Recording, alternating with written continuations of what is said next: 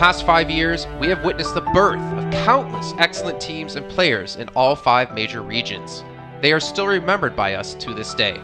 At the same time, we also remember our fans who loved us from the very beginning. On the occasion of this 5th anniversary, let's turn back the clock to the starting point of PUBG Mobile esports, the Southeast Asia region, where all the stories began.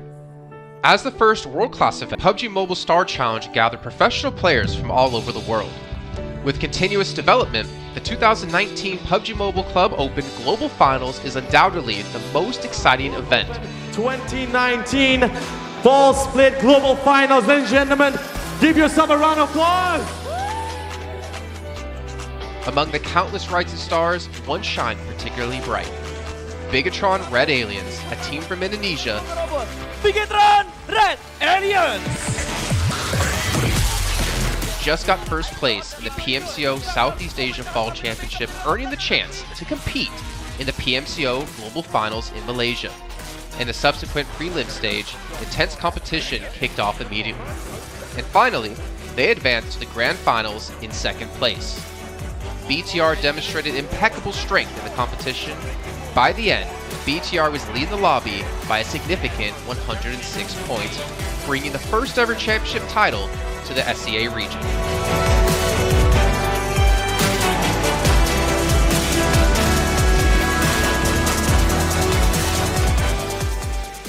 Di saat itu siapa yang gak kenal dengan nama Bigatron gitu? Tim yang punya segudang prestasi. Mereka juara dunia di PMCO Global Finals tahun 2019. Mereka banyak banget melahirkan pemain-pemain berbakat.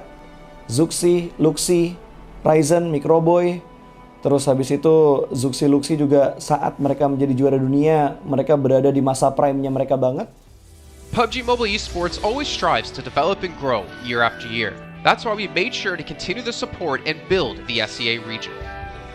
In 2020, the improvement of the competitive schedule introduced the World League, which later became the World Invitational. We also launched the PUBG Mobile Pro League, where even more outstanding teams joined the competitive stage. In the 2020 PMWL, BTR once again clinched the championship in the East. This had given Southeast Asia the title of the strongest region in the world. They hoped to continue their legacy at the PUBG Mobile Global Championship, the pinnacle of PUBG Mobile esports. However, BTR was not able to repeat the performance from the previous year. This round, winner chicken dinner, Nova XQL. With the rise of Team Nova, countless brilliant moments were had, but this also left many players with regret. After BTR Red Alien won at the Global Championship in Kuala Lumpur, we thought C region was the best. We thought nobody could beat C region except maybe RRQ Athena, maybe Illuminate the Murder, maybe Mega Conqueror. But C region was the best at the time. And we get to the league. We heard of a team called Nova. We thought maybe this team is not that good. On the contrary, they owned all the teams. They were very good. Let's move forward to the year 2021. With continuous efforts, more teams and players joined the Pro League. For example, Xavier, who placed 3rd in the 2020 PMWI East League, also secured 2nd place in the PMGC East League. FaZe Clan also made their debut on the world stage. Có thể nói 2021 là năm thành công nhất của Dingo Xavier trên đấu trường quốc tế, khẳng định vị thế và tên tuổi của Việt Nam vô cùng mạnh mẽ. Còn với FaZe Clan, đây là năm đầu tiên họ đặt chân đến với giải đấu cao cấp nhất của PUBG Mobile, nhưng lại khiến tất cả những đối thủ khác đều phải dè chừng và e ngại. Undoubtedly, the year 2022 has brought the greatest changes to the SEA region. Vampire Esports emerged, dominating 2022 PMWI, winning both the main and after-party tournaments, while also setting records for most chicken dinners, most eliminations, and more. They were not only facing competitors from the SEA region, but from all over the world. Everyone was talking about VPE and wondering if they could maintain their performance at the Global Championship or if it was just a stroke of good luck. On the last day of the 2022 PMGC Grand Finals, VPE won 3 chicken dinners alone, moving from the bottom of the table to 6th place, achieving the best result for the SEA region. They pulled off another miracle, but sadly, it was not enough to win it all. In 2023, BPE continued their impressive performance. They once again won everything at the 2023 PMWI. 2023 PUBG Mobile World Invitational Champions, Vampire Esports!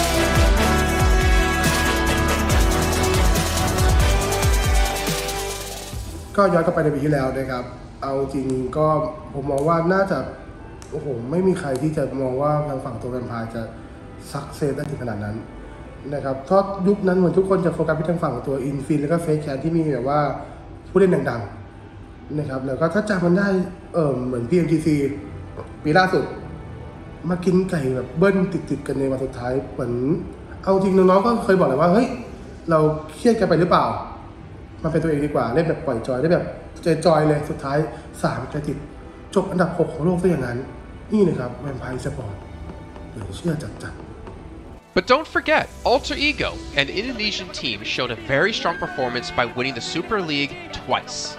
The SCA Super League was an upgrade to the previous championship, which by many is considered to be the most competitive league in PUBG Mobile. They could potentially become the next legend of the SCA region. Untuk dibilang legend, gua rasa belum sih untuk Alter Ego. Walaupun mereka sempat ngedapetin back-to-back champion untuk di PMSL 2023, itu menurut gua hanya sekedar untuk ngasih pembuktian gitu bahwa Indonesia tidak kehabisan pemain berbakat. Ya mungkin contohnya Rosemary gitu. Datangnya dia ke Alter Ego tuh bener-bener jadi ujung tombak untuk Alter Ego. Dan gak berhenti di Rosemary. Masih ada Alpha juga yang didatangkan oleh Alter Ego untuk mengisi kekosongan atau kekurangan dari Alter Ego.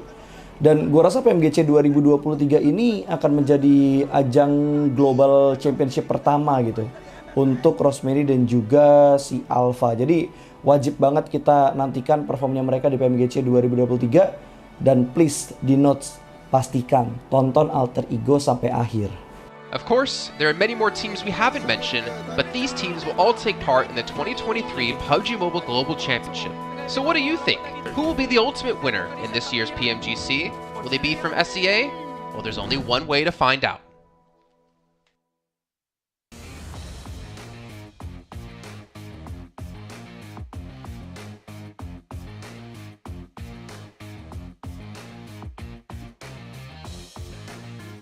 STE maintains their lead, but vamos is what the Brazilian teams have to say as they hold on to the second and third place. Tash Bunny here on ground here at the 2023 PMGC. Now, let's talk about another team. Consistency is definitely key for RC as your team manages to hold on to 6th place for the past 2 days. So in these past 2 days, Sarah, what changes did you make to your strategy to secure more points for each match?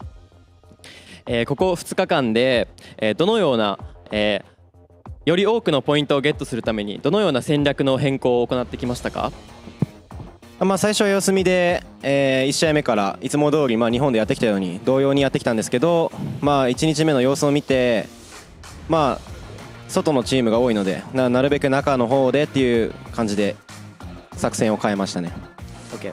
So on day one, we started playing as usual, same as the playing in Japan, but we changed the strategy to play in the middle of the circle. Middle of the circle is what you're gonna go for. So what is it like playing in your Japanese style, your usual way? 日本でのプレースタイルというのはどのようなプレースタイルなんですか？ですね、基本的には円の端の方で、敵をどんどん押し上げていくようなプレッシャーを入れて、円の端を取りながら、敵を倒していくっていうような形ですね。Okay. So our Japanese style is playing on the edge of the circle and trying to give the pressure to other team. Right, so it's definitely a change playing from the side of the circle to the middle of the circle. So it's definitely a different style of play. So congratulations to you guys on figuring that out. So let's talk a little bit about different regions here. Now, out of all the different regions, which region's playstyle could be detrimental to your team and why? この大会にはたくさんの地域から参加されていると思うんですけど、どのチーム、どの地域の、チームが自分たちのプレーにおいて、プレーをしづらくしていますか？特に、どのチームがっていうのは、どの地域がっていうのはないんですけど、僕たちの、特にエランゲルで、ランドマークが近い、D ザビアとか、MS とかが、なかなか、運悪くルートが被ってしまったりして、そうですね、なかなかうまく最初の序盤を運べないっていう試合があるので、そこが苦しいところですかね。We cannot pick up one region or one team, but especially for Erangel, for MS and Desavir is located in the same place, so it can be difficult to play, and unfortunately the route crashed. So yeah. I see. So it's more about which team is in your way when it comes to the rotations rather than which region's playstyle. So I love hearing that, hearing how these things can change. And speaking of that, now a follow-up question to that is, because these two teams are in your rotation spots today, are they going to be changes, you think? One more time. So because these teams are in your, your spots when it comes to rotations, do you think your team's going to change anything today? I don't think so. All right, so no changes will be happening there. Now, let's talk a little bit about two teams that are far ahead of the pack, STE and Loops. So why do you think their results are so good? STE とSTE とループスが今とても高いポイントを取っていると思うんですが、その要因は何だと思いますか？まず単純にフィジカル、ファイト面が強いっていうのと、あとは2日間、結構短い大会なので、運もあると思いますね。I think they are so lucky, and also they are very strong fighting individual. Yeah. Right, lucky and also strong individually is definitely a very, very scary combination to have. Now, we talked about your fans over in Japan who are watching. There's quite a number of you guys. Do you have any words to say to your RC fans over in Japan? はい、たくさん日本にいるファンの方々に向けて何か一言ありますか？はい、残り2日を残して、まだ6位というポジションなんですけど、そうですね、自分たちのやれることを全部出し切って悔いのないように終わりたいと思います。So we have another 2 days, but we are located in the 6th place, so we're trying to do our best, and yeah. There we go. The top 3 are all eyes on the prize to make it through to PMGC. But for now, that will be the end. Thank you so much for spending time on stage with us, RC, Sarah, for the interview. And let's get into the action. So I'm going to toss it over to the casters. See you guys in a bit.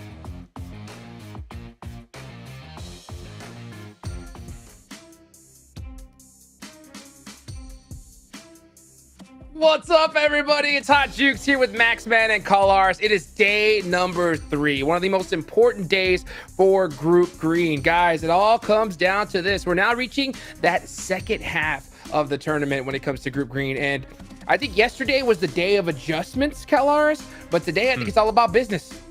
You know what? Day 1, South Asia looking amazing. Day 2, Brazil, South America looking awesome. I now need to don my rose-tinted glasses because it's time for EMEA. Look how fabulous I look. This is fantastic. It is time for EMEA to do something. Maybe not. We'll see. Turkey, yeah, maybe them. Turkey, yeah, maybe them, maybe those guys. Maybe more like a chance, yeah. Oh, goodness gracious, it's so crazy. I mean, the leaderboards are starting to really stack up. I think today's going to be huge for teams that they want to open up a chance to make it into top 3. And if you guys want to dominate the lobby, make sure you check out the official smartphone of PMGC, the Infinix GT10 Pro, a phone created for esports players. If you guys want to dominate the lobby, definitely check out the GT10 Pro. Also, make sure you guys are searching PMGC on TikTok, PMGC 2023. You guys can catch all kinds of cool stuff, behind the scenes content, and just get involved in the conversation. And while you're at it, make sure you subscribe to all the channels that we got going on here. There's different languages, the content. I will say the content team has been crushing it lately, Max. Oh yeah. I'm not on the team, but you know what? They're doing a great amount of stuff, so I gotta say, good job, man. The TikTok is going wild behind the scenes, but I'll be there eventually doing some meme stuff. But yeah, no, it's been great content all around because on the background there's a lot of stuff going on for these teams over there in Malaysia, and we had a great little interview also with Sarah. So there's a lot of good content here, Hot Jukes. So I gotta check it out. Yeah. Oh yeah. And I'll tell you what, I think today's gonna be one of the most phenomenal days of PUBG Mobile we're gonna watch, because we've seen just like the skill cap just get bigger and bigger here, Kalars. But you know, if teams want to get that, they want to get into that top 3. That's what everybody's hunting down. If you get to top 3, you're automatically going to the grand finals. And what do you think teams need to do, especially those mid-pack teams? Do you think they try to hunt down the top 2 squads to kind of slow them down a little bit? I think they're going to stick to their own game. As much as, you know, you would like to see them try to hunt down your STs, your loops, etc. up towards the top. I think that, honestly, if you do that, I think they're going to beat you in team fights. So I think you probably have to stick to your own game plan. I think my eyes really focused on Xavier, considering the strength of a day that they had to be able to push themselves into 4th place and be ultra consistent. It might not have been wild amount of eliminations here and there, but Xavier has the chops to be able to get those eliminations alongside those placement points as well. So my focus is on them. I mean, Stalwart and Loops right now, they seem untouchable right at the top of the rankings. 136 points, 130 points over for Loops also. Right now, you don't want to focus down those teams because of that sponge effect happening. That means that a lot of the points in the middle of the table are very close to one another. So if you take a similar risk to like going for those top teams, chances are you might be pushed down in the bottom 5. So yeah, maybe not worthwhile just yet.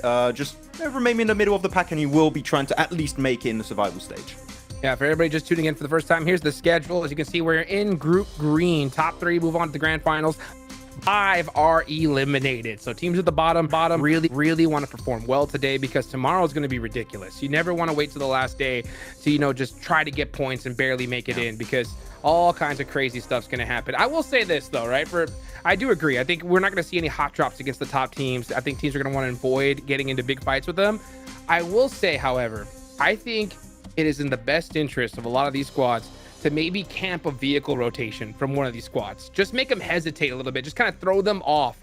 I think that would do really good for them here, Max. That's twice you say yesterday. You really want them to steal those cars. Oh my god, I'm gonna take the cars. Star Wars is just gonna have no rotations to be able to leave away from Nova. They're like, well, the cars. We have nothing. We just got to boat it away from this position. But I mean, sure, we could see that happening possibly. But especially teams in the bottom 5 here of the rankings, Hot Jukes, we need to see some big changes from those guys, especially Gladiators, I8, and Zerja, because I mean, Brian in particular has already made big adaptations, so I hope that it can continue on that initial launch of yesterday and keep ranking higher.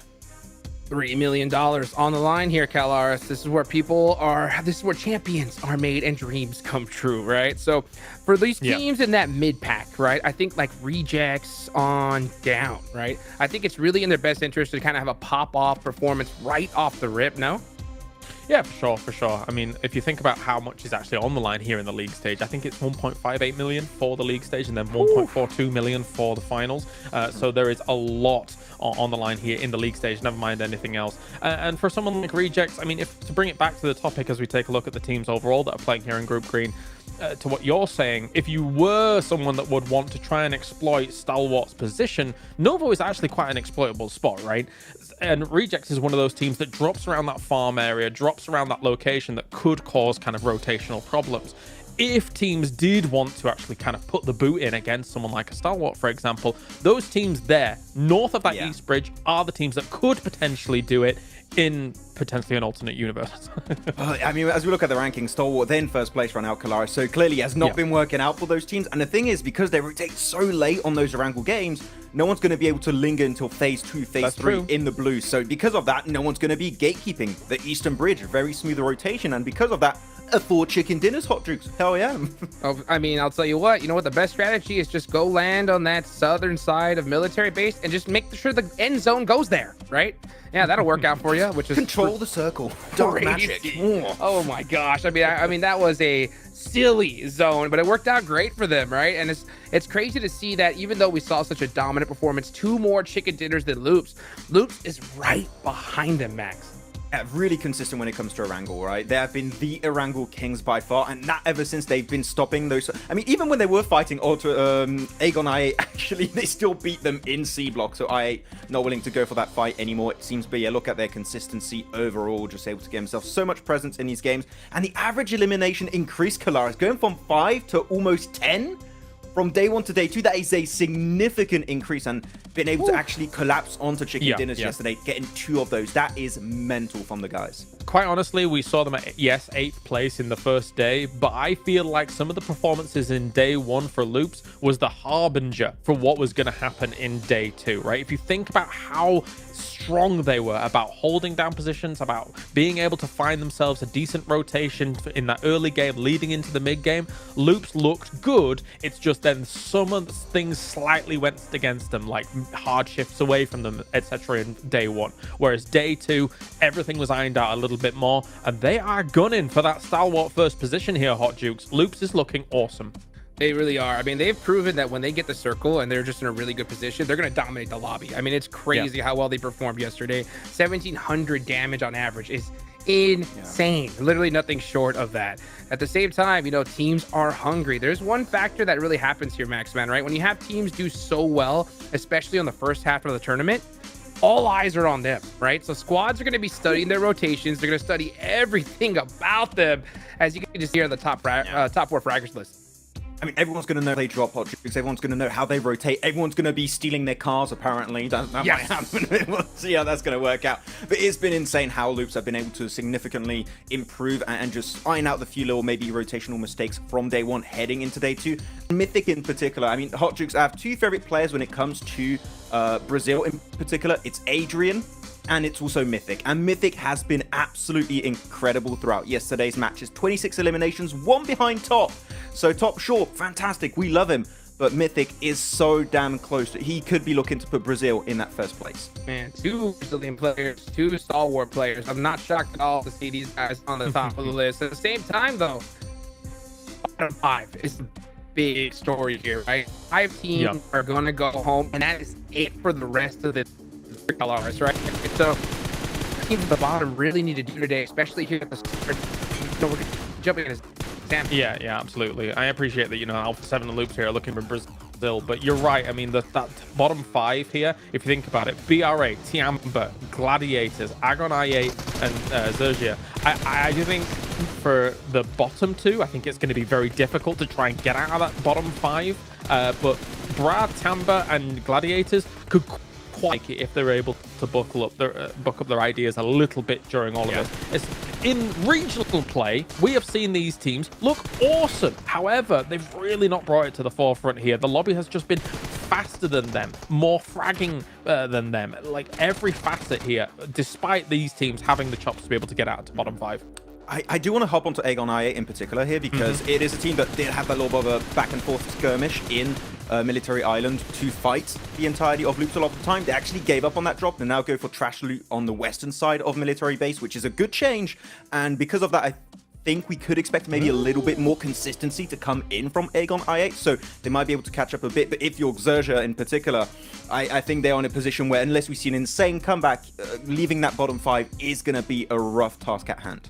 Maybe Agon I8 though can make up the numbers on Sandhawk. Look, I mean, see, they got them. We've only had 2 Sandhawks, of course, but they did get a win there, right? They were a little bit more quick on the jump about getting from Hartin all the way down south towards Trifecta and trying to control that. It is only 1 game per day though, so as much as you can be great on Sandhawk, it doesn't account for a lot of the points you're going to be trying to accrue here in the tournament.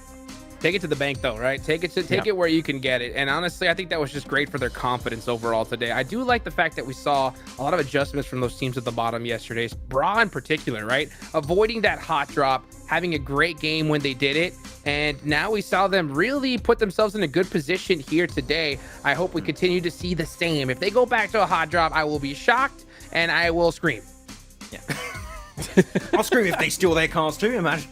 Steal them, don't take my cars. Steal the cars. But I really, if there was any team that I didn't expect to put their ego aside and give up on Hot Drop, it was going to be Brat Esports. So seeing that change, as you said already yesterday, Hot Jukes, so quickly in this league stage is really, really great for Brat Esports. Currently tied with Falcon in that 11th, 12th position in the bottom 5, so they want to try and push themselves out of that one. But if we see this continue into today and hopefully tomorrow, chances are Bra will be able to at least reach the survival stage. And with the individual prowess of these players, I would love to see them perform over there.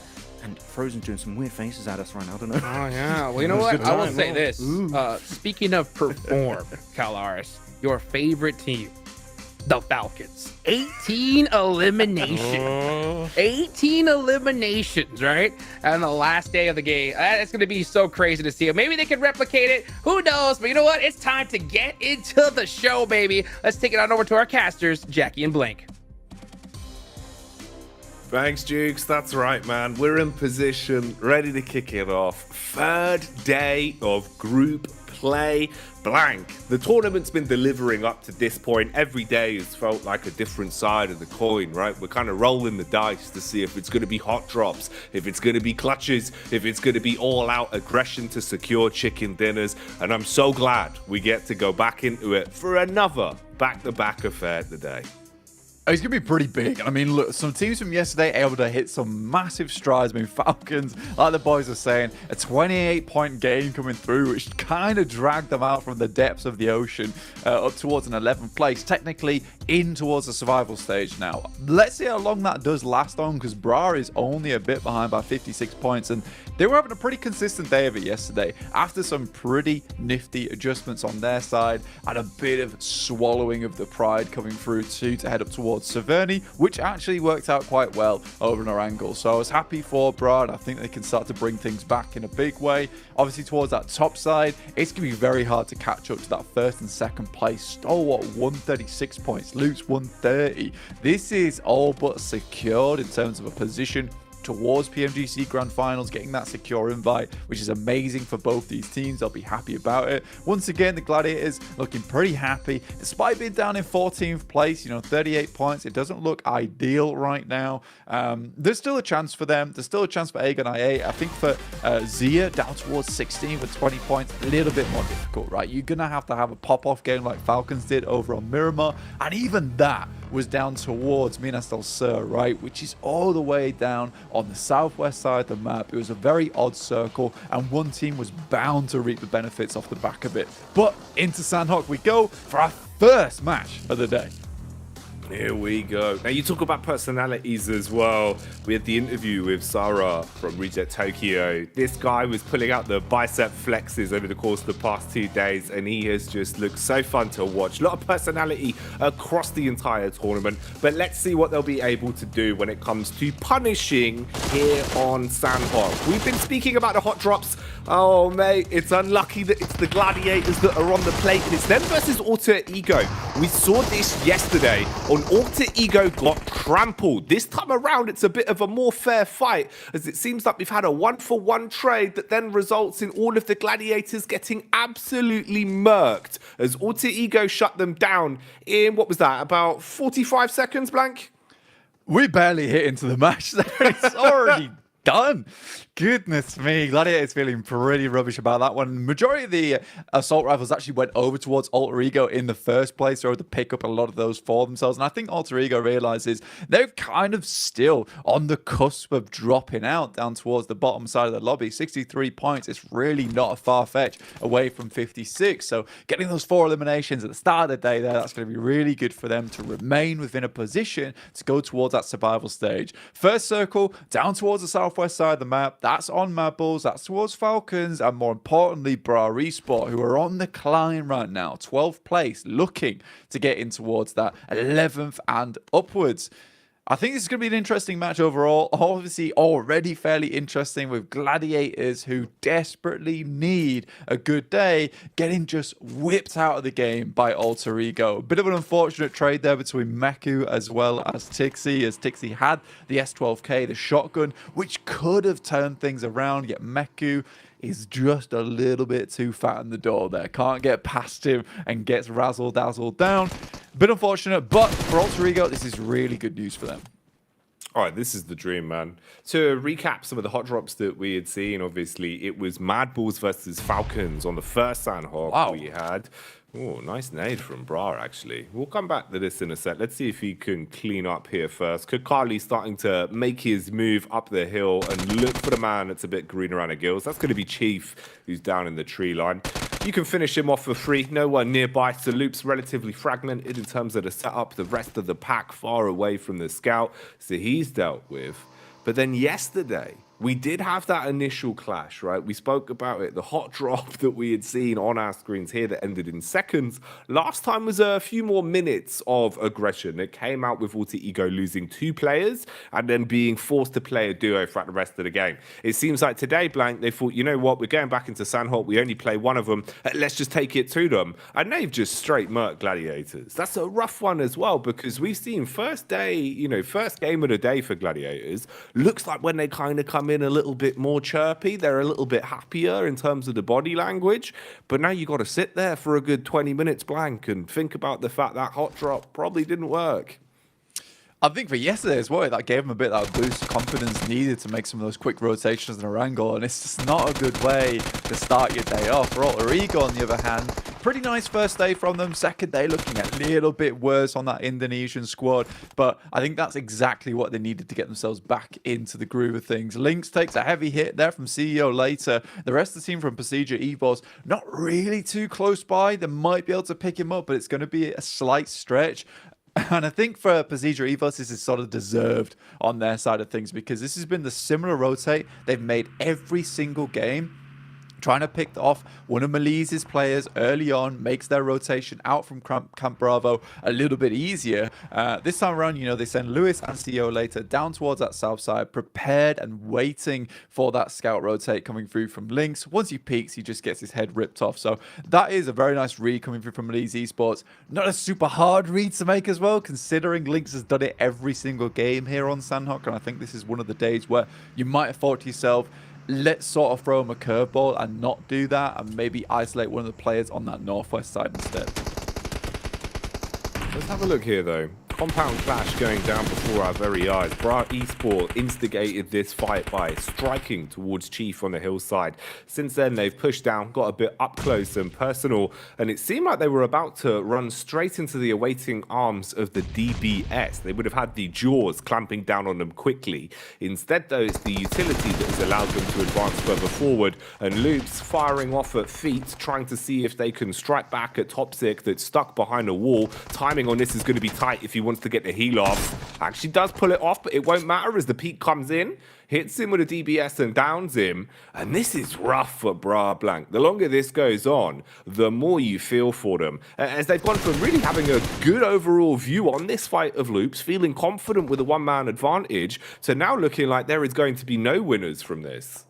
It's a great comeback there from Loops overall. I mean, holding down that building, get the initial knock was gorgeous over towards Coursera, try to get up close and personal, nades over the top to reposition Kakali on the backside of that building and then take shots at the feet afterwards. I think generally this is just kind of Loops to a T, right? Is that they have a very good understanding of how they want to play off one another, what kind of utility they want to use to bait someone out into a peak that maybe one of their other teammates can go for. It's really nice, and it's hard to keep them down overall. Zuxi runs directly into Tiamba on this north side of the map, and I think this was realistically the only thing that could have happened for Procedure Evos, which is they went down, tried to have a bit of a mess around with Malise Esports. That didn't go so well, so they couldn't send direct west. They try and make a north rotate, but Tiamba's one of the late rotators inside this lobby on that north side, so Procedure Evos have to change things up on the fly, has led them into another mistake versus Tiamba. Really bad news for Procedure Evos, and I think that's just a case of only having one game plan and then not figuring it out when things do go wrong. One thing that I'm really liking, though, this is all the way on the other side of the map. Let's take our attention over there for a second. Reject, they said over on the interview, Sarah was talking about it, said we're going to play a little bit more towards the center. Our edge playstyle just isn't working in the sense that we like to pressure teams out on the edge. The teams here are just way too good, and Reject just does not have that gun skill as of yet, or are just not feeling it enough to be taking those plays. But it's a gorgeous rotate over towards west side of Painan. Oh, this is lovely, mate. Blessed by the circle as well as it encroaches further in. They are still dead center. Reject Tokyo. They've had quite a few second places, I will say. It's one of those where obviously it's easy to forget, right? If you're kind of always the bridesmaid, never the bride. But they've been pulling off some big games in terms of the longevity, high survival time. Even when they do go for a call, it's kind of like the all-in, look, we'll go for 100% play. If it pays off, fantastic. If it doesn't, we'll go down early. So I do at least like the mentality they've got there, Blank, where if there is a com, even if it's risky, the entirety of Reject Tokyo will commit to it 100%. So we'll see if the adjustments in their playstyle, like Sarah said, on the stage will help them, and maybe they can secure a chicken dinner today. DX on screens as well. DX, another one of the sides that have been massively impressing us when it comes to their utility usage. Oh no. Quick flick to the Elim feed as well. You see Bra Esports. They thought they had got away from loops, but they've run straight into the other Brazilian squad that seems to want to banish them, as they're going to battle down with a few shots coming off. And they've knocked out one of Bra Esports players again. So just down to a solo there. Not great for them being able to continue from what was a pretty good day of cultivating points yesterday, Blank. Yeah, I mean, Bra Esports just hit by the Brazilian pincer. It's never a good situation to be in, and it does indeed squeeze them down to just a few players. One, in fact, with 56 points, 1 elimination. They are really not safe. Technically are above Falcons now off the back of that 1 elimination they found over towards Chief, but that will be them going down pretty soon, I imagine, on this south side. Fairly difficult to move your way through up towards that northern edge. So for Bra Esports, this is about survival, trying to at least get some placement points, maybe finding a couple cheeky eliminations where they can. You're talking about DX. I think they're a great team to bring up, currently in 4th place right now. One team that is in direct contestation for trying to get towards that top 3, and I think they absolutely deserve it. I think they've played a very good game in a lobby where it's been really tough to make some strong rotates, to make some strong decisions. I think that they've made some really heads-up rotates in towards these circles, using utility to their advantage. Lamborghini with these grenades has been absolutely fantastic to just bring themselves into positions where they can get further inwards. It's nice. It has been really nice to watch over the event so far. It's been massively impressing me, man. Just the sheer quality of the nade usage we've seen. Like in the late game, it's been on point with some of the defensive util, but also the way we've seen so many great timings in terms of the double nades, right? They're not as easy to pull off, especially in high octane moments as they might look. Very fine margins of being able to hit both of those nades to completely shut down a squad. But we've seen it so much over the past couple days.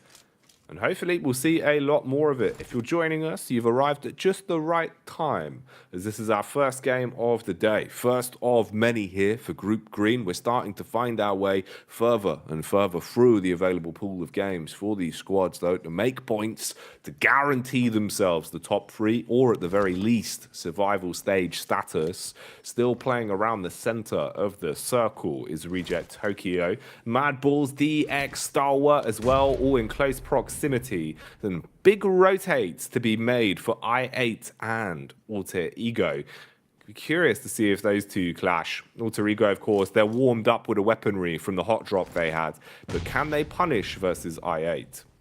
Yeah, they were pretty quick off the top side of that island as soon as they saw this southwest shift on the circle. I mean, that's a pretty smart move to go for. There's not much benefit to holding up towards that northern side for too long. And I think that this has become a much easier position on the map to actually rotate through now, right? It's just been all cleared up, considering we had that push from Falcons on that very first day, which has left Mad Balls trembling on that hot drop. They've not hot dropped since, but it has mean that Mad Balls have been way more concerned with getting into the circle, and that's the final player from Kane going down on Bra Esport. Just 1 elimination found. Great little nade over the top side. They got close, were ready to refrag it if needs be, but just the 1 nade was required. But yeah, for that side of the map, over towards the northwest, it's just become so easy to rotate through. Alter Ego, in fact, opts to head over towards that western side. Going to keep himself nice and safe on this crossing inwards. Reject likely to clash versus I8. And this is a curious fight, right? Because this is one where, with the way that Reject has been playing, I know they're currently in 6th place. They've been having a good time of it. I am worried they might just get bulldozed through. So this is a real chance to prove themselves as a strong team that deserves to be going through the survival stage. Yeah, the proof's got to be in the pudding, so we'll see what they can give us when it comes to the delicacy. Right now, though, it's Quest that are going in, giving it quick adjustment from the vehicle to putting bullets down range and being able to farm their way through the first two players, leaving themselves at an advantage on the hillside clash now. 4v2. You've got space to play with, geometry around you to provide cover as well, with the vehicles on side to side. Tiamba are a little bit further back in the distance and are at least getting some information from this. Always potential to put a couple of bullets in the backs if you see a chance. Fragmenting on the setup, though, is they want to retreat from this, playing for survivability, realizing this is a relatively unfair fight, and also catching whiff of the engine sounds. The rotate of Tiamba that we were setting up as a potential backstab, they've got eyes on the prize. Blue's going to be nipping at them as well and forcing everyone to cascade slightly further forward. Quest not ready, tunnel vision towards the front, backstabbed by Tiamba for the opening, and they've got a couple of knocks coming in every which way they would want them. QZZ hits him a couple of Z's of his own as he puts one of the players to sleep on that top side. Now looking to push up through, but in the blue right now, it's a pretty uncomfortable spot to be in for Tiamba. All hitting the heels nice and quickly. This is a team that is not unaccustomed to playing out on the edge of the blue itself, but uphill towards another team. This does make things very awkward. One player is able to make their way in, which might distract long enough to give Tiamba a chance to start making this push. Some of these initial nades have to be really good. There is a Molotov blocking off that rock, which might allow them to push further up here. There is some more shots coming through. A lot of damage over towards Tiamba, and one is down. First engagement goes well. Kishu, he wants to get revenge for the damage that was done to the rest of his squad. Backing off, still trying to hit shots. How has Al-Haji been able to manhandle two people at once and just shut down Tiamba off the back of the two-prong peak? It felt like Quest Blank. They were really starting to tumble down the hill quickly. Instead, they've responded massively. Al-Haji's still finding more opportunities to punish. We were saying over the past couple days, he's been a bit of a standout for Quest Blank, but that's a big play. Yeah, Al-Haji, even in his own region, have hit some massive shots before. And yeah, he went down a couple of times in that first day, but since then he has been popping up in that elimination feed time and time again. Serious contender here in this PMGC League stage of Group Green. It's nice to see that he continues to pop off. And I actually am kind of rooting for Quest, because I don't think they've had the easiest tournaments, but they've remained keeping their heads held high to push further and further through. However, they're running into a pretty difficult team now in Stalwart, holding on the eastern edge of Tainan. There's a good chance for them here to play out the rest of the game in relative safety, but now with a couple of neighbors, Stalwart need to start thinking about defending their home territory over here. In the meantime, we've got Loops, just 2 players remaining, 3 eliminations were found this match so far. Revo is down from A7, have currently been trying to remove them from this rock face. They are on the outer edge of the circle, but not inside the blue. So you've been able to sever one of the players, at least, in the battle of the Brazilian sides, and bring it back down to a slightly fairer fight. Third party will draw some of the attention as well, as Zia are off over towards the shed side. Chopper taking bullets as well, as Mythic tries to find an opportunity to put some towards him. And this is a bit of a rough clash, actually. It's probably been a bit of a blessing for Loops, especially as that zone's going to be nipping away at Zia. It means that the attention from Alpha 7 could be set on them, especially with the circle now moving as well. You've got a little bit of geometry in front of you to cover you with the rocks, but then you've got to flank around. So Zia have to pull the attention of Alpha 7. That's the play that will work out for Loops. Instead, the bullets come their way. Cardozin, though, takes one to the back of the head. Chopper traded out by Alpha 7, and the pressure mounting for Loops. Mythic at this point probably just gunning for some of the points to see if he can snatch some away. Yeah, I think for Mythic right now, it's kind of important that they just pick up as many points as possible. Right now, they are stealing quite a few and putting them in the bag with 5 eliminations already found. But A7 realised similarly, they're in a position where they want to hold on to this 3rd place spot. They need a lot of eliminations of their own. So 5 apiece for both Brazilian sides in this tournament so far. Falcons lost a couple of players, but still going strong right now. 2 players in fairly decent place in the circle. Reject Tokyo, though, they've got a big task ahead of them. Both DX and IA are trying to cross the bridge on this northern side. There's a lot of space to control here. They've got to start doing it soon because they've been a little bit quiet into this match. They do find mad balls down towards that south side whilst this fight breaks out between DX as well as IA. Paragin still going strong here with the shotgun, finds at least one. This is not an easy push for DX, but it's starting to look fairly decent. If you can't get over the bridge, just go under it. Seems to be the name of the game. Avoid the Japanese squad for as long as possible here, as everyone is stacked on top of one another. And Quest, they got themselves into an advanced position quite early, but because of Stalwart's position, they were stuck, unable to move. Now they're looking to get into a groove, finding opportunities to third party. Meanwhile, here you see that loops have expired. Zia will suffer the same fate as they go down as well. So Alpha 7 have been able to clean up and walk away with a good score of points from it as well. 8 eliminations. I8 had been biding their time under the bridge. They got the toll to be paid here, and it is a big price, Blank, paying with their lives, it seems, as they try and swim their way over. I8 just connecting onto everyone. Can't overextend, though, as Stalwart have made their presence known.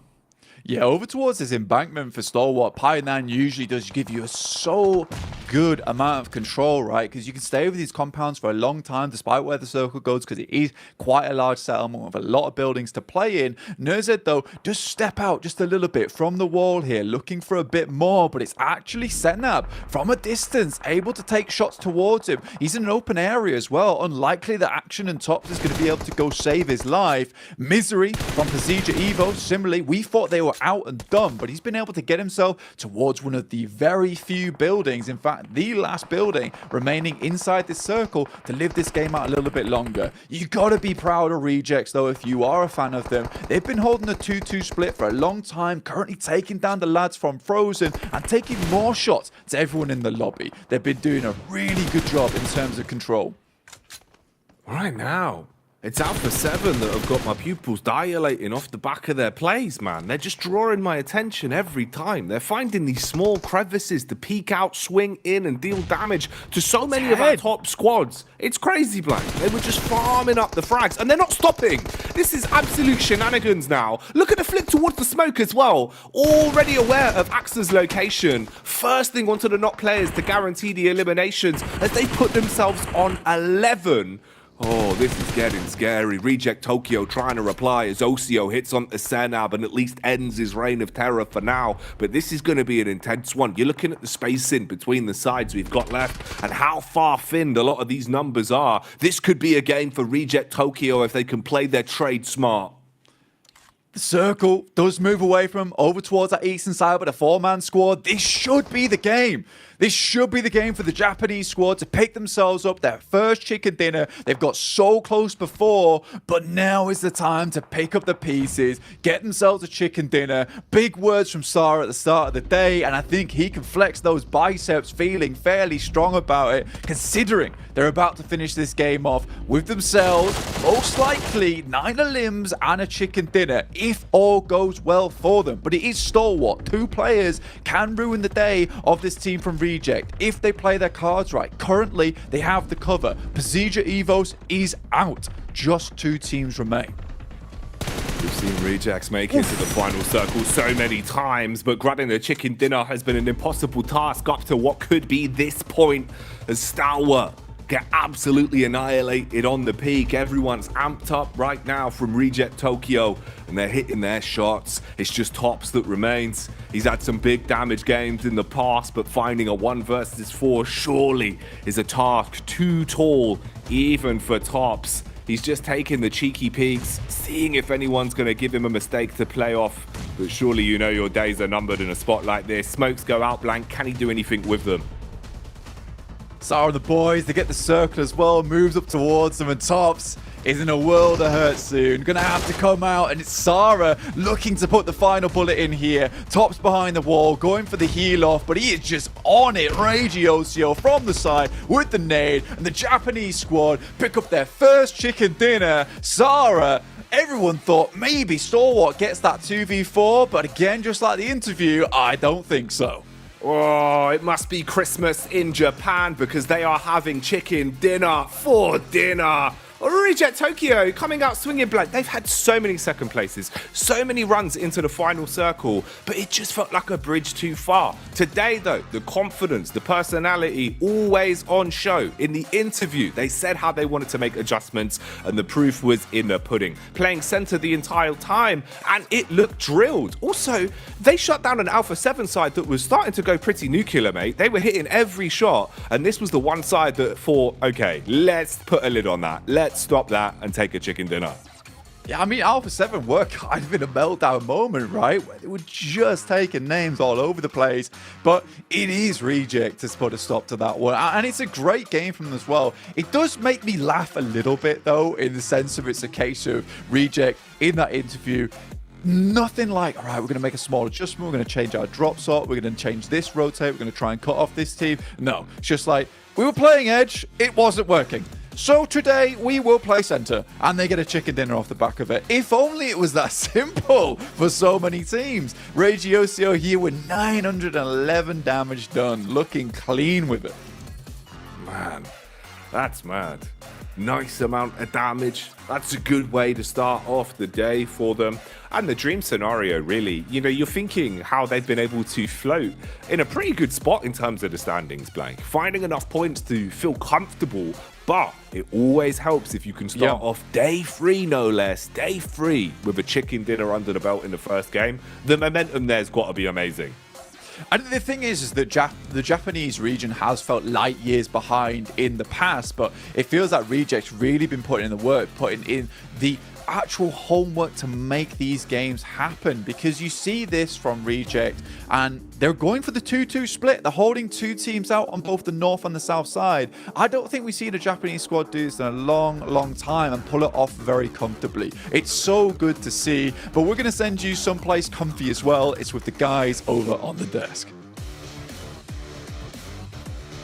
Come on in, the water's fine. And look at that, Reject with the clutch chicken dinner right off the rip. We're talking about how much they need to start off strong here, so that way they can make it a contention for top 3. And I don't think you could have asked for a better scenario. Jackie said it best. The dream scenario here. Look at that, 19 points here for Team Reject, Max Man. Oh, yeah, super stoked about that one. Regiosio in particular, 6 eliminations on the board. Glad to see it. And I don't know why, I always roll the R's. I've worked with you too much, Hot Jukes, right now. Let's go. But drop-in trifecta gives you access to so many great late-game opportunities. And especially one thing I loved about Reject this game is that they had this 2-2 split on phase 6 at one point, which is holding off the teams on the bridge, which are your Aegon I8, your Deke Xavier, and having 2 players serving as that linchpin in the later circle phase. So I love the initial setup, and they were fragging out good and they were fragging out good. I'm gonna end it there. They were fragging out good, yeah. Deep analysis from Max Man here. No problem. I do think being pushed out of boot camp is almost a blessing in disguise for Sandhawk, for Reject, right? You think about the first Sandhawk, 4th place. You think about the next Sandhawk, 2nd place. You think about this Sandhawk, 1st place. All from that trifecta drop spot, right? So they are very proficient here on Sandhawk, and I do think it leans because they have a drop like this, which is not boot camp, which, as I said, they were pushed out away from. This is crazy. I mean, it's so crazy that the fact that they had such a great performance, but the thing on top of this is they're hunting down that 3rd place position. Alpha 7 still performed excellent in match number 1. There was only a 4-point difference from them, so they're trying to catch up to them. They have a crazy match, 19 points total, but only close that gap by 4 points here, Max. Alpha 7 also had a really good game plan. I really enjoyed how they were doing their rotations on the southern edge of Southwest Island, especially the fight against Loops. Hot Jukes was so interesting because they start to look at Loops, they see, okay, this compound is taken, how do we approach it? Because north of Loops is that hilltop, that ridge line, which is in that circle a little bit early in the match, such a strong position to play from. So, okay, what we're going to do, 2-2 split. Keep 2 players on the southern edge, send 2 players over to the northern edge, molly in the buildings, and just try and push out the entirety of Loops of those buildings and just pick up the elims. Unfortunately, sure, in the process, they do lose Mafioso and Revo, but then you have access to, as I said, the best position in that circle. You eliminate Loops, you eliminate Xerxia, you can take down some players of Falcon 2. They start popping off. The moment you put a team like Alpha 7 in a strong position like that, you know they're going to start blasting. Oh, Alpha 7 looks comfortable right now in this tournament. They're making moves that just feel like They know exactly how to execute them each and every time. And again, as Max says, if you trade off 2 players for what is all those eliminations coming your way and maybe being able to kind of breach into podium finishes, that's worth it. Even if you get into with 1 towards the end, it's worth it. So Alpha 7, they know that they know their commodities, they know their resources, and they know how to trade them away to be able to put points on the board. I mean, that's where that experience comes into play big time, right? We talked about the start of the tournament. This was a really big tournament as far as when it comes to the old versus the new. So many new names, really hungry, trying to, usurp some of those veterans. But Alpha 7, even though they're in the hot seat, right? All eyes are on them. So many teams are trying to take them out so they can get one of those golden tickets to the Grand Finals. But they're just calm, cool, and collected and still putting in work here. You posed the question at the beginning of the 3 days. Who is going to be able to come out on top so far? Will it be the veterans or will it be the newcomers? The veterans are showing that they mean business. The newcomers clearly have a lot of room to grow here when it comes to the World Championship. That's not to say that they can't. It's just that right now they're being schooled a little bit by these veterans who are wily. I mean, experience in these PMGCs is always going to be pretty important, right? When you have all these clash of metas and teams, it's always going to be important to know how things are going to go from the get-go. So Alpha 7 have been looking amazing. I mean, Loop Stalwart too. It's hard to contest away from the top teams, but if you're looking also at the very interesting storyline that we set up on the pre-show, the bottom teams, a lot of them died out early, especially Gladiators once again. That drop against Alter Ego just keeps happening time and time again. And then a position where it's still, like, you still have a lot of matches remaining, but then a spot where they could not even reach the survival stage right now, which you wouldn't expect, but right now, this year has been the complete downfall of Gladiators. Oh, it's crazy. I mean, they were invited here, and then now they're in second to last place on the start here of day 3. It's not looking good for them. They need to have a bounce back, and they need to do it really quickly here if they want to make it to that survival stage. Crazy to think, but that's where it is, and when it comes to that, we're also looking at Bra still on that line. Who knows what's going to happen? We're finally going to go ahead into Aaron Gale. Let's take it on back over to Jackie and Blank. Oh man, this is always an exciting portion of the day, right, Blank? When we get into the back-to-back Erangals, it feels like this is the real meat and potatoes of our PUBG dinners. Absolutely, man. I mean, I'm really excited for these games going forward. It's been so far quite exciting, and I think you look at a team like Alpha 7, they've been really popping off, which is nice to see.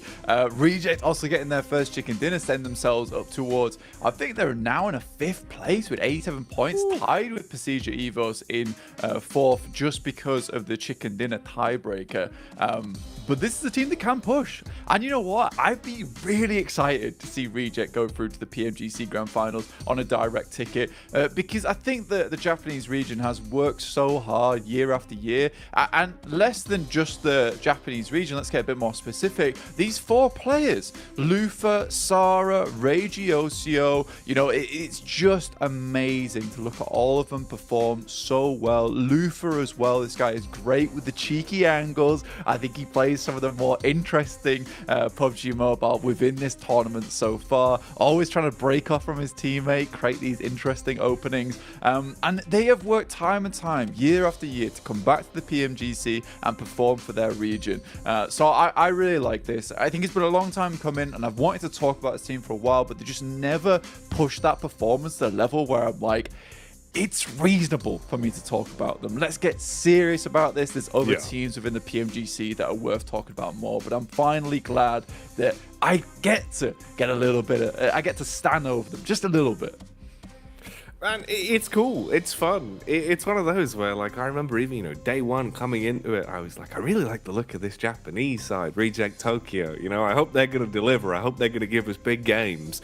And even just the fact that we see their personality coming out, we see them, having a lot more fun in terms of the downtime between games. They're always playing up to the camera, giving us some quality interviews as well. I think that's another, standpoint in its own right. Just having the sort of, confidence to get on the stage, instantly drop a bang interview, then go into the server and take a chicken dinner. It doesn't come that easily to everyone, Blank. So really nice squad in terms of the way they just approach the whole tournament cycle here, and you love to see it. Can they keep it up? What more is in store for us today from Rejects Day? That's a question that we will have to answer inside of the battleground, and we are back into it with our first of 3 Erangals. Plane path is here. Oof. All right, let's have a look how this one goes then, Blank. Yeah, honestly, I'm a bit worried right now because Alter Ego's dropping pretty much very close to the Gladiators once again. I don't know what they did to them to cause such pandemonium between both these squads, but yeah, Alter Ego's got it out for the Gladiators at the moment. Really did take them down fairly quickly there over on the first match, but pretty Western playing path. Honestly, this does make it quite awkward to get over towards our eastern side. So far with these playing paths, we've had Western circles as well. We'll see if this is the same story, in which case no team has to be too worried, but this might head over towards the eastern side of the map, towards Yaz, maybe Sosnovka. Again, that forces everyone down towards the western bridge, or you're on a slow rotate for the safe one over towards the eastern side, but it remains to be seen. I'm speculating too much. It's not even happened, and it's already just a fair old circle towards the center side, really baiting me, and that's okay. Most teams should be pretty pleased with this too. Reject down towards the yellows, trying to move out towards Far Milta region. Tiamba making a long crossing over towards, it looks like Novorep Neuer, with Stalwart actually heading over towards Gatka. So this is something that we've not seen in quite a while. Jackie is Stalwart deciding, you know what, Sosnovka's not worth it for us right now. Let's head somewhere more central. And I think that might just be some of those muscles being flexed from this team right now. I think they've realized that they're extremely strong, and they just want to pull off this first place. They're in a position to do it every single game. They've got some points. Every single game, they've got into the top 5. This is a team that has got such consistency on their side. It's very hard to catch up with. Even if Loops had that big day yesterday, really pumped those numbers, it's hard to catch up to a team like Stalwart that game after game after game, they're constantly acquiring some kind of profit. It's just so hard to slow them down, man. Especially because obviously, you know, like you're saying, now you can kind of adjust the play style a bit, where you can be like, well, look, we don't always need to have unbelievable games, as long as at this point, for the next 2 days, we can maintain consistency and keep farming those points up. Try to keep our spot for as long as possible, especially with the grouping that you have from, say, 5th, 4th, all the way up to 3rd. That's where there's room for a little bit more shuffling, you know, 30 to 20 points.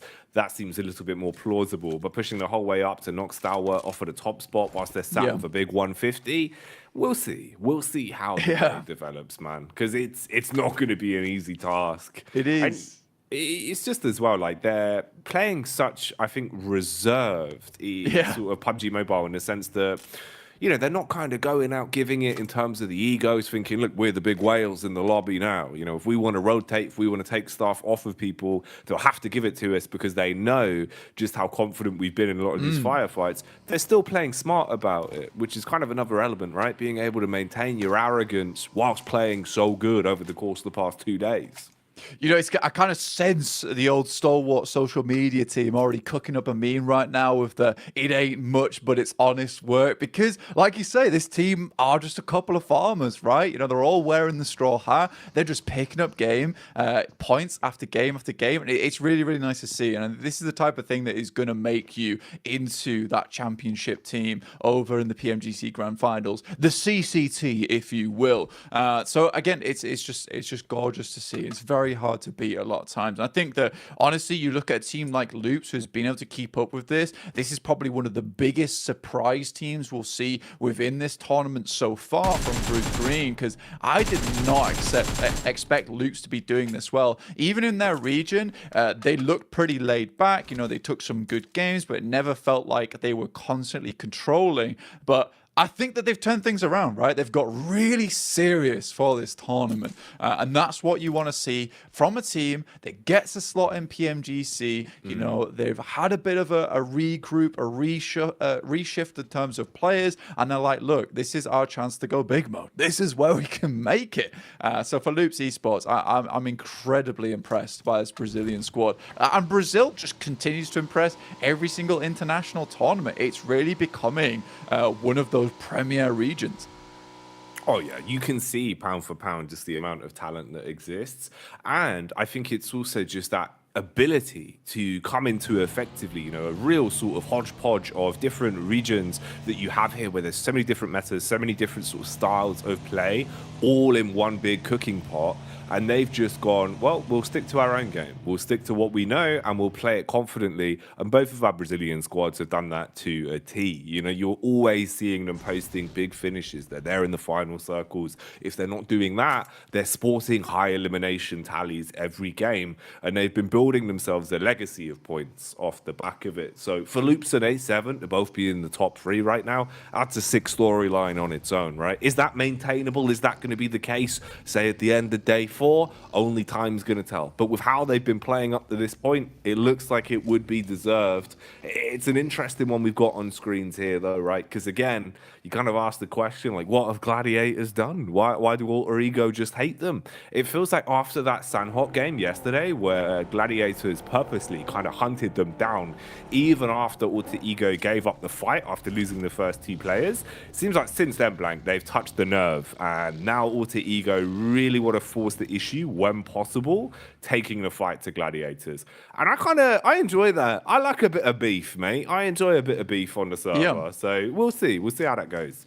I think it sort of makes sense as well, right? Because they drop in similar spots over towards Sanhok. They drop in similar spots over towards South George as well. So for Alter Ego, being in 7th place in a relatively safe position as well to get towards the survival stage, it sort of makes sense at this point for them to target Gladiators, put them in the bottom 5, get them out of the tournament. Then when they do go to the survival stage, they're not having to deal with Gladiators in their same spots every single time, which might lead them to being outside of that top 16, right, to go towards last chance. It's really, really quite important for Alter Ego to cause problems to Gladiators right now. And I think Alter Ego has accepted the fact that they're likely going to the survival stage. So for Gladiators, if they do make it towards the survival stage, again, they'll have to deal with Alter Ego. But Alter Ego would rather they just went home right now. It's smart, actually. You know, putting it like that, it really does put into perspective the mindset behind it, because you take a win on 2 fronts. You make your lives easier in the longevity and the short term. So we'll keep an eye on it. We'll see how it goes. Gladiators certainly need an upwards draft if they want to start pushing their way back in to even guarantee that the survival stage will be a possibility for them. History is in their hands at the minute. We've got a couple fights developing across the shop. It seems like some bonneting actions going on as Evos have gone head-to-head versus Maples. Bit of a fragmented fight, though. Relatively all over the shop. Bit of chop and changing going on. Seems like they're aware of the player in the Blue Lagoon who's going to be having a bit of a swim. Fleek trying to find him, whilst the rest of the balls finish off the weakened players. So Evo's just down to Luxy, it looks like, stuck in the water, trying to keep himself warm. Yeah, it feels like backup plans just aren't really working out for Procedure Evos today, because first game we saw that their initial play, which pretty much always nets them a knock and or a flush over on Sanhok versus Malise Esports, that doesn't work out. They crumble versus Tiamba on a bodge rotate up towards that northern side. We get a playing path all the way towards our west, leaning heavily on the left on the top edge of that playing path, which means Procedure Evos have a real tough time of making it over towards Yasnaya, their original drop spot. So again, backup plan is completely bodged, and where they try go over towards Rozok, and Mad Bulls is ready and waiting to take that fight versus them. So I think Procedure Evos, I think that what they need to improve on here is when a spanner gets thrown into the works, there needs to be some kind of plan on how to wrench that bad boy out, how to deal with it in that situation, because I feel like they have a very, very set type of gameplay. They go each and every time, and if it gets messed with any way, the rest of the game starts to look pretty hairy overall. And you've got to find a way to fix that, right? You know, you can't be that sort of fickle in the sense where things will break if game plan A does not work. Always got to be able to mold yourself in different directions. Ooh, talking about taking different directions here, barely skirting by is Reject Tokyo. Bellies full of chicken off the back of the previous game, and they take control of the hill, getting away from Gladiators that were looking to try and be a bit of a nuisance maker. Alter Ego on a move as well, grouped up, having a bit of a look at the lay of the land as they begin their rotation and start to make some moves. Few squads have suffered damage up to this point. It's Evos really that are basically just down to absolutely nothing. We'll see how far they can push it. Always pretty good at playing out as a solo somehow, Evos are. Feels like they do kind of pop up in the final few circles with a solo guy every now and then. So we'll see if they can survive off of that. Alter Ego, of course, down to a triple threat from the opening moments, so they'll be playing a little bit more cautiously. Ooh, talking of caution as well, Icy, always the point man, isn't he? Taking some recon here, might have caught whiff of the location of Reject. Up front post, so kind of the concierge at the desk, just welcoming teams in towards their location and giving them something to think about, sending them on their journey. And I think for STE, he has been such a valuable teammate for them so far. There's definitely other players that we talk about on that team, like Tops as well as Nerzed, who've had some seriously good plays in terms of damage dealing.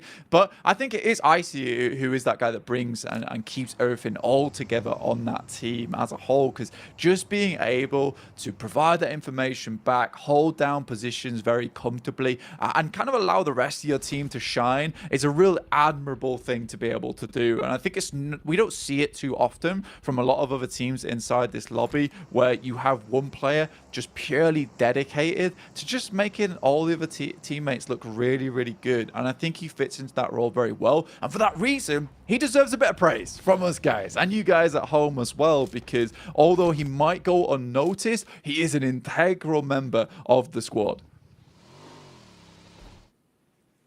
Sometimes doing the groundwork is one of the bigger bits of PUBG Mobile. Ooh, the unsung heroes. I8 though, kind of singing as loud as they can. Top of the tongue, their plan, because they go driving in. That's like a classic Reject play, just bombarding in off the back of a vehicle. I think they've got a bit too much confidence going up against Zia. They might be down at the bottom at the minute, but that does not mean that you can run in and try and run a mockery against them. They'll still certainly hit some shots, and Chopper is looking to try and punish now to finish them off. Ooh, the nades could just be what they need. Double smoke pulled out for IA. Slow it down, but you are trapped. And this is not going to get any easier anytime soon. Yeah, I kind of trying to have that movie moment right on the old bike with the easy on the back. I think it's a little bit overzealous there, a little bit overconfident over towards Zia, who's set up in a decent position here. Pretty much most teams will try and take this. And I think for I8 to think they could just rock up coming in from that northwest side of the map was a little bit crazy. Bit more damage from that nade on the backside. Vehicles exploded, so I don't think I8's going anywhere anytime soon, at least.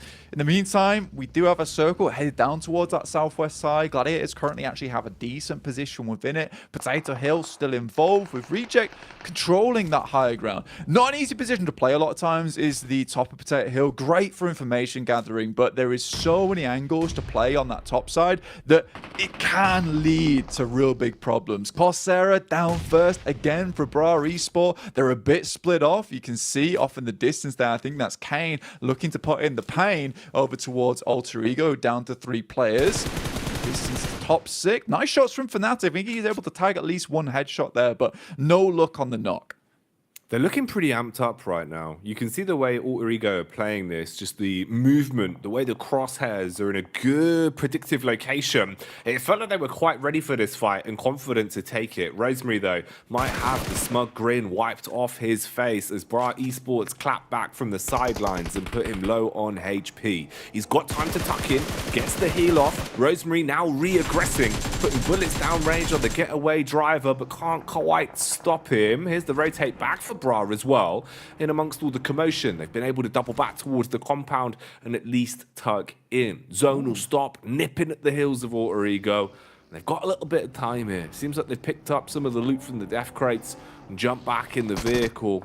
Might want to give up the game on this one and rotate off. Looks like this might be a bit unlucky for Falcons as well, as they've been crashed upon and lost 2 players. You can heal from this as well. Bit of a shed there, DX's favourite.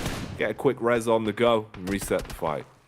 Yeah, Six a little bit out of position there. I think he was with a teammate, like you say, though, so they had some kind of cover, but unfortunately, he just went down a bit too quick. I think Six likes to take these pretty crazy off angles, right? Likes to sit outside the way, but again, if you've got no support from the rest of your team, you're not able to hold it down, and it's just all over for you. Interesting circle, though, down towards that southwest side. We're over towards Potato Hill right now, so a bit of a gauntlet heading up towards that top of the hill, and Reject fairly happy. They're able to just confirm themselves on that top side for a long time. Stalwart, though, still over towards that western edge, most likely going to hold onto that western edge as well. I think if you're in a situation, Stalwart, you spot that Reject's on top of the hill, you're like, look, we can just hold either side. They control east, we'll control west, and we'll clash out later on in the game. This works out good for both Reject and Stalwart. You know, you're holding east and west side. You're not likely to get pushed from either edge, so it's a bit of a gentleman's agreement going on. Tiamba, though, dealing with Malise Esports, who have taken a bit of damage. Both teams making very similar rotates from game to game. So, from Malise Esports, not going too well so far, but is resettable. DX as well. Fighting an awful lot of men right now. Too many men.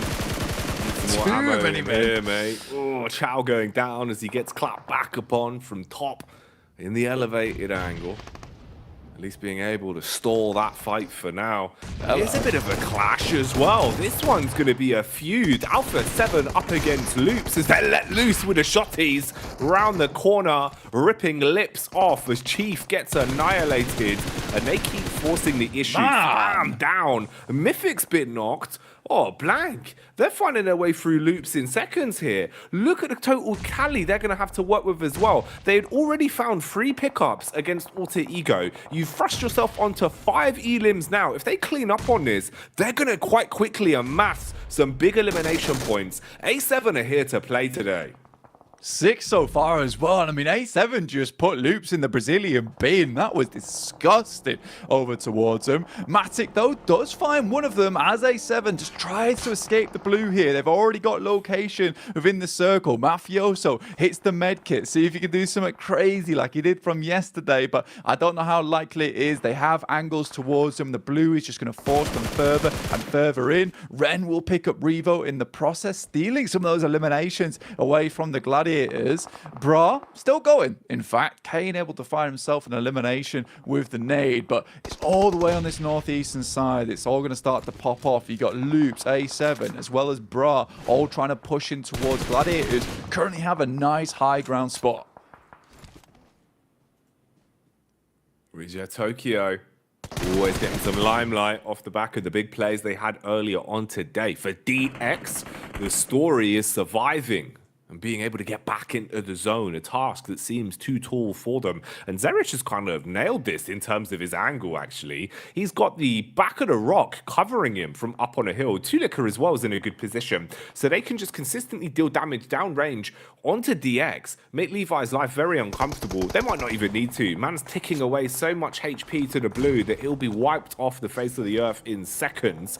And now they can just play a bit of a slower game. Mad Bulls want to reveal their card a little bit later into this one. Meanwhile, for Malise, it's not nice as the Amber have spotted them. Nades in through the windows to finish them off. And a bit of a fight versus Falcons could be coming their way. Stalwart eventually deal with Levi's as well, with the last shot connecting. They're a little bit paranoid about the location that Mad Bulls were playing from, but they're not going to over-egg that one. You can just play for your own mentality here. Back off, play it a little bit slower. More fights to be had up on top of the hill, as Reject Tokyo are still playing dead center. Yeah, I mean, they're having a good time with it as well. And I think for Reject, they do consistently hold on to this eastern side. I think they're playing it right as well. You need to sort of have that agreement with the team on the west, which is a case of we're not going to fight until much, much later in the game. In the meantime, this is how we are going to be able to hold on to this Potato Hill for a long, long while. I see those sends a little bit forward, wants to gather some of that information, and absolutely has to if they want to be able to take control of the entirety of this end zone. Getting very close now, but I like this from Reject. They too realize that Stalwart, now one of the bigger threats are in the lobby towards them. They're outside the zone in the blue. This is where Reject can get a bit of that high ground, start taking shots down towards them. Okay, still going. Last player of Mad Bulls. Nade in the hands of Reject, setting them over the top, over towards Zia. Look at the crash though. Move up from the back line. Gladiators starting to pull up to see if they can deal some damage. Gladiators, they've had a rough tournament.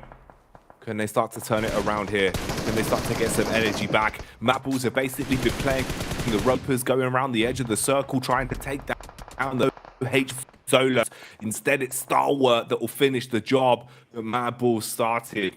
Putting they write the scripts in this game, moving themselves up to 6 eliminations and giving themselves a fighting chance to get deeper and deeper into these zones.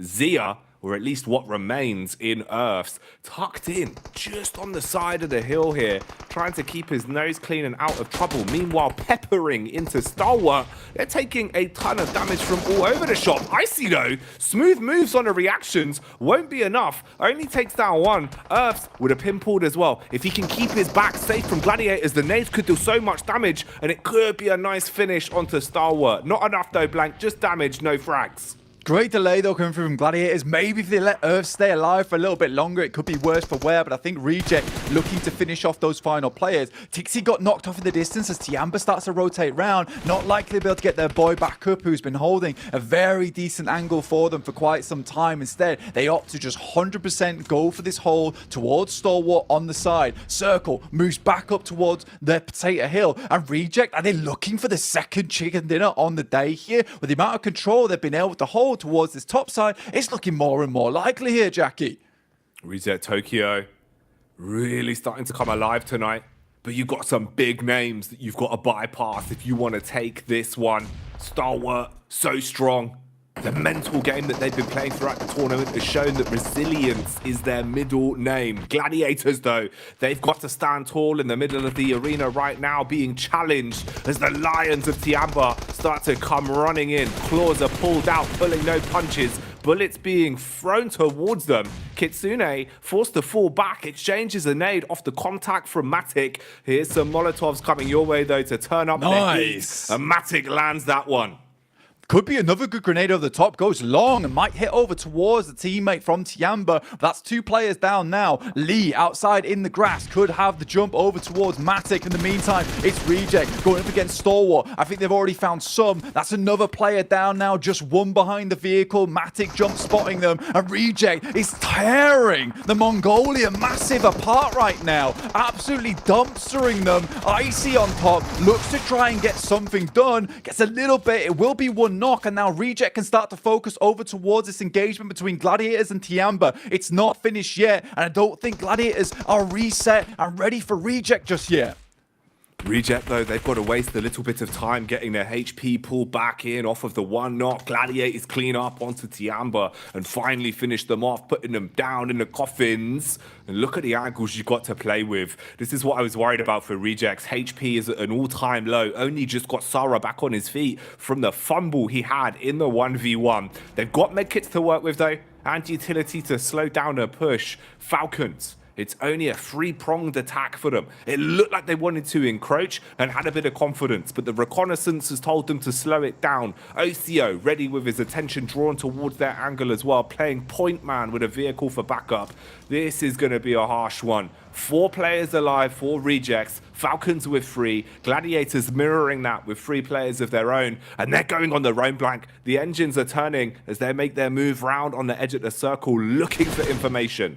Looking for a little bit more here. I think they know that Reject just has such a strong position up towards the top of the mountain. If they can get themselves a second place, that's more important to them right now. They need those placement points. They need damage over towards Falcons. I think they've accepted that probably at this point in time, with the games that they've been having, with the tournament they've been having, it's not likely they're going to win out this engagement 3v4 versus Reject. So confirm yourself for second place. Try and take down these players they've been holding down the hillside for so long. Falcons currently 0 eliminations. They've done practically nothing. Lufa, though, on his angle, on the side, finds Kitsune. Heavy hit over towards him. Finally gets into a bit of cover.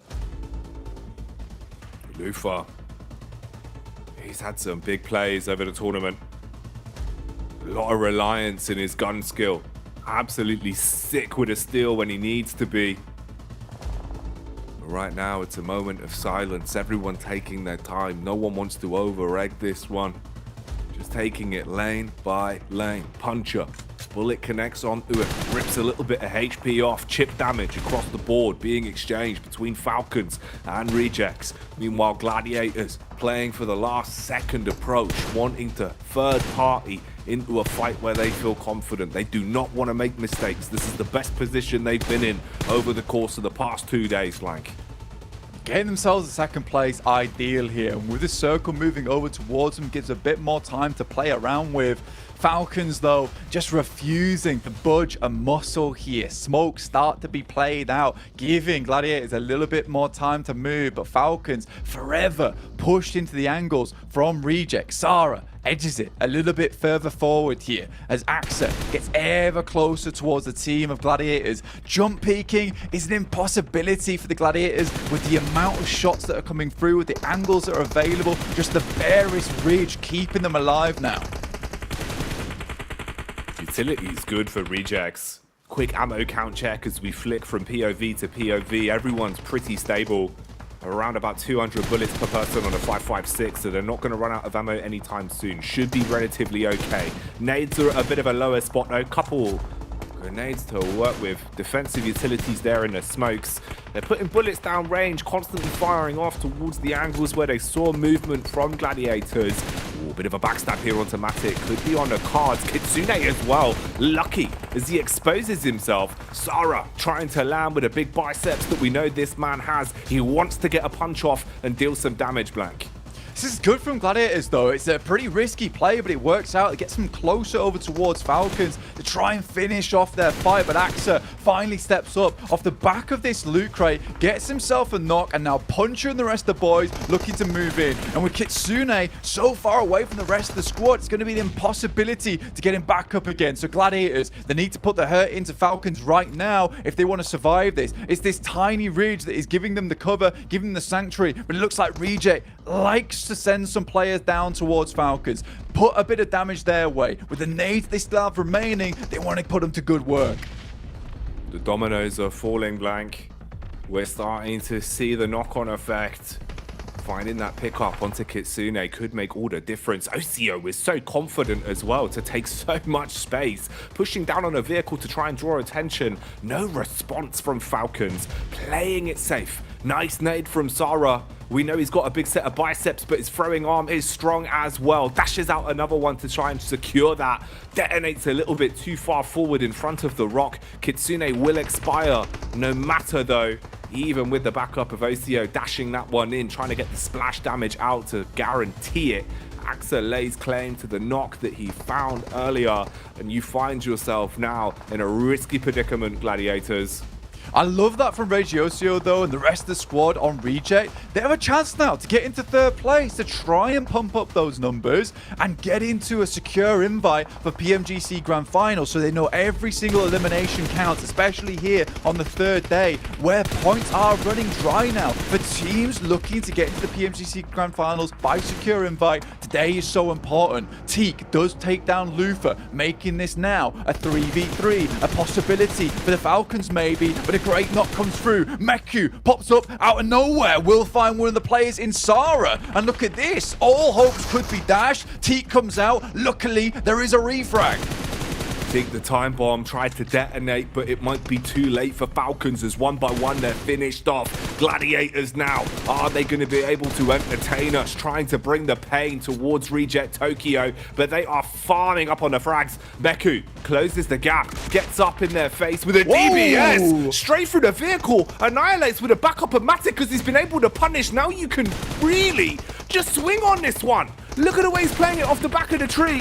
Ocio, attention drawn between two different angles. Mate! Gladiators, they're snatching it away, Blank. They're getting a grasp on it, and they've been able to pick up the chicken dinner.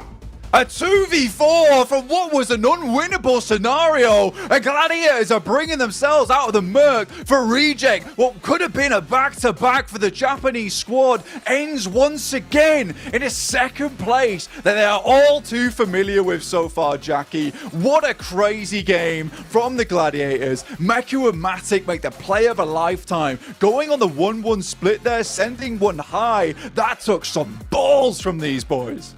It's insane. It felt like everything was going wrong. They were playing so timid, so slow the whole time. And then as soon as we fall into a raw scrap, a raw battle of wits between them and Rejects, they play so confidently, so calm, even in the carnage, and hit some big shots as well. And that makes all the difference for them. This could just be what the doctor ordered for Gladiators, right, Blank? We've been saying how they've been looking a bit sluggish. The confidence ain't been there. But with a chicken dinner finally in the back pocket, maybe they're going to be able to take some of this energy forward now throughout the rest of the day.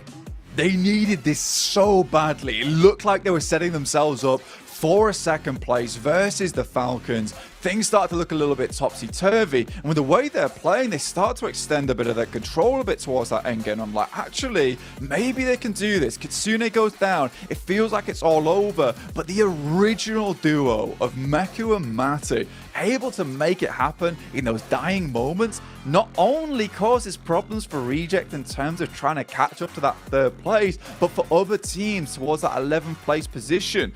With that, I think Gladiators will have climbed a lot, but they've not earned a lot of points this tournament overall. So this is just a start, Jackie. This is crazy, man. Big switch up in the energy here today. Where's it going to go? I'll tell you where. Straight back over to the analyst desk. Woo-wee! I thought for sure we were going to see the first back-to-back chicken dinner so far here in the PMGC. But good old Gladiators showed up big time, and you know, it's crazy. It's so insane because we heard Jackie say it was just what the doctor ordered, and that is the perfect way to say it because, man, did they need these points, Galars? Yes, they did. No rose-tinted glasses here. I was ready to count them out, honestly, throughout this stage. I thought that, you know, they were going to be bottom 5 for sure. However, this is a shot in the arm that they need to be able to rocket back up. And again, as you say, it looked like Rejects had full control of what was going to be a move off of Potato Hill to try and deal with this. I thought the Gladiators losing Tixie to Tiamba, I thought that was going to be it. I didn't think they were going to have enough firepower to be able to move into this circle and take it. However, how wrong I was here with the dynamic duo making it happen. There was a lack of vitamin chicken dinner, and they just had their dose right here. Good from Gladi. I mean, especially the moment we saw Meku get to that high ground position and Duello gets knocked by the off angle of Matic, that's when you know that you're going to be able to actually claim that high ground position and take it away from Reject. As you said, Hot Jukes, it was looking like a very clear back-to-back chicken dinner, but Gladiators, they just survived until the very end as a duo and were able to snatch it away. Though, respect to Reject, that is 2 really solid performances in a row, so they played that Potato Hill down to a T almost. 100%. You gotta give them their claps, that's for sure. You know, it's so crazy to see that split, though. I mean, man, just as 2 people alone, the timing, the way that they executed it, there was nothing Reject could do. I mean, they just got out-angled. They focused on one player getting shot by the other.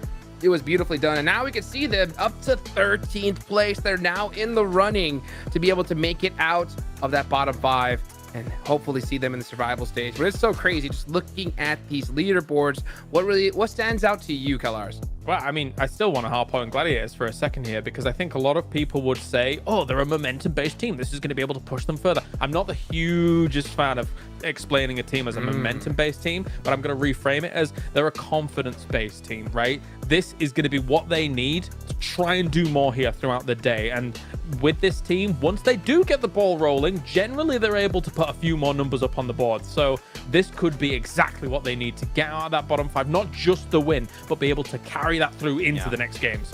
It's great too because they eliminate Jumbo in that fight, so they're direct competition technically in the bottom 5, and then the other teams like Quest have been not showing too much promise today. Same for Bra.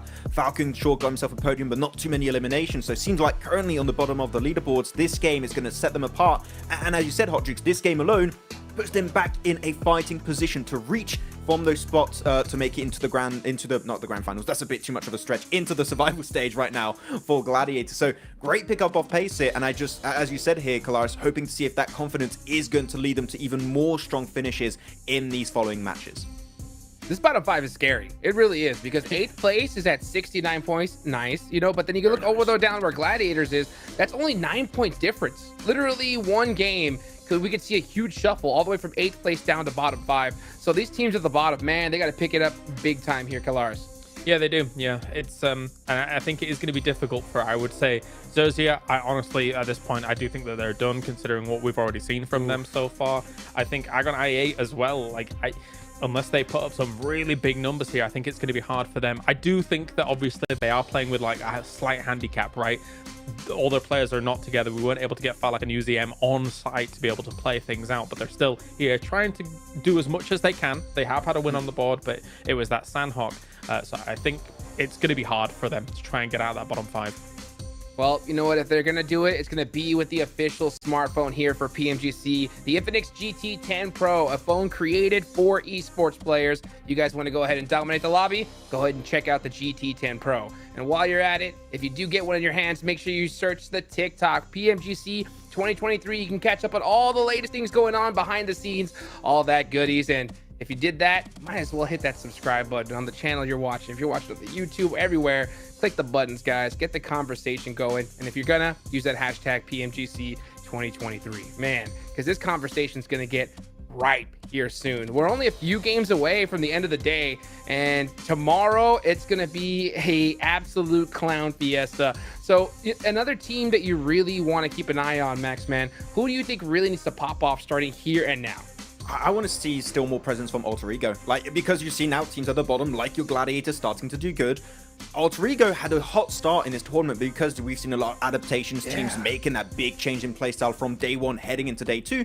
They've kind of fallen off ever since, so I want to see if we can see that Alter Ego Lil Bobber come back towards the end of it, and also a Deke Xavier win. Those are the 2 things I'm looking at here, Hodjuk. So I think it's going to happen eventually. We still have a lot of games. You're already talking about tomorrow. Let's get the next 4 matches out of the way first, and see who's going to be able to get those wins. But Alter Ego, yeah, I need to see more presence from the boys. Yeah, what do you feel about Deke Xavier, Kalaris? I do think that they are due a win, as Max says here. I think that, of course, they find themselves in situations where they are sending into the late game and finding themselves shacks to be able to play from. Usually that doesn't result in a win overall, but it gets you a podium. I want to see them have some strength coming into a circle in the late game, have some sweeping potential, and try and get a win from there. They need 2 sheds. Let's take it. Yeah, 2 sheds. Oh, yeah, if they get the 2 sheds, they're going to be in a good position. But guys, don't go anywhere. We're going to be right back after this break.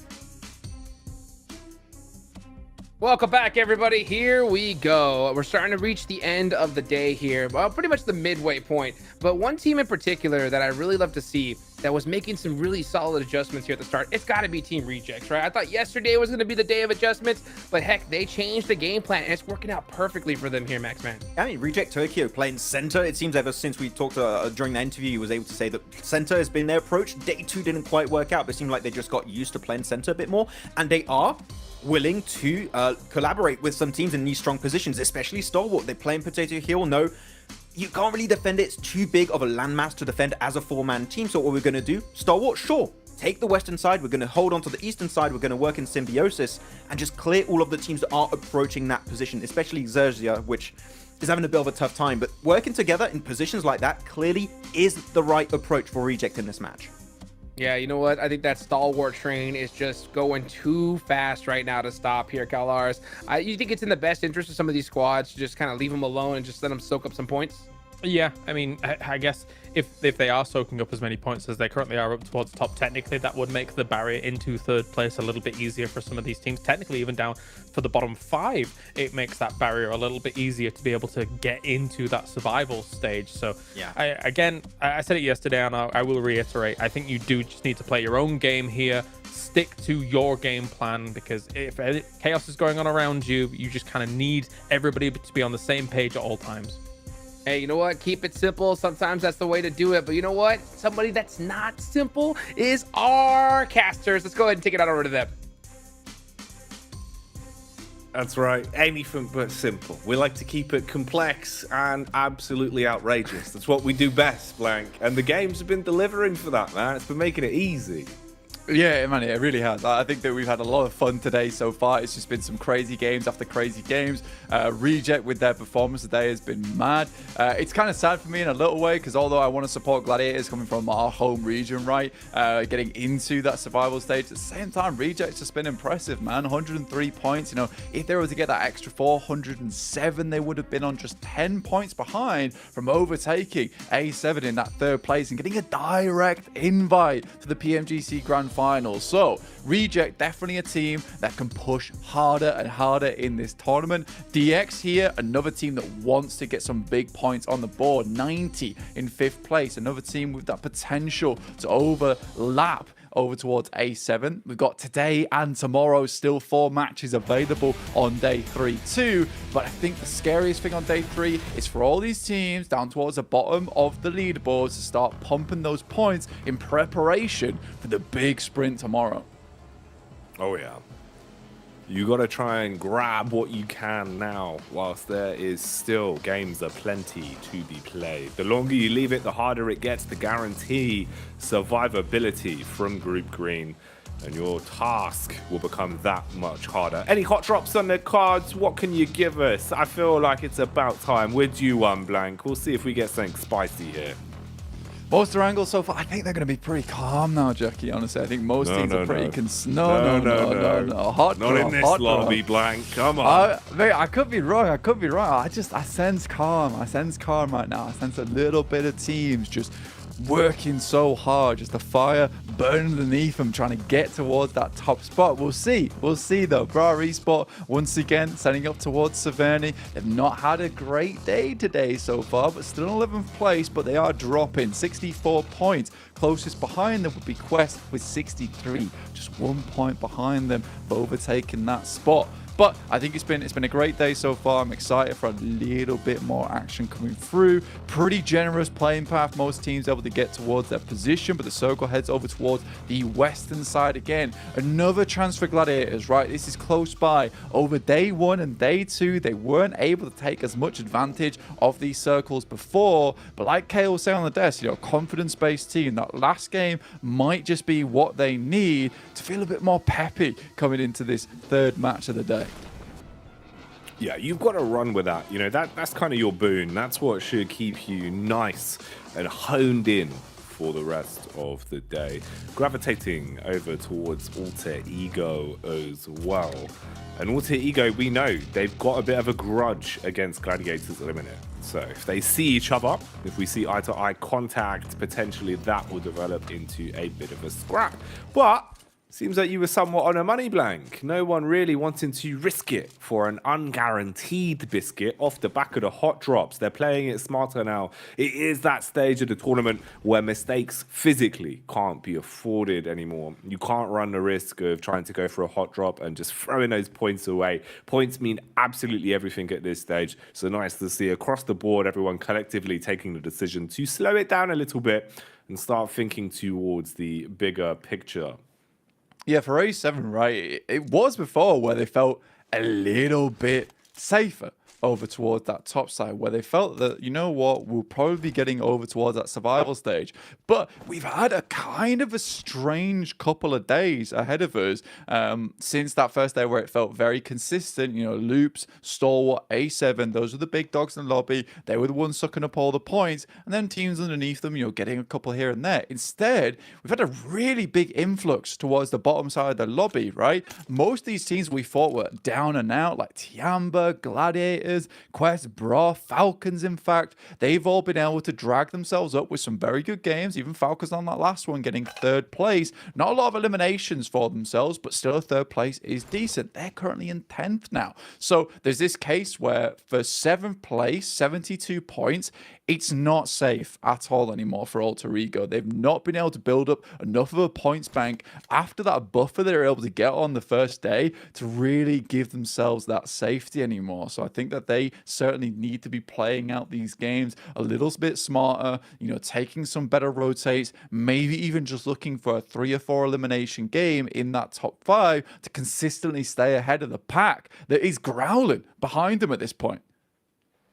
Oh, they're screaming at them. They're ferocious. Everyone else seems absolutely rabid at this point blank because they know how easy it would be to leapfrog some of these teams. You know, it's kind of the blessing and the curse about being such a big point vacuum that they've just made it far easier for everyone else to still have a day of it, still have a possibility to A, guarantee the survival stage at the very least, or B, try and fight your way up towards the upper echelons. That's what Reject Tokyo seem to be striving towards off of the back-to-back games they've been having, with big strides in both, taking a chicken dinner in a first and a second place in the game following it. This is our second outing on Erangel for the day. There'll be one more following this, so obviously you get a lot of benchmarks, a lot of room to expand your horizons over those 3 games back-to-back. Then when we get into Miramar, everything goes out the window. For now, though, relatively clean. No over-aggression displayed from anyone in the opening moments. The hot drops were passive. No one went in for the confidence balls. We haven't seen any of our squads losing players early on. So an awful lot cleaner here. Room for some potential scuffles, though. As you can see, DX seem to fancy their chances. They've moved up close towards where they spotted a little bit of contact on Quest. Meanwhile, Alpha 7 on the top of the hill, finding the tail end of Gladiators.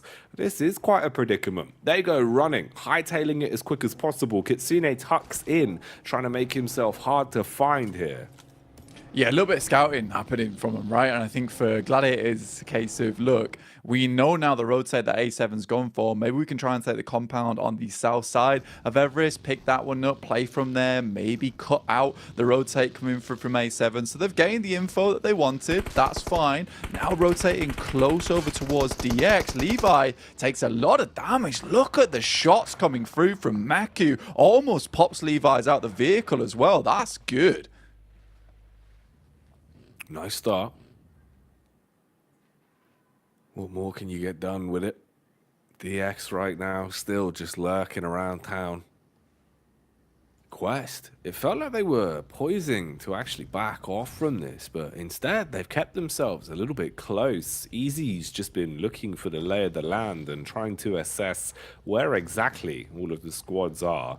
Now knowing about the location of Gladiators, awful lot of teams that have a bit of a grudge amongst one another starting to culminate in quite a small proximity. So a lot of room for things to detonate here, Blank. It's basically going to be like ringing the dinner bell once the shots start firing. Yeah, so many teams coming in from that eastern side, and I think that's why Gladiators are fairly confident to start scouting up towards Hospital, maintaining control over towards this compound that sits at the base of Everest as well, because they know there's going to be a massive traffic jam over towards this eastern side. So control over towards South George, towards this little ridge side that passes down the western coast, that's going to be fairly decent for them to hold on to. They are essentially playing for Zone 2 right now, so getting an outpost over towards South George, not a bad idea, scouting out what's available, what's free. I like that. I can understand the mentalities behind it. It does leave you at a bit of a risk of players just sending directly towards you. And I think that what you're relying on there is the fact that these teams are going to be preoccupied with one another in this early game. But we'll see what happens. I think they're desperately trying to take as much control as possible now to set themselves up for another good game. Now the door is open, that they see they're cracking it. They see the light in the living room where it looks chill, it looks comfy heading over towards the survival stage. And they just want to keep things clean from here onwards. Some teams around here, Pasija Evos, had to make a long rotate, but I think that they've been fairly comfortable making this rotate out of Yasnaya. Usually there's a bit more of that northern side of the circle available for them to actually breach inwards. So a lot of teams confirming down towards this south side, as the circle doesn't give too much chance unless it's a desperate hard shift up towards that northern side. I think Pasija Evos might have a bit of trouble getting to this one. Circle does move down towards the south. We're looking towards the swamp area, towards Quarry. Bit of a difficult area to play in. A lot of ridges, a couple of hillsides to play from. But you got to be quick now getting towards those positions. And Gladiators, they're going to make a beeline southwards. Got to move with volition here. That's what they're all starting to do. Everyone behind the driving seat, going as quick as they can to get themselves into a safe location. Bit of a convoy being formed here as well, with I8 and Bra Esports right on top of one another. Zia making a cameo into the back line as well. And they're just chasing each other down on this, knowing that they both have a same mindset in terms of the location. They want to play around T-Amber up into the tree line with loops relatively close as well. A lot of contact going to be occurring here. The forest is going to get very scary very quickly. Bullets being sprung upon I8 as they battle down. Bra Esports being able to maul their way through them so far. They're aware of the locations that T-Amber have been playing as well, but you've just got so many squads on top of one another. This is also room for Loops to try and assess it just off the back of the audio cues they're hearing. They could third party onto this if they want to, but this is more like a house party. There's about 6 different squads all right by, starting to read into this one. I kind of like that play from Bra Esports as well. They sort of let I8 get ahead of them because they were in front of the convoy there as well. So they just slow it down, take the foot off the accelerator just a little bit, let them run into T-Amber, and then amongst that chaos, you know, Kakali gets out the vehicle, pops another from I8, just makes their life so much easier in the future for themselves. So Bra Esport, I like the game plan. They knew that it was going to be tough. They were one of the last teams to get into the circle alongside with the rest of the others. So now they just want to secure this position, a bit more area to play inwards from, because they're likely going to be locked around this area for quite some time, right? So for them, it's important to clear out as many teams or make as many teams suffer as possible to make their entry just that easier. Stalwart yet to join us so far. They're still on that South Island. They're still rotating through. You can see over towards our skyscraper on the right-hand side. Everyone's suffering badly. Everyone's on pretty low HP. They've maintained that position for a hell of a long time. Inflict the damage, slow down the game, and don't make a costly mistake. Everyone playing relatively reserved, at least in the grand scheme of the fight. And of course, you need to maximize your point score from this one. Zuxi and co over on EVOS, finding the odd opportunity to fight their way into it. And this has been one of the longer, slower rotates that we've seen from Stalwart, opting to really play edge for a long time, rotate slowly through the blue, trying to avoid as many fights as possible. And of course, that is because of that change in mindset, looking for late game placements, late game eliminations, rather than trying to fight for control from the get-go. They're starting to pull up into the zone now. Icy, always the point man. He'll be ahead of the pack, but might unknowingly run into a fairly tight grouping here. Lots of squads close by. And with the zone getting smaller, there's only going to be more coming in quickly. Alter Ego struggling again as well as Rosemary gets hit. Tianba of all of our squads were able to find line of sight onto Icy as Ren punishes, but Action might find his way in. Windows exposing Icy, so he's losing a lot of health, but he's backed into a corner and they should barely get him on his feet. Yeah, I think that's Malise Esports on the other side towards the ridge, being able to take a couple of shots towards them. QZZ even unleashes a little bit of barrage. Toxic gets sent down. Mate, QZZ has been an absolute powerhouse for Tiamba so far. I think it's a bit unfortunate for him. The rest of the team just hasn't stepped up quite as much. In the meantime, Matic takes a decent shot over towards Revo from Alpha 7, able to knock him. No flush as of yet, though. But I think Gladiators, from the position they're currently set on, right, I think it's smart for them just to sit over here, try and clear the edge as much as possible. I don't think that they would have done that without that last game, just boosting that confidence a little bit more. I think it might have been one of those more wild center pushes where they lose half the team and then they're in survival stage. So I respect this from the Gladiators. See what they can get done from it. Obviously, A7 now in a bit of a rough spot themselves. They're outside the blue and it is pushing them in over towards this high ground that currently Gladiators have a 2-2 split on.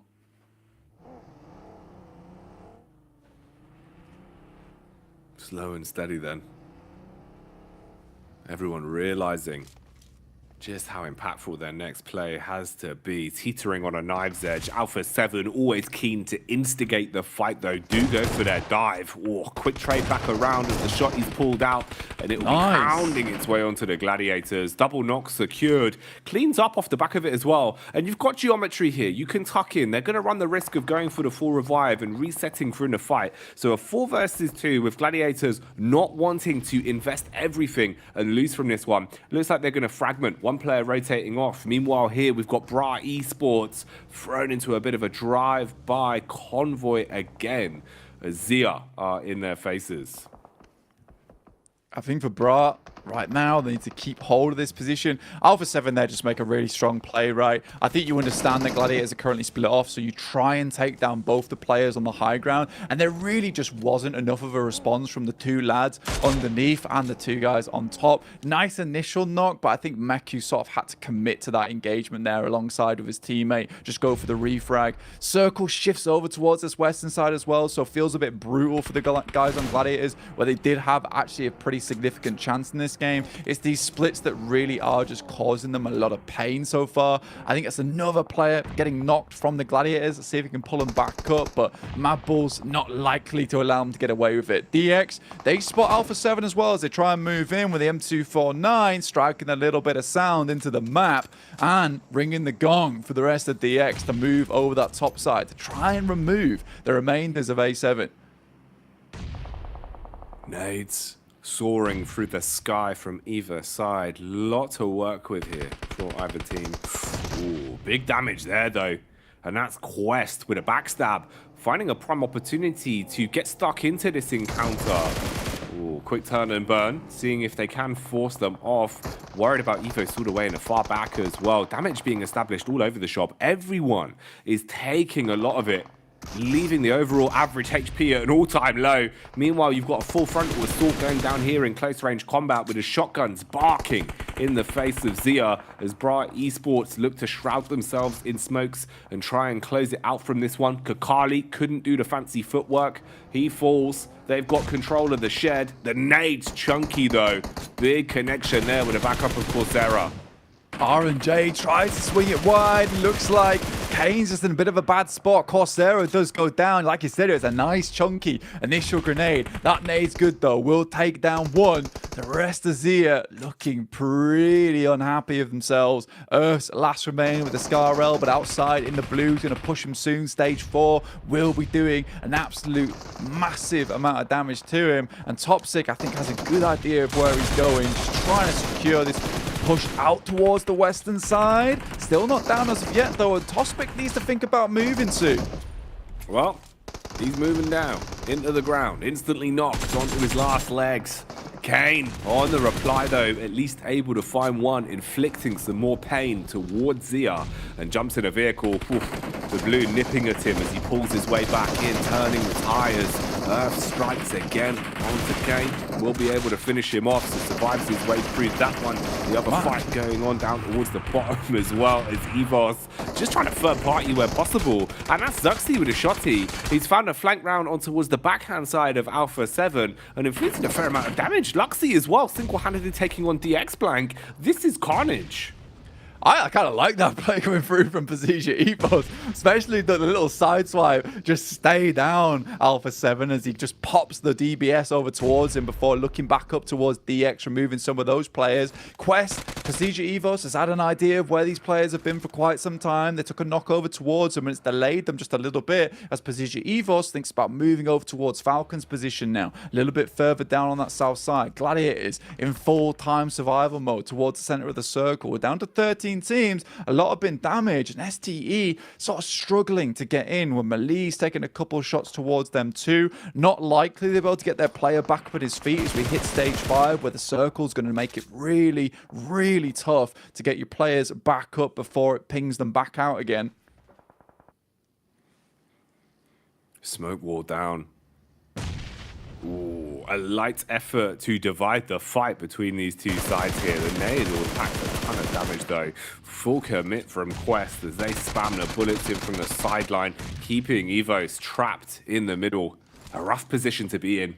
You're being flanked by Falcons and just having to fight your way through the team in front of you. Meanwhile, here as well, Reject Tokyo with compound control, but high ground. They can play from the top story window, peeking down into the lower levels and peeking out onto STE as well, finding Stalwart as tops. Well, he's now gone, completely removed from the equation. Re-aggression again from Quest Blank. The nades instigating this one. Low HP across the board for Evos. They might want to swoop in. Al Haji, the big man, he's going for it.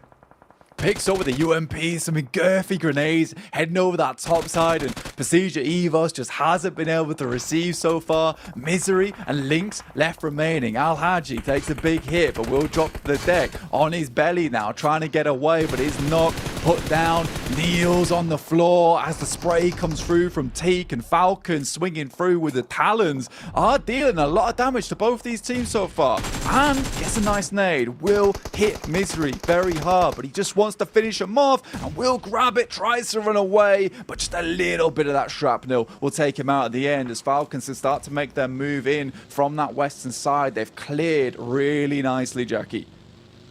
It's a big reset. A nice way to get things going. Quick save of the teammate as well as Puncher will jump in the back seat and Six will provide reconnaissance, getting his way further into the zone to play off of AXA. Smokes up, but you're downrange. Teams all around you as well. Gladiators and Alter Ego in close proximity, just using their utility to at least give them some breathing room as they drop the smokes and reset from this. Melisse Esports all the way in the backline as well, with Kishu being behind Gladiators, both of them with their nades pulled out. Meanwhile, Melisse finding an opportunity to get a read in the distance. They're dashing them towards Six. Tixie quite exposed. Lucky, single bullet towards the chest blank. A few more of those and he could have been gone. Yeah, Six takes a huge amount of damage there, and Gladiators just holding their ground, know the need to keep swinging that ordnance through towards them. I'm surprised Six hasn't gone down as of yet. There's still nades available as Tixie sends another one through. Looks like it's on target. Will not get the knock though, and Falcons have held on for a long, long time. In the meantime, it's Melisse over towards Alter Ego, getting the side swipe. Melisse have played a pretty fantastic game this time around, constantly taking control of these high ground ridges and shutting down teams before they can get close. Gladiators, I think they're now pretty much out of nades. A good shot will take down at least one of them, making popping a nade through that shack window all but easier. And the nades don't end just with Gladiators, as it seems like Falcons, well, these birds have learned how to pick up hand grenades and throw them as they're swooping in and dive bombing, being able to inflict an awful lot of damage and project themselves further into this one. Knowing the location of Mad Balls as well and being a little bit paranoid about it.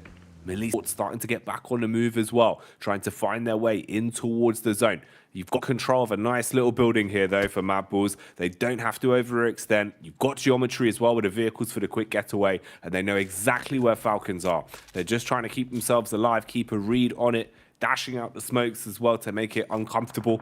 Reject Tokyo already set up with a position where they feel comfortable. Falcons, we've seen them stuck down in a muck for so long. Now they're starting to push, looking if they can get a bit further forward here.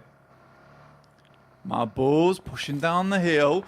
Look over towards the Falcons, see their position. Two teams that want to hold on to their spot, trying to get in towards that survival stage. A great shot at the start there from Zerich. Will open it up over towards Axa, and he finds another. Zerich is absolutely destroying the boys over towards Falcons. Just puncher left remaining, able to get a refrag in, but it's Zerich on this flank who is absolutely dominating them.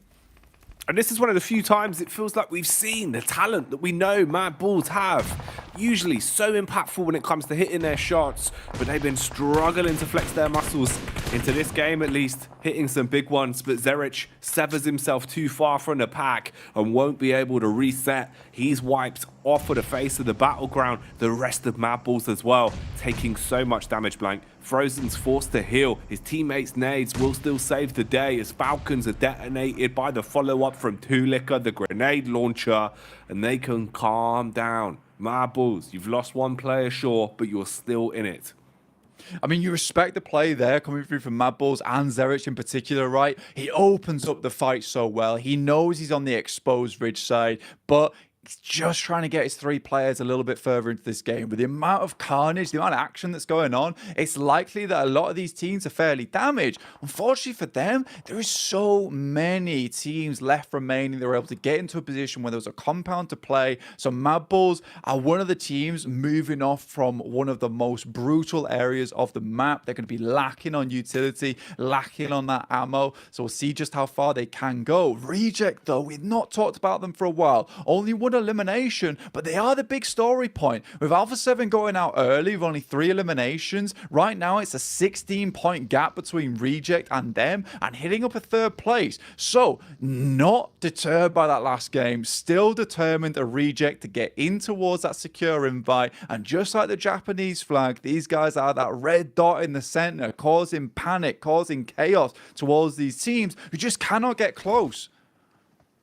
It's them and Loops, man. It's them and Loops that look so good right now coming into this one, especially with the fact that you've got all 4 of your squad mates alive. That might change soon, though, as Loops have been swung upon. The backstab from Zia, a last-ditch attempt to make it uncomfortable. Blade as well. Oh, mate, with the UMP from a distance, he's firsted onto Mythic Blank. They go from all 4 alive to having 3 and drastically having to try and get themselves back into a good position now. This means that Reject Tokyo and Melisse, they're going to be a bit more confident. They're the side with all 4 still alive and kicking into this. Loops, that felt so rough.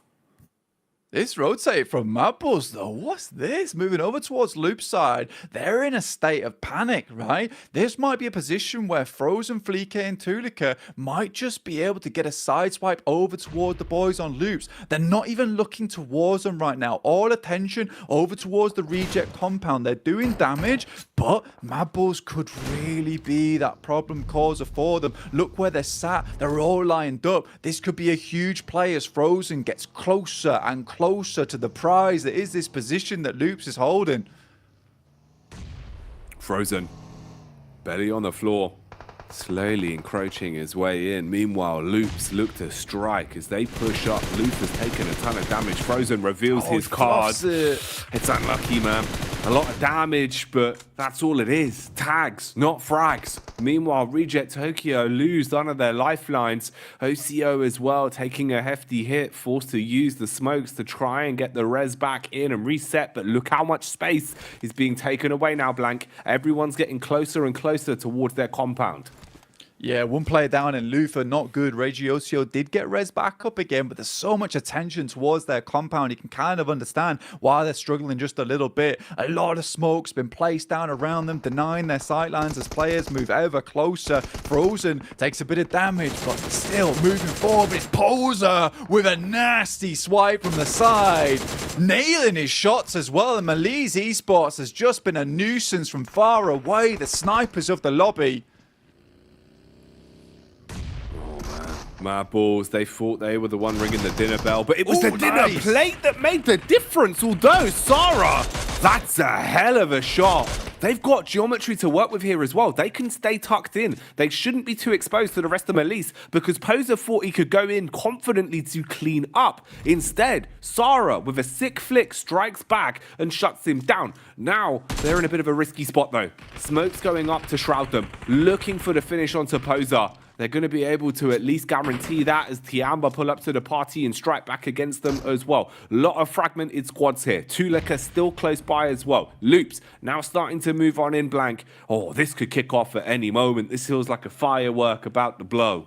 Loops claiming the compound, the furthest we've seen Tiamba get into the game, and Reject just performing miracles today, just consistently getting further and further into these matches. Utility looks pretty dry over towards Regiosio. Ayala finds Tulika as he tries to make a reposition. Tiamba so quiet from underneath, just keeping silent this whole time. Duello taking out the vehicles, preventing that reposition, but Loops, amidst all that, despite losing a player to 2 solos, which must have been infuriating, are able to take control of a pretty significant bit of high ground in this compound. The line in the sand has been drawn now between our 3 surviving squads. But who instigates the fight? Who makes the first move? Quick head count of the utility as well. You can see that Loops, when it comes to offensive utility, they are ready. 14 grenades in the back pockets. How much use can they make of them? And will their one smoke be a bit of a drawback in terms of the detriment? Cardozin taking a peek out. Oh, the timing. If it would have been slightly quicker on that peak blank, that could have been the head ripped off. So, Reject Tokyo, lucky on that one. But they're trying to take space. You can see their game plan. They're moving a little bit further forward now. Yeah, it's a decent bait from Regiosio. Runs to the front, knowing he can quickly duck underneath the window while Sarah and Duello go for the double peek on the window. It's smart stuff. Last circle now. 3 teams. Starts to push in. This is where those 14 grenades have to come in handy. But realistically, Reject Tiamba, they can blanket this entire circle in smoke everywhere as Tiamba looks to move out. Try and get a side swipe over towards these teams. New angles, but Chief unloads the grenades, pulls the pin, looking to end this team. Nice spray from Duello, tried to prevent him from leaving. Still a lot of bullets on side, but for Regiosio, not so many. 2 clips. He's going to have to start preserving this ammunition now, using it a little bit more sparingly. And usually it feels like Reject Tokyo, they come into these final circles absolutely armed to the teeth. This could be one of the few times where we see that drawback come to haunt them. Tiamba, though, forced into uncomfortable territory, expanding further and further out with the smoke wall they've made for themselves. Sarah. But you are peeking into Sarah, and he's ready blank. That was a nice shot from Sarah and a really important one as well. Put himself in a very risky position, but wanted to take out that angle on the side. In comes Lee to try to do something about it. Smoke's going down right now. A lot of nades over towards Sarah's side, and he has to hit some big ones. Regiosio and the rest of Reject on the back there. Ayla took a high ground position, but there is chunking happening over towards the boys on Loops. Cardozin already very low, and Sarah pops out from nowhere, bro.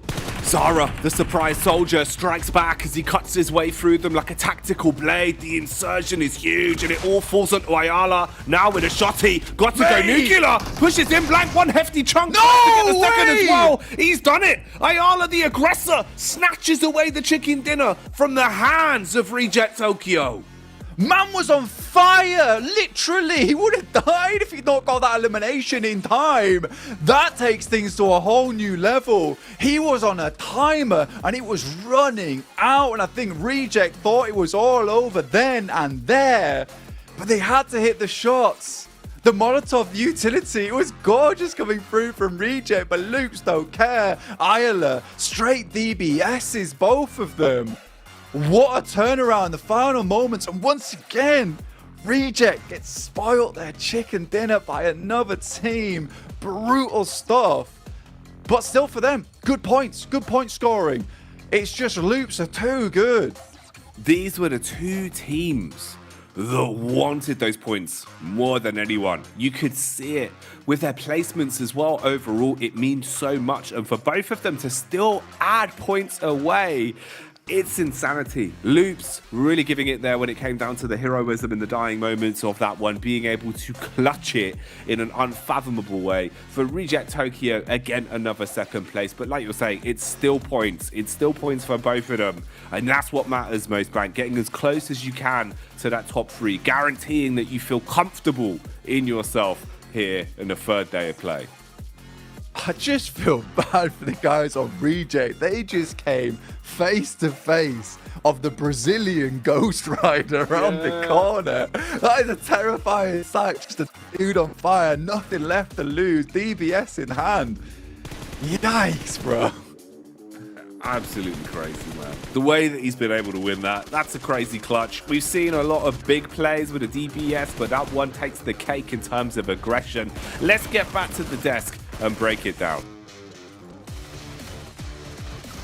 Oh boy, are you kidding me? For a second, I thought we were going to see 3 chicken dinners in a row from Team Reject, but Ayala said, no, sir, not today. Goodness gracious.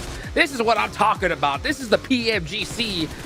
Wow. I mean, at the same time, chicken dinner, second place at second place. So even if I think you're a little bummed if you're Team Rejects, but you still got to be pretty hyped here, Max, man. You got to give Ayala a leather jacket right now because he is the death rider of this lobby. He just came in on absolute fire with a DBS, takes them down one by one. What a game, and especially what a breach, because that compound, you only have some areas you can enter it from, and Loops knew exactly we got to enter from the eastern side. Reject won't be able to even have a chance in that fight, and then they just collapse on it. Beautifully executed, and that puts them now in fighting range with Stalwart for that first place position, Hot Jukes. It is going to be a race to the top here. That's ridiculous. Unreal. Unreal, Kalaris. I mean, just look at the leaderboards here. Yeah, you're calling him Death Rider. I'm calling him the Luminescent Man because he was just...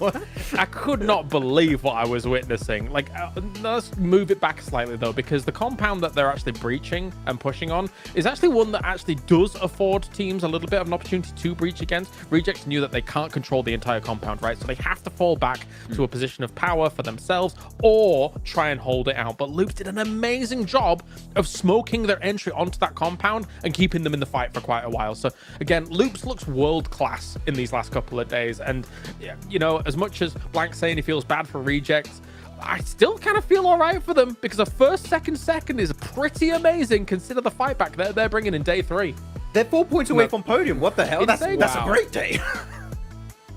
Unreal. 4 points away, and Loops is only 7 points away from first place. This is getting crazy. I mean, the story is just so focused here on the top 3 because these matches are just getting crazier and crazier.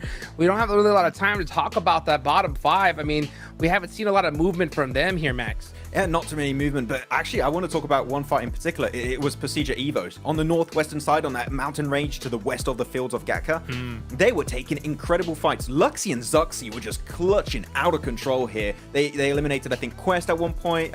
Some players of Quest, not the entire squad, but some of the players. And that fight, especially against Alpha 7, was so damn smooth. I love that fight, so good to see them still staying relevant, still in a range where they could, if they have a great day, catch up to top 3, but man, the top 3-4 teams right now are just looking miles ahead. Crazy. If Team Reject won that last match, they would be in third place. They would be literally tied with Loops, and tied with Alpha 7, and on top of that, they would have been able to beat them via tiebreaker. So this is crazy. This is getting insane here. I mean, we heard them at the top of the show, Kalaris, right? That they're going to change that strategy, going towards the center, and it's just been working out for them so beautifully. It's the interview buff. It's the Tash Bunny blessing, I think, here, live from Malaysia. It's been quite a treat watching them be kind of having this rally back in this day. I did pose the question to you guys. I'm like, I wonder what happened last night in terms of like like how they were kind of looking at the games, how they were thinking about the games, what they were going to slightly adjust, because so far it's working out. I mean, even though you're not able to round it out against a clutch Gladiators moment, a clutch Loops moment and stuff like that, this is still fantastic results for a team where I didn't really count them into the top 3 scenario, and definitely not so after the first 2 days, but they're right there. I'm excited to see if they can do it. I mean, Japan has always been a region that when it comes to local regional play, they show great moments. There's been incredible individual plays and team play overall. But when it comes to these PMWIs, these PMGCs, they always used to tend to struggle. I remember the first time I saw like Japan doing really good was back at Bluebees in what, 2020, 2021? Oh, yeah. Man, they are popping off. They're putting Japan back on the map for this PMGC. And I really hope this is going to continue because Reiji Osio in particular here, Hot Jukes, he's been on fire today. I love it. Ooh, you still got Lufa as well. Not right? literally. I mean, that was Ayala. That was Ayala. Right. Yeah, that's right. Yeah, Ayala just going off like crazy. And I think a little bit earlier in the tournament, we saw Ayala with a chance to clutch up a big fight. And I was saying if anybody could do it, it's him, because towards the end, this man just gets crazy. And we saw him, I believe, right, almost hit a crazy 1v4 earlier as well. So when this man's got a DBS in his hand, he just can't be stopped, Max. Yeah, I was looking at this game. I was like, oh no, Mythic got eliminated by sort of Ayet. What are they going to do? And it's like, just wait a minute. Okay, I got you guys. Ayala just clutches it up as always. But the individual fragging potential of this team is great. Even Chief at one point had a really big pop-off game, I think, on day 1 or day 2. So every player in a similar way to Stalwart have a chance to clutch up if they can find himself in those kind of situations. So Loops, when you're looking at the two teams, Alpha 7 and Loops, you might be thinking, oh, Alpha 7 is the more standout team. They got that prestige from previous PMGCs. Loops are just looking right now like the consistent, aggressive Brazilian team that are looking so good. If Luke survives to the late game, I don't know who beats them. I guess it might only be Stalwart in this group, right? Like, if you compare how these two teams are playing, they are playing a cut above the rest. And Loops in late game looks infallible. And like, I don't know how it would be to go up against them. They're making the right decisions, be it pushing into a compound and then pushing out of it. They're making the right decisions in the hillsides, playing it slow and steady. They look awesome, Hot Jukes. Yeah, especially, you know, in Erangel. I wonder how it's going to mix up when we're starting to deal with Miramar here coming up soon. But you know what? Let's go ahead and take it on over to our casters. Let's get it going. Oh yeah, let's see what's in store for us then. All of these games have been delivering today, Blank. It feels like, honestly, the excitement, the clutch potential, and sort of surprises has only been just getting better every day. Every game we go in, it feels like we're climbing another step up the ladder. I don't know how we're keeping it so consistent with the excitement. Yeah, so every single game seems to be absolutely wild, absolutely mad. I mean, third day, we said before, this is going to be the big one that would just cause problems for so many teams. But some teams have absolutely thrived in that chaos. I mean, Loops still proving that they deserve to be on top in terms of the Brazilian ladder, at least ahead of A7. Reject climbing up after the adjustments that they made last night. It has been a mad tournament so far. Group Green has really delivered in terms of the action, in terms of the fun, in terms of the excitement, and I think that this is only going to continue for so many teams within this lobby. And again, the boys on the desk put it was like, it's really difficult to look at the bottom side of the table when everyone on this top side is working so hard to pick up those invites. I remember that first day where we were like, right, that's it. I think A7 and Stalwart, they're just confirmed, they're in, but the way that Reject's playing, catching up A7 teams underneath them as well, doing very well, like, there could be some big difference makers here. And I don't think that third spot is at all secure for A7 right now, with Reject breathing down their necks. Nothing feels guaranteed anymore, right? I think that's kind of the storyline we're now looking at, is somehow, some way, from where we were on day 1, where it just felt like Stalwart with this cyclone sucking up all of the points. Other teams have realized that they can turn up the aggression, they can turn up the aggro plays and just start giving it. And since then, we've seen a lot better performances across the board. A lot of squads starting to lay claim towards the upper echelons here in the final circles. How will things look though here? It is our last game of Erangel. After this, it will be the back-to-back Miramars. So if you want to try and whip out the consistency, this is the last chance to do it on Erangel. Even that last game is really kind of a struggle of a position. I think you sort of have to say that Reject has a little bit of circle look. But at the same time, they have been playing a very different game, right? They have been heading central. They have been controlling their compounds. They have been taking space. And in these end games, it really feels that they start to thrive a lot. They make a lot of these correct decisions. They know they can control there. I think Maxman was talking about this. They gave space to a position where they could actually command a bit more presence within that final circle. So they play it right. So they're playing into their own hands right now. So I like that from Reject. You can see here they start towards farm. They had to move quite a long way to get towards that central position. It's not always easy navigating those kind of circles. So all props to them. Again, some other teams in this lobby, A7 certainly know now that they have to have a good game now. They have to get a lot of eliminations if they want to hold on to the third place spot. Some of these teams towards the bottom as well are starting to strike out a little bit more. Mad Bulls made their way towards an 8th place. We were scared about this team. We were worried about them after they got dominated on a hot drop on Sandhawk by Falcons on that first day, yet they have dragged themselves back towards a respectable position within the lobby in 8th place, just continuing to push forward. It did feel like they were very slow to kind of, you know, start getting everything clicking, start to look like they were all on the same page. And they had a lot of pages, if you didn't see. Awful lot of prep work in terms of the A4 sheets that were telling them where and when they needed to make their adjustments. But overall, the fact that they've thrust themselves to 8th place, whereas Gladiators that had a very similar start are still all the way down in 14, even with the bells and whistles they've been able to find today, it goes to show you can't afford those mistakes. You can't afford to have 2 rough days. Even a harsh day now this deep into the group would be a really sad state for some of these teams. But we'll see what they've got for us. There's always opportunity. You can see just how close the grouping is. Only about a fragment of 10 points difference, you know, all the way from 12th up to 7th at this point. So big opportunities to make strides through the rankings towards the end of day 3 here. They're on our screens now at a minute as well. We'll see how Mad Bulls are able to approach this one and what they get up to over the course of the game. The other important thing I think as well, Blank, is just in terms of the firefights, we're starting to see some of the names we know can pop off, taking fights, hitting shots. You know, Zerich warming into it. Tulika as well, looking a little bit more confident in some of these encounters. And that can go a long way.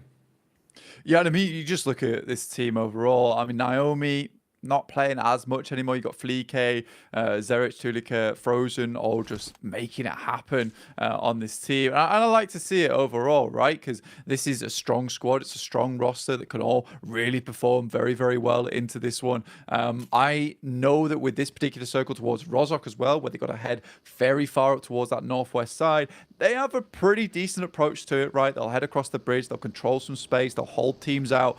So this might be a decent game for Mad Bulls to get some more points on the board, secure their position, keep themselves safe. I mean, 74 points is not bad at all, and it's nice to see a bit of EU representation from this team into this one. Where Gladiators currently still in 14th place. They had that strikeout, that magnificent match that we saw from them, but last game just really did not feel good as A7 completely took control of them. And I think there is this kind of mentality of playing as a 4-man unit a lot of times, and Gladiators, I just don't think they can get away with this 2-2 split anymore. I think these 2-2 splits work well when you're heading towards a compound that is very close to one another. You're trying to control both sides. So for them, I think a little bit of a death ball might be essential for them.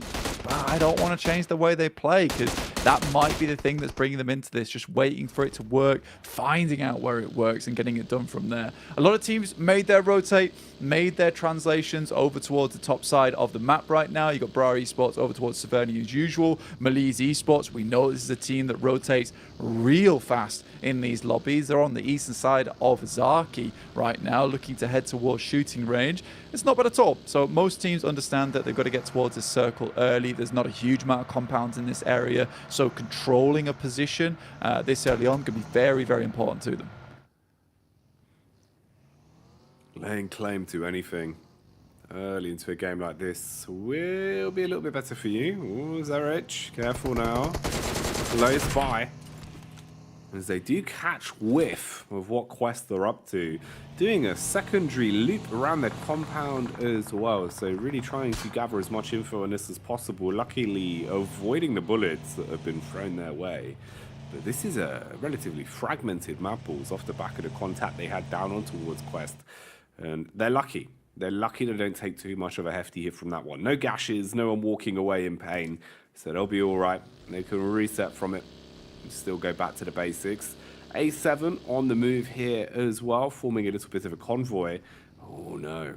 Al-Haji realized that Zerich fragmented off from the rest of the squad, so he's actually pushed in looking for him, trying to assess the situation, looking into the water and see if he can spot where exactly Zerich has got to. But hiding underneath the boat, he might have just avoided their eyes. Just escaped the presence. Let's keep himself alive here. Poser goes for the initial spray on the Uzi, but A7, they're too good with it. They realize they don't want to peek in too fast, but there's players all over the place, and I think Poser might just be going down here. He was their one outpost on the eastern side. Mali's rotating so early, they had to get some loot, so they sent the majority of the team over towards Zaki to pick that up there and then, left Poser over towards this eastern side, easily overwhelmed by A7 coming through, and this looks like a good start for A7. Now they can control the rest of the team coming out from Zaki, maybe pick up some more points from there too. Al-Haji not leaving poor Zerich alone in the water there, keeping him pinned down. It's going to make the rotate from Mad Balls, or at least the regroup, a bit harder for him going forward.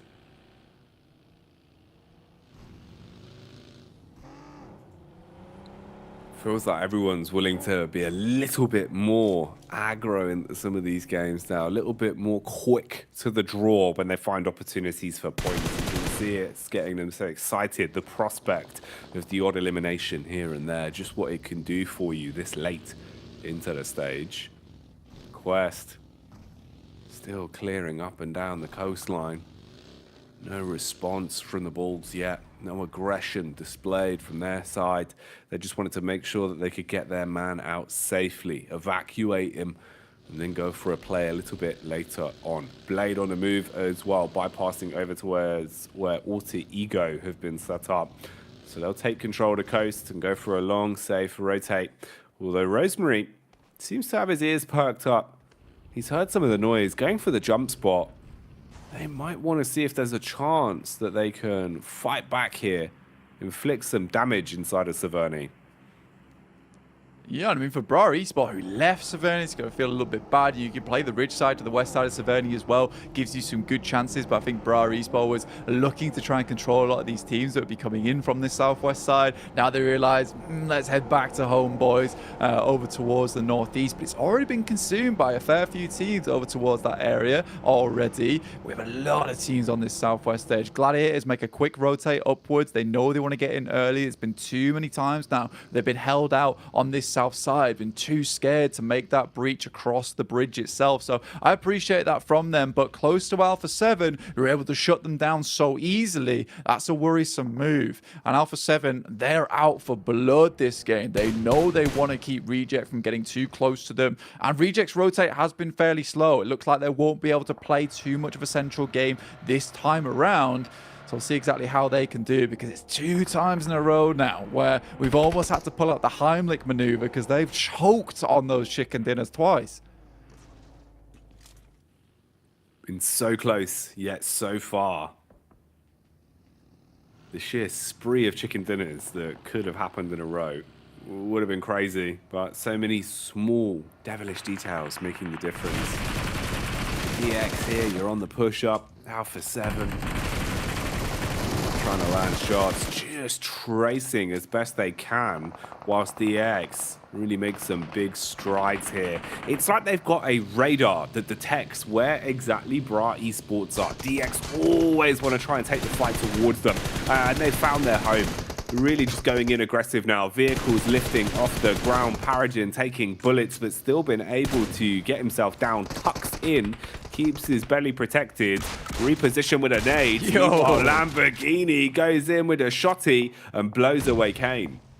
DX just throwing themselves with these vehicles over that ridge towards Bra Esport. Kane just could not hold on at all. DBS comes through nastily, and Kakali realizes, Jesus, I've got to rotate. I've got to get away from this one. Traps himself on the fence with the vehicle. There's damage coming through from the Mad Bulls, but I think they hear the vehicles above them as well. And Pazija Evos. A couple more eliminations for Mad Bulls would be nice, but not able to finish off Kakali in this situation. He finally finds his chance to squeeze through the gap and get back to the rest of his team.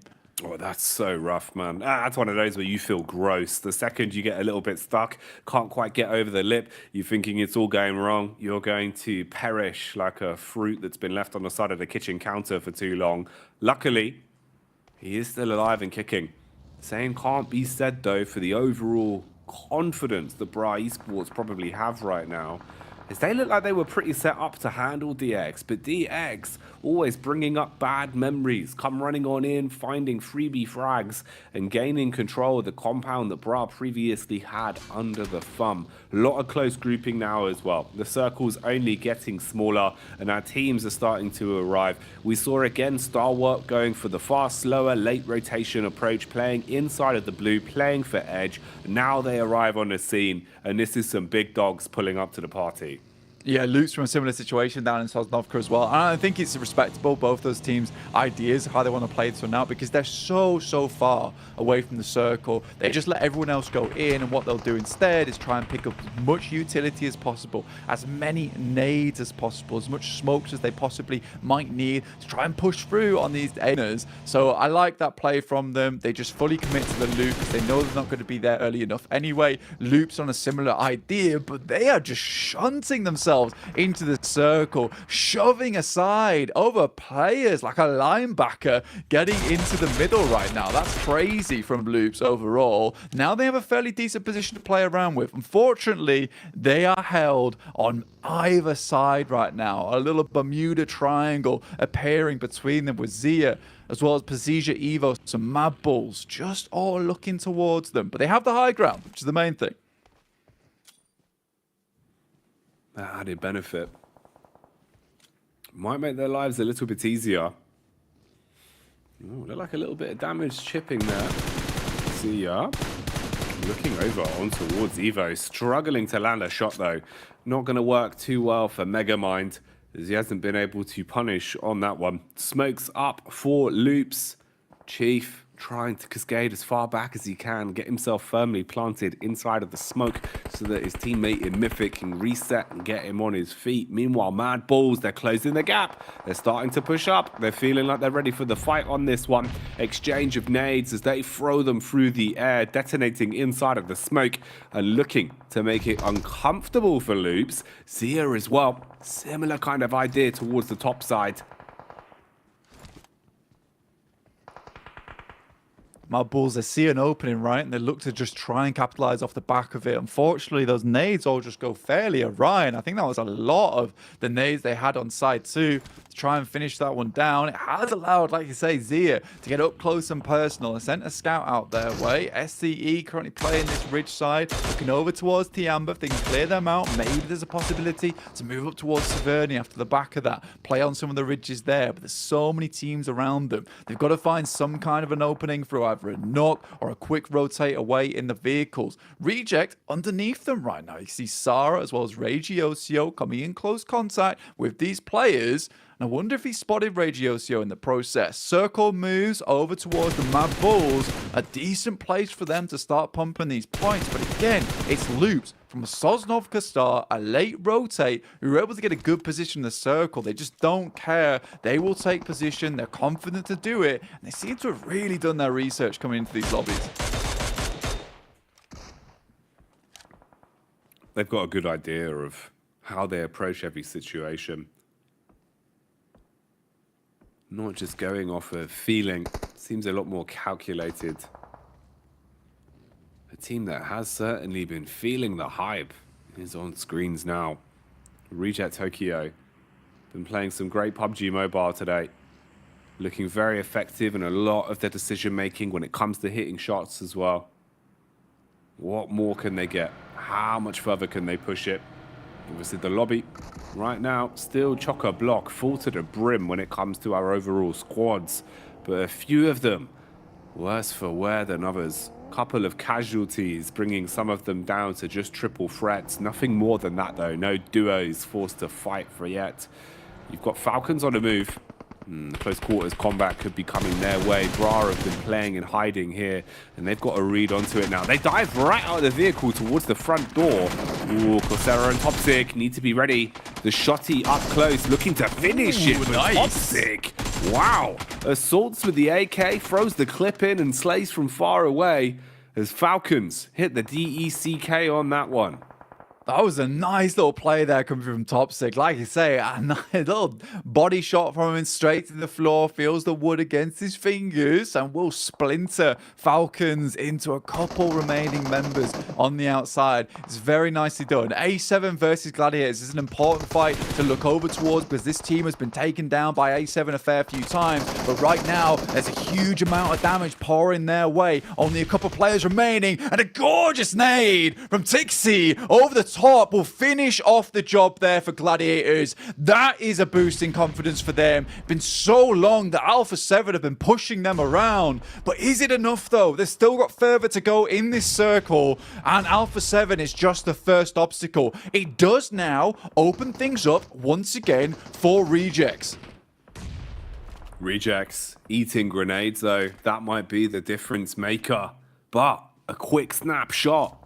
Stalwart begin to buckle. Smokes up, going for the res. Osios needs to stay alive in this fight, and Lufa will commit to picking him up. He's been such a good teammate. If they can keep him in it, it will make a world of difference for them. Molotov still coming in though, trying to make it uncomfortable for this medic mission to have success. And look how close we are here in terms of the grouping. I8 right on top of DX with Bra Esports and Melise basically sitting inside of the same building as well, so it's very uncomfortable. A thimble of distance between them. As soon as there's an audio cue, you can peek off the back of it, and these fights, they're starting to heat up. It's only going to get harder with the circle moving in as well. Next stage on the board now, we'll be pulling a lot of teams closer and closer together directly on top of the Mad Bulls here.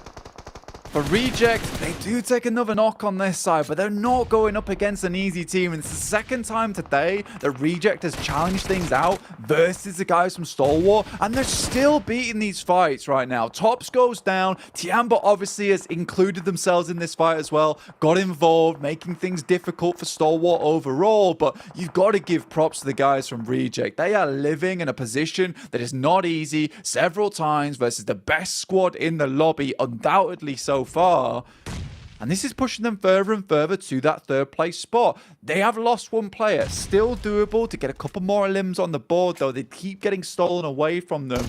Their two targets going forward would be Prestigia Evos as well as Lutz. We're getting a fight right now between DX as well as I8 and Bra Tospic. He senses an opportunity. Chow playing behind the boxes, needs to banish this man.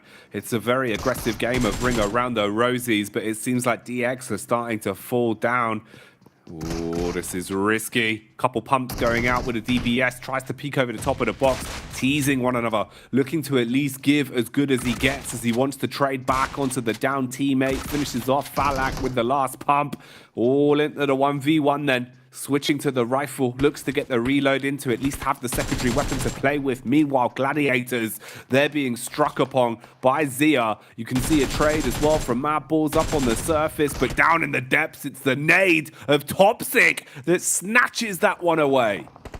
Seriously good stuff from them. Reject on their bellies right now. Just Lufa alive, trying to maintain control, but a nice spray from Cardozo might take him out. The nade just behind the tree. Loops taking damage from up on high right now. Might have saved Reject for just a little while longer, but that'll be the finish on them. And it's a stalemate once again between A7 and Reject. Both getting 1 point in this game, but nothing more than that. Prestigia Evos, they hear this engagement. Cardozo down, now out, and they come on in, trying to third party this alongside with Tiamba from underneath, or trying to get up the hill, and Mad Bulls having a pretty peaceful game of their own, honestly, towards that center side. Oh, Evos. It's a nice repeat from Luxy there. does not want anyone dealing damage onto his kin. So he peeks off the contact and supports, now playing medic as well to get him back on his feet so that they continue their reign of terror. Bra Esports fighting onto Melise in fragmented 1v1s as well. Nade pulled out for Coursera, has the SMG in case there's a swing. Does actually work. Nice connection onto CEO later. And they can try push with this. Top Six roaming in from the sideline now as well. Big arc on the nade. Nice tag, low HP, forced to medic, not going to work out. Nade takes him down. And they've got a read on the other player's location as well. You can see him already setting up for it in terms of the utility, but hard committing onto the knocked player first.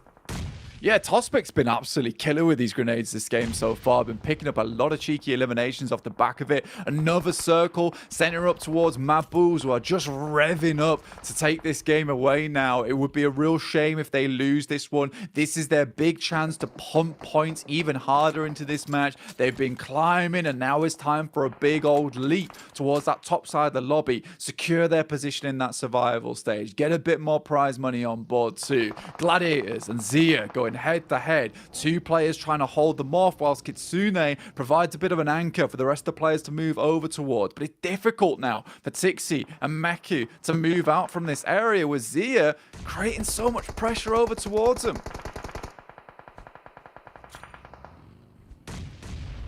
Smoke wall going down. Nice nade as well from Earths there. Ooh, Kitsune looking to just try and support. Problem is, Meku's already knocked, so actually making the adjustment over to assist him looks unlikely. At least the bullets do stop what seemed to be the full-on swoop from Zia, but they rev back up for the second one. Could be a 2-for-1 with the bonnets as he hits both Meku and Tixi, stops them dead in their tracks. This is worst case scenario now for Gladiators, going from them playing a 2-2 setup where they look confident to just being down in the dumps, absolutely annihilated by Zia. This is the best we've seen Zia playing, Blank. They're coming out swinging now. Yeah, it's a nice play from Zia there. I think for Gladiators, it's just tough on that side. I do think that's a fight that's absolutely winnable, though. Going down to Zia, 16th place team, never feels good. Only 4 points added to their tally. Down to the last 9 teams now as Tospic tries to continue his reign. Keep Bra in the conversation here, up towards that 10th place in the lobby. 5 eliminations found. Luxie is down, and Loops, as well as the rest of the team, is just not letting up at all on these games. They're a little bit quiet at the start of the day, but want people to remember the name coming into this one. Already 9 eliminations found, 153 points. Soon they're going to take up a stalwart on this game, maybe claim a first place, removing it for the first time. Mad Bulls dealing with Alter Ego as they try and send in. Frozen's out, and there's more players to be dealt with. Only 1 player remaining for Mad Bulls. This is a travesty. Oh, it's so rough as well too. Liquor missing the opening pump with a shotty. It suddenly all falls to bits as there is no room for mistakes up close against Alter Ego like that. And they can reset the fight as well. Be able to get their teammates back on their feet, heal up, and then look for their next challenge. Talking of a team that is challenging everyone right now, though, it's Zia. Their attention now moves on to Loops, second in the lobby at the minute, with 9 eliminations in this game already. But will that end right here as they're being thrust upon? You've got Shopper up close and personal, again using the vehicle to instigate the gap, trying to get right in their faces. Ayala with this DBS, we know how powerful he can be, but the rest of his team starting to cascade back. They look uncomfortable for the first time. Yeah, it's a hard fight for them to take, and Zia just seems to have a lot of confidence this game. They've got very little to lose right with where they currently are on the standing. Alter Ego, though, their push over towards Mad Bulls was insane. Mad Bulls had one of the best positions in the lobby and just let it go so quick. This was a real chance for them to pump their points in this match. Not able to do it, and they'll be kicking themselves for that one because it was such an opportunity for them. Alter Ego now, we've got Octa, Fnatic, Rosemary trying to finish off the remaining members down there from Quest. In the meantime, look at this. 1 knock comes through over towards Zia. Ayala should be finished off here. Oh, Earths with the double tap at the end. Not quite enough to absolutely ruin the hopes and dreams of Loops, but enough to make it almost an impossible task. Although Mythic, Mad Bulls, he just sprays his way through all of them. That's a huge turn and burn. Massive resurgence of confidence and the top spot going with it, you would imagine, as they've got 12 eliminations under the hood already. They're still alive and kicking into this one. It felt like the story was about to end for Loops, but now they are commanding respect. Dude, alive and kicking stalwart off the throne as they set themselves down. Look to find themselves another chicken dinner, maybe a back-to-back here. It looks doable with the amount of players that are hurt alongside the lobby. Alter Ego, though, of a whole wealth of utility to use. Loops just roaming around with themselves a Molotov, but they take a knock from Tiamba, who's been consistently making it towards the end game as well. They're not out just yet. They are looking to get towards the survival stage. You can see they're mean. They're hungry, trying to find it here. They want it, and they want it bad right now. Tiamba shutting down Rosemary, restricting and removing the possibilities for Alter Ego layer by layer, peeling them back to just the duo. And that's what we've got, a multi-team fight here of duos. Readjustment there from Mythic, finds one. Big connection as well onto Ren. Oh, mate. Literally, Tiamba cannot step up versus Mythic. He's got a great position to play around with. And Chief still going strong. QZZ, he's out. Mythic looks for another peek. Just sending some bullets over that top side. Alter Ego off in the distance. Another chance for them to prove themselves. Get some points in this game. They've got a load of utility to work with, but losing a player early on, that feels bad. Setting themselves up to a 2v2 at best versus Loops, or a 2v1 versus Tiamba if they can take them out early, which they'd love to do. Octa gets nice and close towards the top of that hillside. Chief, extremely risky moves there, but reveals his position, knows where he is. They've got one nade, I think, perhaps over towards Chief. This is very nadeable for him. Moving his way down through the smoke. Trying to at least have something to play around with here. A little bit of cover to assist his teammate in Fnatic. A single wrong move, a single foot out of place could cost you so gravely here. Even if you are just a solo man, there's still always a possibility for Ren to make a big play. Chief, though, jumps behind the steering wheel, looks to close the gap. DBS pulled out. Ren peeks off the back of the contact, bullets down range. A little bit of a tag, but no frag. Chief finishes him, and we're thrust into the head-to-head blank. Loops versus Alter Ego now. These boys are just so aggressive. That's what you were mentioning last game, is that aggression. The MG3 coming through from Mythic, takes a heavy hit, has a Molotov in his hand, but backs it off, looks to go for the heal. Another nade over the top, just barely scrapes him, but he hangs on. Once again, staying alive. Another nade goes close, but he's able to sidestep it. Chief, in the meantime, just slowly peeking up, trying to get this wide swing, whilst Octa, in the distance, crawls his way down the hill. We're in a really difficult position right now. Loops understands the need to send Chief up the hill if they want to have a hope. Leave Mythic in a difficult scenario, but this is the way they secure the win. The back-to-back here. It's a mirror matchup. Octa and Chief with the same idea, trying to keep their belly down to the ground. The pwn punishers that want to try to move their way into a better angle and then strike when it matters most. Nice nade coming out close, almost on the money there towards Fnatic. Everyone's so sheepish. You can see just what the tension looks like here between these sides. A single sound, a single peak would instigate absolute carnage between the four players that are still alive at this point. Mythic, he has been crazy when it comes to some of the confidence plays he's gone for. At this point, can he get first contact? Will he be able to spot them? Or will it be Chief's flank? He's right on top of them, Blank. Octa so close to him. Chief steps up. He takes him down. Won't even find a chance to get any kind of clapback over towards Loops in this situation. Chief's behind the tree. Understands the lineup. Taking some sprays. Trying to grab some of that information. And remember, there's still a nade in the hand of Mythic as this gets closer and closer to the finish. And Loops picking themselves up. Another back-to-back here. Over on Orangle. Taking a chicken dinner. And firmly placing themselves at the top of the lobby, Jackie.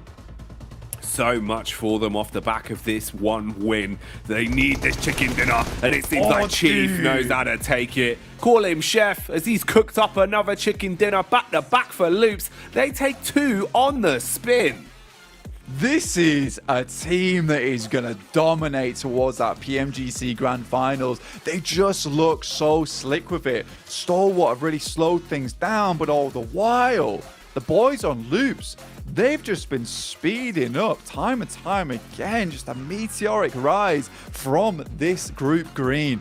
It's just so wonderful to watch this squad at play as well, just playing off the back of one another, the trust they put in each and every member of the team. Really, really good stuff from them overall. And I think that whole game really speaks their strength, because not only was that a match that they find in a pretty difficult scenario in the end game, that's a match they play from down in Sosnovka, right? And it really does show that it's not a case of how close you are to the circle. It's not a case of getting that circle look. You make your own look a lot of times. Stalwart were barely able to get in, but Loops takes the challenge play. I love the confidence from these guys. They come in late, yet just take a rich side. They play off the back of that. They weren't afraid to put themselves in the midst of 3 teams in that early game, because they knew they could handle it.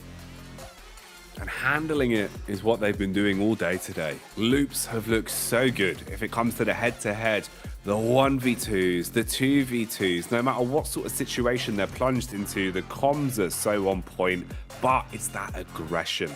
The way that they approach some of these scenarios, Blank, it still looks like some of the teams in this lobby just aren't ready for it. They're that tad bit quicker, that tad bit snappier. Yeah. And honestly, how do you even prepare for that? If you've got Chief jumping out and just ripping you to pieces, Mythic wide swinging on you, Ayala ruining your lives with a DBS whilst he's burning, how can you stop it? It's so tough, man. And I think that the difficulty for a lot of these teams is that Loops is not only just all about aggression, they're about calculated risk, right? When they go in, it's always at a moment when they feel that they're at their strongest. Right now, though, we've got 2 pretty strong lads on the desk they're going to send you over to, and they'll carry you through the rest of this match. Chief. Goodness gracious. Loops get the most insane chicken dinner we have seen this tournament. This team is unstoppable in Aaron Gale. And after that performance, I think for the first time so far in Group Green, we're going to have a new leader. I can't believe it, Max. I mean, Hodrix, ever since day 1, game 1, it was Stalwart at the top. They seemed untouchable, but finally we have a new first place team. It is Loops, and really, with how they've been playing these last 2 days, I am just so happy to see them rise up so significantly. But these plays are just so good. The circle goes on the complete opposite side of the map, Kularis, from where they normally drop. The rotations early game are on point. The late game strategies are on point. They can clutch it out every single match, and they also get the first back-to-back win. What is there not to love about this team? Yeah, they're playing on a different level right now when it comes to rounding out these games. We just came off the back of talking about how good they are in the late game, regardless of what scenario you put them in, and then they do it again here. And my favorite new thing to do whilst we're watching these games is just go Chief as he's popping off over and over, doing over 1,000 damage. That's going to be this game's noise for him doing over 1,000 damage, because what do you say, Hot Jukes? They've looked phenomenal at every step of the game. It's honestly ridiculous. It really is. I mean, I was screaming Mythic for a second when I saw him with that MG3, clutched up a nice 1v3. And I mean, they're firing on all cylinders. It's crazy because one game you have Ayala clutching up. Now you have Chief, Mythic. I mean, what could go wrong at this point? I mean, when it comes to Aaron Gale, they are the kings. And you have Karatozin also setting really strong off angles. Maybe not the most aggressive player picking up those eliminations, but he is putting the entirety of their team in such a good position. And their position is so good right now. They are, in fact, in first place. And Brazil, I'm telling you, man, they are currently in the best year possible, Hodrix, to claim the whole PMGC trophy. That is how good of a playstyle we've seen from Alpha 7 and Loops more specifically this tournament. You know, it's weird, Hot Jukes, because oftentimes I think to myself, yeah, okay, we've talked a lot about these top teams, but what about the other teams? It's not possible to start talking about the other teams right now, considering how ridiculous Loops looks with the way that they're playing things out. The fact that they have taken over Stalwart is ridiculous, considering that they looked amazing in the first 2 days. Star Wars still looks great. They're still playing Erangel the way they want to play it. But Loops is almost not imitating that, but matching it and taking it to another level. Coming late to these northern circles, just saying, we do not care about where Circle 1 is. We're just going to play at our pace, and we are going to dominate the late game. Yeah. And with the Gladiators win, it's like, man, there's maybe some of these bottom teams are going to do well, but the top, as you said, Kalas, they're just like, oh, no, we're here to win. The whole thing, it seems, yeah. Guys, just a little bit earlier, I said that, yeah, you know what? Stalwart are such a point sponge, no one's going to even touch them. And just like that, Loops come back with a crazy performance. I mean, what else can we say here, Cal? I'm not sure. It's great to watch the way that they're playing this out, right? Like the way in which when we see them in the late game, we're almost like, okay, well, they're going to win this out. I mean, Alter Ego, I thought that they were going to have a decent position in this game, but look at the 2v2 towards the end as well. You have Chief on that off angle where it didn't feel like Alter Ego was fully keeping track of how that off angle was going on, because again, we got down kind of snaky scenario, but the eyes on the guy. He is able to pinpoint these targets and take them out, even when taking out Octa, using the trees, knowing that the next potential angle is going to be beyond those trees, just making sure he's got everything covered in his mind. It's awesome. I even want to take the game a little bit earlier to what happened in the mid-game stage. At one point, you saw the entirety of Loops taking a fight towards Procedure, Evos, and Reject at the same time. So as a full squad, they're just holding off two teams, which on its own is just insane because those teams have been showing that they can take those fights. But during that fight, they had 3 players taking that engagement. Chief, again, it's Chief, just over to the western side, and he's just making sure that Xerxia cannot third-party that fight. It's just such a great setup that they're making sure they're always clearing their backs, and they're so efficient at taking these fights. Like, every aspect of the game is down to the letter. So efficiently well executed from this team that, you said it multiple times, Kalaris, and I have to echo this point. When they reach the late game, it just seems like they're just gonna take those wins every time. They're just unstoppable at this point. Man, just absolute flawless execution. And speaking of flawless, of course, we got to give a big shout out to our sponsor and partner here for PMGC, Infinix, with their GT10 Pro, created for esports players. If you guys want to make some plays like you just saw earlier, go check out that GT10 Pro. Also, of course, make sure you're following all the socials as well. Check in that TikTok using that hashtag PMGC 2023, because, man, this is a tournament of a lifetime right here. These veterans, man, are just showing up in ways that I don't think we were going to see before. I mean, Chief, we talked about it earlier. Chief just snaking his way. And he's going to just sit still and just wait for the light. No, he's going to go all the way around that angle and get it done himself. Yeah, it's such a hot start to PMGC 2023, right? These absolute legends of this game are absolutely blasting out of control. If you think about how we were seeing STE start things out, and Loops is just saying, okay, well, hold my beer. We're going to go even further than you are able to do. I didn't think in the first 2 days I was going to be saying that about any team in this group, but Loops is looking just spectacular. You know what? We got to cool down a little bit, guys. We'll be right back after this break.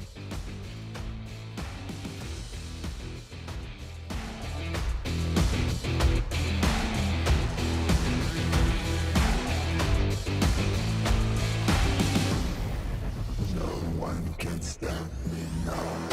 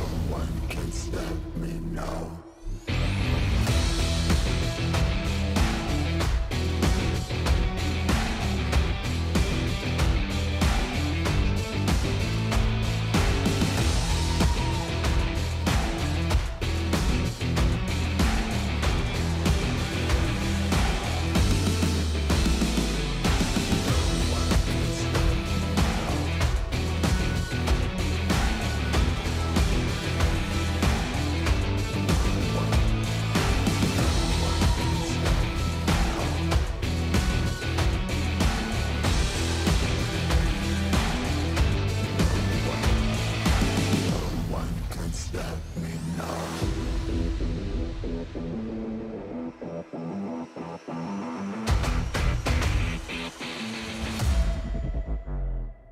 No one can stop me now.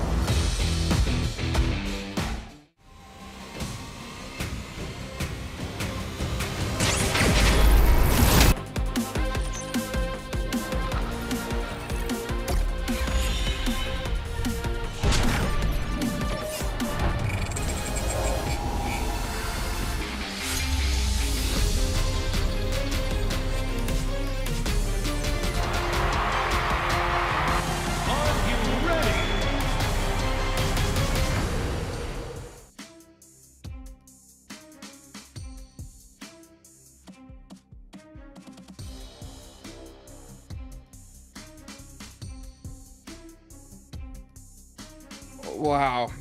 You could see the intensity on their faces there. Luxy, Zuxy, you know that they are starting to feel that pressure. So are the rest of the teams as well. You know, one in particular that I got to really talk about is Alter Ego, right? They did get a nice, good, solid game there. They put some points on the board, I think, at the right time here, Max. Yeah, a really good breach onto Mad Balls too. Unfortunately, they do lose a solo player on that pivot, but this was a very important game for them, Hot Cheeks, because before this match, they were on 73 points in 10th position, which means that they were just on the brink of getting pushed down in the bottom 5. And sure, we talked a lot about your Loops, your Stalwarts, all those teams at the top. The bottom 5, again, is where you really need to pay attention to, because right now, Alter Ego were just about to be pushed under.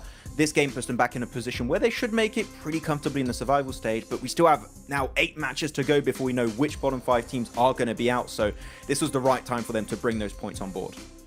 Hey, you know what? One team right above them is Prestige Calaris, right? How do you feel about them? Not too bad, especially for Miramar, of course, as they're kind of set in a pretty decent spot to be able to try and strike out eventually towards that top 3, but it is getting a little bit harder as time goes on, considering that barrier, those goalposts are just constantly moving. Miramar always does reward very kind of controlled 4-person play. We've seen some splits work out quite nicely, and they're not too unfamiliar with the idea of playing out those eastern circles, especially those fields over near Impala. So they have some mastery over Miramar, and I would like to see them convert that mastery. Well, let's see it. Let's go ahead and take it on over to the desert. 2 Miramars left to go here for day number 3. Let's take it on over to Jackie and Blank. Have they mastered their skills, Blank? Is there wood cutting at 999? We will find out once we get into the action here in Miramar. Are they ready for the dust in the wind? They will be buffeted constantly, Blank. It's horrible. It always feels like you have sand in your eyes. Honestly, mate, it's kind of crazy, and you're right. Some of these teams have really got that wood cut into the next level, as honestly, Loops have just chopped down Stalwart from that top spot. Some crazy stuff going on. I think you've got to give a little bit of props to Stalwart, right? You know, they popped off towards that day 1 and day 2, really pushing those points higher and higher. And now Loops is kind of having their surge towards the top. There's no telling if this is going to continue for Loops. I hope it does. And with the way it's looking, it might just. So for Stalwart, let's see if they can get some good games at the end of the day, because some of their strongest matches have been here on Miramar. I'm excited for it, man. I really, really am. There's still some contenders towards the bottom that make it happen. You got Falcon over here, who are just remaining towards that survival stage. But they're looking happy about it. They had a big jump up, and their best game was here on Miramar itself. Lot of potential, exciting plays to be had here then as we move into our last 2 games of the day. Can you believe it? It feels like it's gone by so quickly. A lot of intense chicken dinners today. A lot of up-and-coming squads that felt like they would be down in the dumps, now starting to ascend through the rankings. Home turf for a few of our big names here then as we move into the first of 2 Miramars to close out the day in the 3rd day of play for Group Green. Let's see what we've got in store for us. I mean, already you can see Loops dominating over here on Miramar, with Mythic comfortably sat in the top 4 elimination bracket in 1st place, really hitting some good shots. But you know what? Duello has been showing up in these stats a lot all day today from Reject, who have done a good job, keep themselves in the running, not quite able to overtake Alpha 7 as of yet, but there's still 2 matches to go. Maybe they can do it here. We'll have to wait and see. Average damage on Miramar, 705. Mate. Top, what are you doing? That's unbelievable. Astounding. God. Even that, right? Having the average damage of 2 players on loops maintaining 500, that's pretty sick. But the fact that you have one man who, by the way, I'm pretty sure the highest damage game we saw from Tops was like, what, 2.2, 2.3k, something like that? Yeah. It was pretty outrageous. For his average to be that high, that's insanity. Yeah, because he's just rolling it through, right? That's the main thing. He's keeping on rolling with that damage. And I mean, 2k damage overall, that's sort of like a team's worth just on one side. You got Aegon I8 right now taking a couple of pot shots over towards Procedure Evos, who do want to keep pumping these numbers. Another team probably with a potential of getting up towards that top 3. However, it's Reject to take a knock right off the bat here. Reject, has their luck run out? They've had such a good day of it. Really been farming the points today. Vocalized by the fact you can see them being hard locked in 4th place, with a good distance of points between them and 5th as well. Not the best start though. Trying to detonate the vehicle in front of him as well, but you know that he's probably as good as cooked at this point. Not much of a path for his teammates to rotate in and somehow find a way to save him. So it will just be a matter of time before he expires. Levi's trying to make that a little bit quicker. Yeah, I mean, the rest of his team aren't really even anywhere near to him. I think Luther's got a vehicle, but highly unlikely at this point in time. He's bleeding out, and probably one of the players you really did not want to go down early for, Reject, considering Duello's doing the majority of the work on that team. At least he forces the boys from DX to take out one of their own vehicles in the area. Not likely to cause too much of a sensational hit for the rest of the team. Frozen drops out a little bit too late over towards that western side, ends up falling down the hill. Procedure Evos gets a bit of revenge over towards Aegon I8, who were taking some shots over towards them earlier. And that's a good start for them. 2 eliminations so far for this squad. Nice way to get the blood pumping. Coming into your first of 2 Miramars here. Mad Balls on the move as well, going for the grab on Frozen. Just at the last second there, his wick was nearly burnt all the way down, but he will be saved and brought back into the fight. Pretty necessary for Mad Balls as well. I mean, after what was almost a gifted match on that last one on our angle, and they just lose it out to a push coming through from Alter Ego, that felt like one where they could have taken it all away. Remember, Alter Ego getting a 2nd place from the position that Mad Balls held. If they'd held on for a little bit longer, perhaps things would have been a little bit different there for them. Maybe they were able to get themselves a 2nd place. Unlikely they would win against Loops. Let's be real with it, Jackie. They are just absolutely killing it today over on the point scoring potential, as well as the team fights coming through. Know exactly what they wanted to make happen. And I think as soon as I saw Mythic with the MG3 in hand and Chief start to edge his way up the hill, I was like, I think it's over. I think this might just be a Loops win coming out of it. But they're obviously over towards Hacienda del Patron, but they make a quick movement down towards that south side. They've already got a double anchor in place with Chief as well as Mythic, so the rest of the team can move over towards them. They want to take control of all these matches so far today, which is great to see. Reject do lose that player in the end. We saw that earlier on, so 3 players going ahead with it. See if they can get some more elimination points. See if Alpha 7 can try and extend that lead between them in 3rd place. Alpha 7.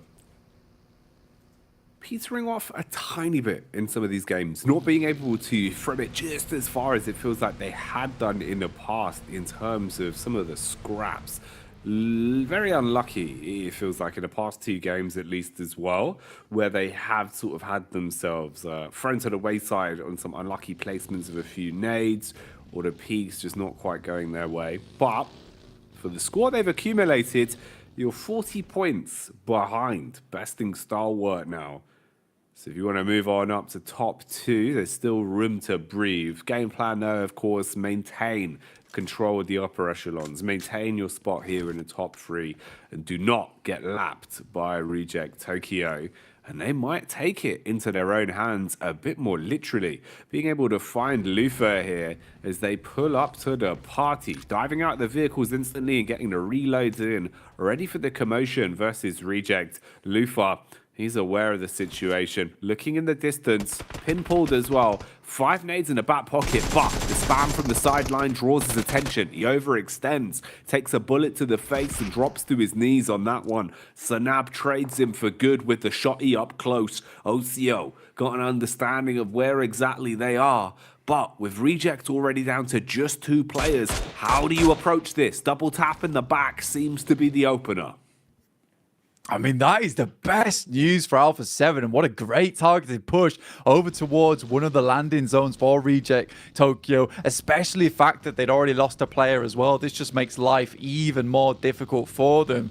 So for Alpha 7, they not only profit on a point there, they also really do leave Reject down in the dumps now, looking very bad here. So great start for Alpha 7 in the sense that Reject probably the closest with the best chance at the moment to overtake them in terms of point scoring, and this is just going to secure their 3rd place for a little bit longer. Now they're more focused on getting a few more eliminations on this match, maybe getting a high placing, really taking off in terms of speed and height towards the top of this leaderboard.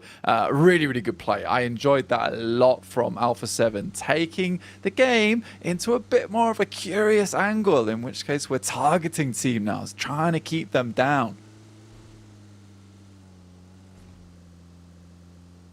Those mind games, an understanding that you physically can take it into your own hands to deny potential point gain for some of these teams now is really interesting. It's going to be so cool to see how they play it going into tomorrow as well, being the last day for the group, where you'll really be sealing your fate. And the difference of a team deciding whether or not you make it to the survival stage, you make it towards those upper echelons, is something that you do not want to allow someone else to decide. You want to be the one to forge your own destiny and make those points right here, right now. Squad slowly on the move as well, getting themselves back in towards the zone and setting up for the 2nd stage. Mabul's playing a little bit slower on this one.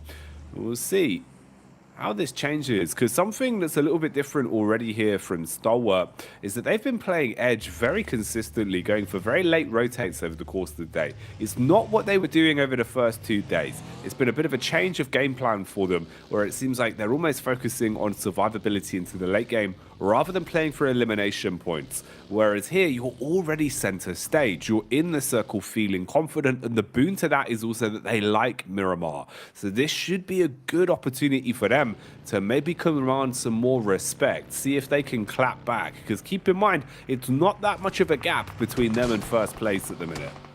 Yeah, I mean, it's sort of a question, because the prize pool in terms of the amount of money you jump up from 2nd to 1st place, it's not a huge amount, so it might be a case that Stalwart is in fact just taking these final games where they know that they've 100% qualified to get a bit more practice on playing that edge play style, because that is probably the most difficult thing to do in a PMGC environment where every single team is difficult. There's no feeder teams to just barrel your way through on that edge side, and this is going to be very important for them to get this practice in versus some of the best teams in the world before heading towards the Grand Finals. Obviously, that is just a theory at the end of the day, but they are trying to get inwards with these more difficult rotations, where I think we have seen them barrel it towards the center a few more times. Losing a player right off the back, though, that seems to be a regular reoccurrence for Stalwart 2, which is going to set them back even more, making that 1st place spot very, very far away.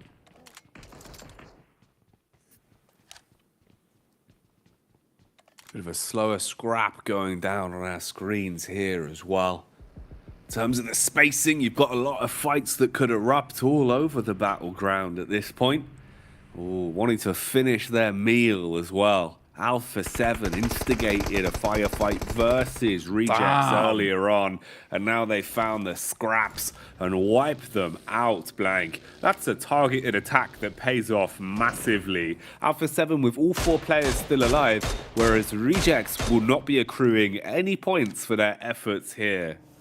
Yeah, it's a smart play when you're super confident in your gun skill as well to target a team like that, because now for Alpha 7, any points that they get on this game is basically profit for them. They're not too worried about Pasija Evos right now with 98 points. They're fairly far away from them in terms of actually being able to score upwards. So Reject really is the main worry at the moment. So you take them out straight away. Alpha 7 now feels super comfortable. There's not a lot of stress on them right now. There's not a lot of pressure on this match of Miramar just to play it out and see how good they can do. See how many more points that they can accrue on this match and pull away from Reject, who look at the side of the road, tires slashed.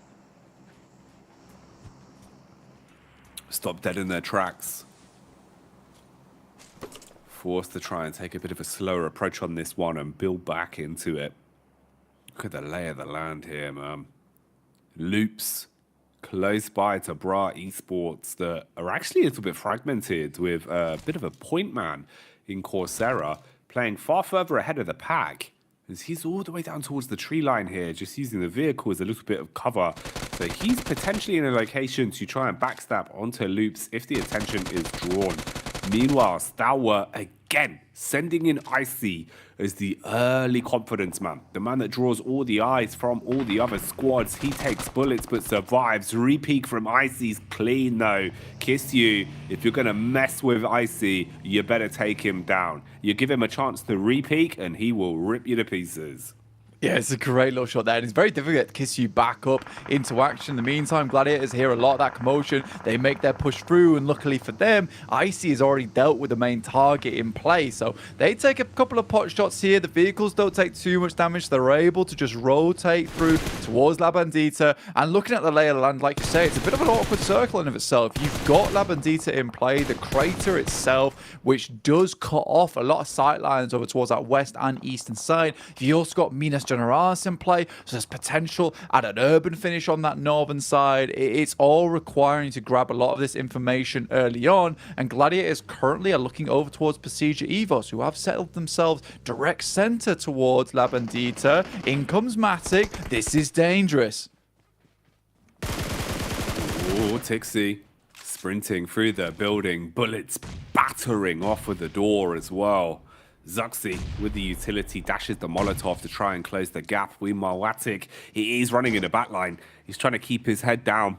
Has nades to work with as well. Forced out because of the util that Luxy threw his way. Buying time for his teammates on a rotate, so at least he has some backup here. The boys from Gladiators arriving now because they need to help out their mans. Matic is all on his lonesome. Down towards the close wall. Nades going into the upper floor of the building. Link backs off from it. Trying to double back and get into a bit of a better spot here. At least resolving the initial conflict for now. They can slow it down. Wait for a mistake to be made. Wait for someone to peek into this. The nades again reinstigate it. Coursera seems to having a bit of a nightmare as well for Bra Esports. And this is looking risky. Meanwhile, flicking over to the POV of DX, it's Parajin that strikes against Zia as Shopper. He's being cut to pieces. Yeah, DX are just not accrued as many points as they might like today. They're still doing fairly decently in terms of getting some here and there, which is nice to see. But I think DX would have loved to have got towards that position where they could strike out towards that top spot of the lobby at the end of the day. Really, right now, there is just only one position over towards that top side. One left remaining ticket to secure your invite, and that is third place that a lot of teams are just battling their way in for. Great shots going through over towards Zuxi as he's forced to back off here as Gladiators try and control and maintain more and more ground. In the meantime, Zuxi's actually gone down, so a good first initial pickoff for the Gladiators. They try to maintain more and more control. Kitsune with the nade kind of spots that they're going to try and pick Luxy up here, and there's potential to grab a second knock off the back of this. Behind the driving seat and on the move, Zia waiting for the contact here. Megamind, his grey gears are turning. Seems like he has an understanding of how he wants to approach this one. Few bullets spammed into the back seats of A8 vehicles. They're going to go for the wide swing around.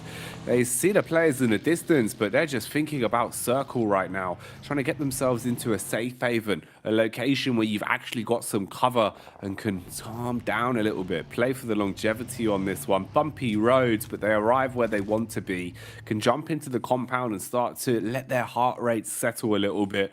Popping the meds for now and resetting from this. You got a bit of Brazilian jiu-jitsu going off in the distance as well between A7 and Loops, as A7 look to have put Loops in a bit of a headlock right now. Only one player remaining from that team, which is Cardozin, off towards that western side. So not only do they take out the chasers behind them in reject, but they're also looking to chase up towards that second spot too, it seems, as Loops is getting further and further down. 162 points. I mean, it's doable tomorrow to overtake Stalwart potentially, but they also don't want to let first place get too far away either. This is overall really cool gameplay from all the squads here on the maps, particularly A7, who have definitely felt the need for speed at the end of the day here on Miramar. Malise taking shots over towards Mad Bulls, coming in from the backside, but a nice little spray down will take down at least one of them out the vehicle. Bullets being spammed into the back here. Malise right in the faces. And Mad Bulls can't handle it. It seems like they've been overwhelmed. Frozen looking to line up the nade through the window as well. Has a great understanding of how to arc this one. Looks like it had a bit of a bounce, but it will still land on target, connecting onto Kisyu and taking him out of commission. So Mad Bulls looking like they were losing their grip on this one, but they grab it straight back and pull themselves into the forefront. Meanwhile, the clash continues for DX. Chow throwing nades out the window, trying to smoke himself, but set ablaze by the Molotov. Doubles back and looks for a secondary angle to try and peek this one. That's Earths drawing all the attention. Meanwhile, Megamind and Chopper are down the bottom of the gulch, jumping in the vehicle to have some speed to play with. Trying to get further up here. This is towards La Bandita, and it's a huge amount of teams all locked in this area right now, Jackie, towards the south side, who have to breach over towards the northern edge. Right now, Gladiators have got a huge amount of control. They weren't able to finish off Luxie here, but the way they've set themselves up, they've got a nice cross along that northern edge, which means Pasija Evos is likely going to be the first to face it. Not only that, they're one of the only teams on this south side that's still in the circle. A really good opportunity for Gladiators to pick up a lot of points, but do they have the gusto in them to do it? Do they have the determination to pull this one out the bag? I have questions, Jackie. I have worries. We'll see what happens in the future. We don't have a crystal ball that could give us a good answer on this one because it's such fine margins. So many little things that are painting this big picture right now. Slowly but surely, the squad's moving forward. Numbers starting to dwindle across the board. Teams beginning to thin. Falcons up on the angle here, putting bullets towards the X. Looking to lay claim to a couple of eliminations. Meanwhile, Frozen, he's been struck and taken down by one of the Bra Esports boys, being able to get into their grill and look for aggression here. Big spread of teams. Alter Ego in the clash versus Malise take the first blow. Seems like Gladiators as well, trading name for name as they go down right in the back of the plane, fighting towards Evos. Evos, you've got high ground with this. Utility either side as well. Matic backing off. Falcon still scrapping above them, looking for a peek through the window, back exposed, couple of bullets connect onto Luxie, but still not enough to make them swing into it. They're still waiting for that moment when they feel fully confident to engage. And meanwhile, Zaxi looking for the reposition as well. This is what I'm talking about too, though, with the fact that Pasija Evos will be the first to face any team starting to breach across on that south side of La Bandita, as A7 actually has moved in, taking a shot over towards Pasija Evos, took one of their players down. DX, like you're saying, still battling off versus Falcons, hitting some lovely shots over towards them as they try and manage the push through the blue, but it's just not happening so far. The battle back has been good, but it's only one player down for Falcons. Chua comes through with the DBS, isn't able to handle it. Just Parajin now left remaining, exploded, and Falcons can move on with all 4 players still remaining. Stalwart keeping things happy over towards this northern side. They've got Alter Ego surrounding them, but they can live this one out a little bit longer. Slow and steady wins the race in a position like this, where a single misstep can cost you so much in terms of your tournament lives. Bra Esports, just lurking, waiting, listening for an opportunity to try and make the move. Nice nade, knocks the aim of Alpha 7, but it's too little too late for Topsic. He can't actually make the distance, has to suffer and go down to the play zone, giving up the potential there. So he's removed from the equation. Alpha 7, they're going to be happy to reset. All 4 still alive. You can build from this. It's a 9 elimination game. They're gunning to try and stay within this top 3, within this upper echelons, and potentially push even further. If they've already found 9, how many frags can they get before this one ends? Stage 6 coming up as the zone's going to get even tighter. Less room to breathe, more room for error. Right on top of Tiambra as well, holding a strong position in this compound towards the middle side of Minas Generalis. Everyone's going to have to push towards them on what is pretty open zone. A lot of these teams at Labandita Crater will have to battle this one out because there is potential just to play that lip up towards the northern side. A7 might even be thinking about it themselves. So one of these teams is going to find themselves a decent position off the back of Labandita. But who will win out? Falcons, who got here late, haven't really joined the party. Gladiators weren't able to shut down the boys from Pasija Evo, so they've got away with all 4 players, and it was a real stalemate in this position. The main thing is they have survived this. Alpha 7 take down Tulika and the rest of the Mad Bulls, now up to 11 eliminations, further extending that lead. They teased Reject with a 4-point gap, and Reject was not able to catch up, were not able to grasp out and pull themselves further, and now A7, they're just going to leave them in the dust. Talking of being dusted, that seems to be what's happening for Evos, being dusted with a fine peppering of bullets, replying straight back though, as Sanab will be struck down. Alter Ego also finding the backdoor approach, so they strike onto Alpha 7 whilst their attention is drawn the way of Evos, meaning they've bitten off a little bit more than they can chew here. Rosemary as well. Oh, these are some crisp shots, Blank. Yeah, killer with that SLR there, getting a lot of work done alongside it. Some decent headshots. And A7, currently in the circle though, and it's Pasija Evos that have to chase. Look at this though, Falcons got such a good read over towards Gladiators. Both teams will have to move at the same time, and it's all up to who hits the shots first. If you can send them back with a barrage of bullets, get a lot of damage done, it'll be good for you. But Rosemary still popping off. This is where it gets tricky. You have to push out from the blue. 2 go down already. There is at least 1 frag over towards Falcons, but it's just not enough as Gladiators left this way too long.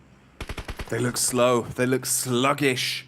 They were confident at the start, but the longer the game went on, the more they turtled, the more they played defense. And right now, it's a tenacious offense that's hitting them as Falcons hold from the top of the hill. Bullet after bullet, they get left feeling ill as Evos aggress onto them. And it seems like the Gladiators' run in the arena is ended short. No one is going to be happy with that finish. It felt like there was a chance that they could project themselves a bit further today, but short endings here. Aggression coming out from Zuxi. Up close with the shot, he takes the blow towards Alter Ego, and silence is won. Zuxi as well found time to go for the heal. Wants to try and play off his teammates. So many down players on either side all around. His decision making has to be smart here. Prioritizes the fight onto Rosemary in the distance. Needs to keep himself out of trouble though. If he goes down, it'll all be wiped off the face of the game. Instead, looks for the Reds, can play off his teammates, then go for the knocks. Yeah, massive split coming through from Alter Ego. And you wonder how much of a throw this kind of is from that team. They let 2 players stay up. Pasija Evos is just going to take down both of them as Luxy sprinted over towards his brother earlier on. Misery might be a pickup as well for them, get them back into the game. Tiamba, though, still have maintained this compound for so long. Very hard to breach. We'll see if Tiamba can pull this one through, see if they can get themselves their first chicken dinner of this tournament. It would be nice to see.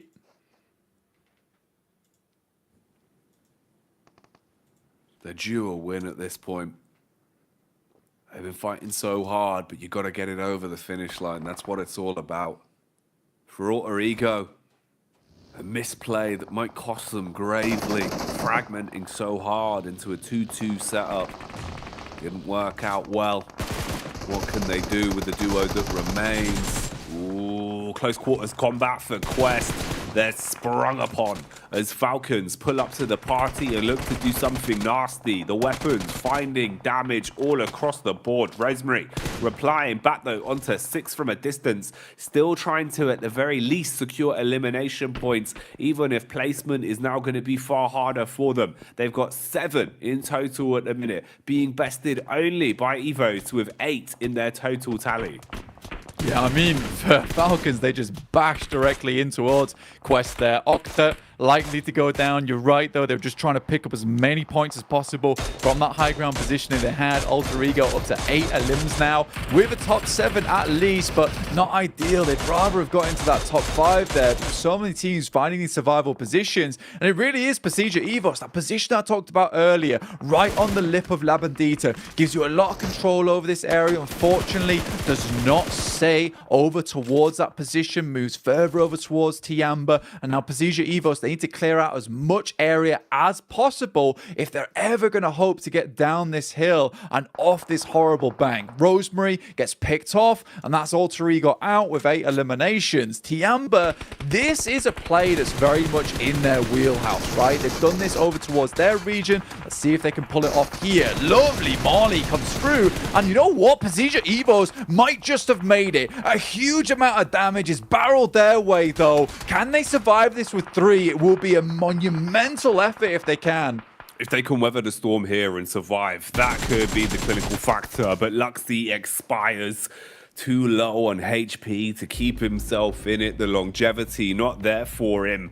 But we do draw into the final 4. Stalwart with a solo king looking to deal some damage. But you're talking of damage, and that's coming straight out from Zuxi, forcing them up towards an 11 elimination total at the minute as he just slays Falcons in seconds, putting them down in the ground. Absolute insanity now. Surely all attention has to be turned to Tiamba, the only squad with 4 players alive.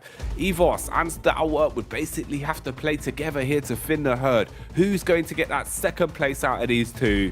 That's got to be the big question. But Tiamba, they're gunning for their chicken dinner. I mean, it's the freest chicken dinner they've ever got, right? They didn't pay a dime for this bad boy. Stalwart, though, I think we have to mention them somewhat because, again, they're towards this top 5, never leaving it for loops despite getting some insane performances game to game. Stalwart are never outside of these top placements, and it makes it difficult to profit over them. So, even though they got ahead, looks like Stalwart Icy might just be looking for himself a second place as he looks to remove the other team that is in contention. Some nice shots from him, trying to lock it down, but the blue will push him in. Can only step up for a second, wants to secure it here and now, able to take out Zuxi. Is it too late though? I think it is. Expires to the zone. Had full confidence in himself and fair play. It's the only option you had. Take it into your own hands and try and guarantee the second place, but unable to survive the damage from the blue. Unable to get both of the frags he needed. Leaves it all on Misery, that right now is probably going through an absolute misery as he will lose that one. Gives up the goods to Tiamba as they secure it and take a chicken dinner. Like you said, an absolute freebie blank. Just playing the percentage game, not over egging the pudding at any point, playing it very smart and being gifted some good scenarios that they took with both hands. Yeah, I mean, they've seen this circle before many times in their own region. I think I even watched a win where they went to this exact location, made the exact same rotate, the circle came over towards them, and they won off the back of that. It's almost hilarious how similar it was. It's a 2-elim game with 328 damage. It's a freebie. You'll take the 12 points, but Tiamba needs more than this in future. It is a little bit of a good boost for them going forward, considering how far they are down the tables. But yeah, it's not impressive whatsoever. I think what is impressive, on the other hand, is Pasija Evos. They played some tough terrain. They played through some awkward areas, pincer between Gladiators and the army of teams that sat at their backs towards La Bandita. Bandita still able to deal with A7, hold off the push coming through from Alter Ego. There was a lot of special moments there in that game for Precision Evos, and Zuxi and Luxi, the twins, they made it look pretty decent alongside with the two other players on their team. It's just a nice, well-knit unit for them now. Every single player to their strengths. It's exactly what you want to see there. And still more action to come your way. One last game of Miramar today, so join us for that. But for now, let's get back over to the desk and talk about the action we just saw. Tiamba get a chicken dinner served to them on a silver platter. And honestly, they needed it. They needed it real bad. This is one of those teams that was in that bottom 5, and they were able to clutch up some serious points here, Max. And hey, Falcon got some good points on the board as well. Yeah, I mean, Falcon, I was really happy how they were playing the southern eastern edge of La Bandita, clearing teams like Deep Xavier, then having a good overview of teams trying to leave La Bandita, like Gladiators, like Persija Evos, trying to pick up those eliminations left, right, and center. So I'm really stoked with how it was played out by Falcons, because they were tied with Tiamba just before this game, Hotjix, with 73 points in 12th and 13th position, respectively. So this is great for them to push up in the rankings and hopefully make it into the survival stage. But those elims of Persija Evos, god damn, they were fragging out from the get-go. Unreal. And honestly, I think almost all those eliminations were on the side of Zuxi by himself here, Kalars. Yeah, they were. Really happy to see 8 or 9 elims going his way. Just fantastic stuff once again coming out from Persija Evos. And I'm happy to see kind of, because they came through the south side of this circle, which was very thick with teams. So being able to survive through all of that was fantastic. I've been thinking about how to frame this kids meal 2 chicken nugget chicken dinner for Tiamba, and I can't really beyond, as you say, being served on a silver platter. It was a tiny chicken dinner for Tiamba. A little snack. So sweet. A little baby snack. We'll take it to the bank, that's for sure. Let's take a look at the change, though. Oh my gosh. Okay, a little baby snack, but that pushed them all the way up to 8th place. They'll definitely take that right here. Remember, guys, bottom 5 are eliminated. There's only one match left here, guys, right? One more here today, and then tomorrow it is just all she wrote for 5 of these squads. And I am so surprised to see some of these names here, Kalars. If I'm being critical here for a moment, and I do always want to be honest with the audience, I do think Tiamba is capable of more than what we've seen through them the last couple of days. But they have sort of been coasting in this tournament so far. But hey, I mean, if it gets you into the survival stage, I don't think that they're a contender for top 3 at present. There's no way they're going to be able to catch up with that moving goalpost going along. So you're aiming for survival, regardless of where you get between 4th all the way down to avoiding top 5. It's going to be good enough by the looks of things. They're kind of in that salvage mission kind of situation where they're just trying to, okay, we just want to make it into the survival stage. If we make it there, we might have to adapt our playstyle. Right now, we just need to get those points. And a game like this, sure, they do get themselves the win, but as you already said, Kalaris is like a very small chicken dinner. Only 2 eliminations on board. You want to try and rock up a bit more just to remain safe currently on the rankings. But it's just, it should be enough. But they do the wide wraps, but when it comes to taking fights, I feel like that's where they really struggle the most. By the same token, I get it though, right? Like, if you to play devil's advocate, I'm being a little bit critical of them here, but when you've got a compound like that and the circle does keep navigating towards you, and with the terrain that exists there, you've either got people lying down in the fields north of you, which are probably just kind of scraps here and there anyway, from the fights that they've had, kind of folding down in from the north of that circle, or everybody's up the hill already having fought against each other in La Bendita, and then it's just wounded teams coming down from it. Just play it out, let the circle come to you in this kind of scenario, and just take the win. Yeah, I mean, that's what you got to do with that situation. I mean, of course, we want to see teams really maximize that potential. When you get those kind of dream circles, you want to see that with a ton of eliminations. Unfortunately, with that kind of zone, Tiamba weren't able to really get that conversion. But at the end of the day, right, they were still able to rocket launch themselves out of that 11th place cutoff all the way up to 8th. 11th place is the goal at a bare minimum for squads. And, looking over at 11th place, we got currently Mad Bull sitting there with 79 points. Quest is below them by 1 point, Bra by 2. and Gladiators with 65. Man, I think if you're Gladiators, it's honestly, it's top 3 time right here and right now, Max. Yeah, they can still make it, right? But it's so weird because at the top of the rankings, it's clearly solidified itself as like Loop, Stalwart, Alpha 7 Reject, like all those teams, they're not going to budge, right? But the bottom of the rankings, it is moving pretty much every game. And I think it is going to be for 1, 2, maybe 3 teams in the bottom of that top 5 that are going to be able to push their way into the survival stage on that last game tomorrow. I think it's going to be that close, hot juke so far because it just, these fluctuations are all over the place. It's really, really hard to predict. You just need one good game like for Chamba. They jumped up to 8th position in a singular game, and that was only with 2 chicken dinners. That is how close it currently is on the bottom of the rankings, so it's very unpredictable to know who's going to be able to avoid that bottom elimination top 5. Yeah, I mean, it's crazy to think that, Tiamba could still get eliminated here. That's how close this is, right? So if some teams at the bottom really start popping off together, something could happen here. And honestly, Loops are now in that position that we thought Stalwart was going to be in. They have such a ginormous lead here, and they can continue with that. If they get a good game here, Kalaris, tomorrow they're going to have so many points that they can almost do anything they want in the lobby. Yeah, they're feeling quite comfortable. I mean, depending on how they want to approach things, right? Erangel is the half of your games throughout it, and they're coming in late anyway. So a lot of what they have as an impact on the lobby is just them, slowly moving in. And if anybody gets in their way, they've got to be careful. Well, are any of these bottom teams going to be able to clutch it up in the final match today? Jackie Blank, that's my question to you. Which one's going to be able to get it done? Oh, you know what? I'm feeling that we're getting towards that sort of time of day where Stalwart need a chicken dinner. Their bellies have got to be empty, Blank. Surely it's about time they whip out the extendo fork and shove it straight in. Yeah, they're hungry, man. They extended the long fork. That's what we needed, man. We needed this created, all right? At the long fork for Stalwart, they want to get themselves that chicken dinner. I think it's so unnecessary at this point. I feel like people are starting to think they're just not that much of a threat. I do believe, though, this idea that every single game they're getting towards that top 5 is a little bit frightening, especially when we go towards that grand finals. A team that is just so consistent like that, with a couple of good games, they can really send themselves ahead. Here's a team that keeps making some fairly decent decisions, but just can't follow up from there. It's like, they have a plan, but it feels unfinished, right? They're not getting towards that end game of Gladiators. They need to start thinking about what they want to do once they get towards minute 18, minute 15, because that's where they start to struggle. And this is really their last chance to shoot themselves towards a position that will look good for tomorrow. Right now, everyone else, including BRA ahead of them, is ahead of them by quite a bit. 65 to 77, that's the jump up from 14th to 13th. And then from 13th to 8th place, that's 77 points to 85. It's real close.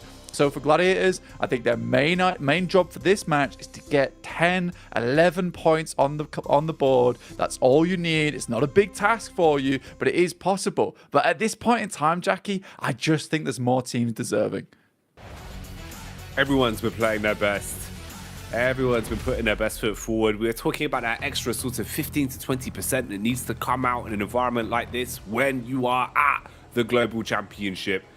And for some of these squads, we're seeing it more than others. Last game of the day today. If there is any room to impress, any room to show us what you've been hiding up your sleeves, now is the time to pull it out, because this is one of your last opportunities to gain points. All of the games tomorrow are going to be absolutely ruthless, and a single mistake could cost you your tournament live here in Group Green. Surviving to at the very least make it to the survivor stage is going to be a big prospect. We've got the play path on our screens. Let's see how this goes as we get into our last Miramar for the day. It's got to be a big one from some of these teams. You got to set yourself up for success tomorrow. You do not want to be on the back foot moving into that first Sandhawk, especially when we still got hot drops going on and you could be out in a snap of the fingers, right? That is the scary thing of it. Prestige Evos getting themselves quite a lot of points in the last game, up to 115 right now. Sat just a little bit behind Reject. Two teams now challenging off for that third place position. The only one that looks a little bit open there, but the way A7 played that last match, 11 eliminations by around about minute 15 was absolutely mega from them. Let's see if they can do a similar thing here. Let's see if they chase down Reject, try and put them in their place again, because Pasija, they're a little bit too far away to be messing with this early on. So is the circle. Hard down towards that southeast side. Tiamba might have just been thrown another bone. Tiamba, off the back of the chicken dinner that felt like it was gifted their way. Are they going to be fueled? Are they going to be re-energized? The extra bit of protein giving them an extra leg to stand on again, with the circle favoring them off the back of the get-go here. Also another big question for Stalwart. How do they adapt? How do they play coming into this? They need to show us that it's not just a fluke. Keep other teams scared of them, because that's the one element you don't want to lose. The fact that yesterday everyone was scared to play against you. Talking of being scared though, this is like one of those Halloween horror houses. Ayala, he's standing there like down a dark corridor. He's got a hatchet and he's waving it around. Everyone's screaming. It's terrifying, that moment. I do like that Al Hadji had the plan though, right? You saw him chase down the vehicle in those dire moments, trying to steal it away and drive off. That would have been hella cool if it did happen, but unfortunately not to be, as Loops picked themselves up the first point of the match there, leaving them with 63 players remaining. But it's all about this position down towards the southeast side of the map, right? Pasija Evos right now looking to chase Alpha 7 in that third place position. The Indonesians looking to secure a spot towards the Grand Finals, punch their ticket towards Turkey.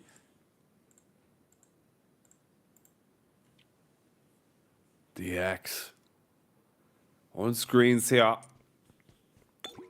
Now DX, some of the games we've seen from them have been quite impressive. They're still going to want to add a few more points to the coffers though. Get a bit more out of today. Loops, they've had enough points. My God, have they been giving it. Popping up in the stats here as well for total elims. I mean, this kind of vocalizes probably the reason why they've been playing so well. 3 of the 4 players in the top 4 for total elims. 35, 32, and 30. Matching top even. Who's been an absolutely unsatiable fragger. That's crazy. It's sort of ridiculous, right? That if you take the elims alone from these boys, that would be a 5th place right now, which is insane. Luckily for Pasija Evos, they'll lose Zuxi right off the bat. Really not a good moment for you if you are Pasija Evos. You wanted to get a good game here to set yourself up for tomorrow, to chase down Alpha 7. Try and take away their ticket, remove it, nick it, steal it, and make it your own. And I think for Pasija Evos, losing Zuxi like that is really not ideal. He's actually been stepping up in a big way that we haven't seen for years now, since 2020.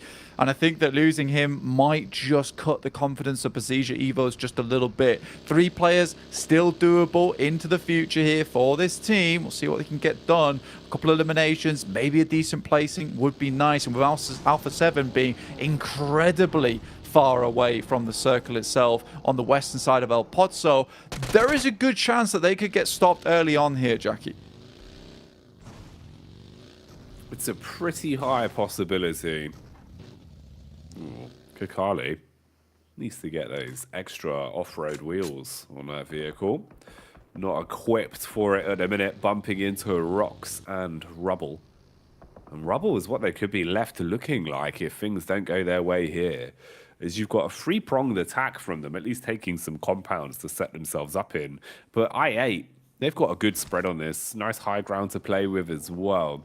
And they're just going to be peering down. Looking for a little bit of a double back though. Not overcommitting to anything yet. Don't want to throw the first hand their way and make any mistakes. Alpha 7 on screens again here as well, as they are on the move. Alpha 7 feels like they've been really cruising close towards second place the entire event. Always popping up in the final circles, always having eliminations that are giving them an extra point score to work with. Today, though, they have been second to Loops in nearly every situation. And Loops are the big dogs on top of the pack, 180 points ahead of Stalwart even. A huge shake-up considering where we were at the end of day one. Ooh, DX. Close by towards Zia. Zia definitely been a lot more confident going into fights today, Blank. It's one of the few times we've seen them scrapping and actually getting some elims under their belts over the course of the past 3 days. Yeah, just struggling to get a little bit further into the game though, has Zia. That's their only issue. They start off looking fairly strong.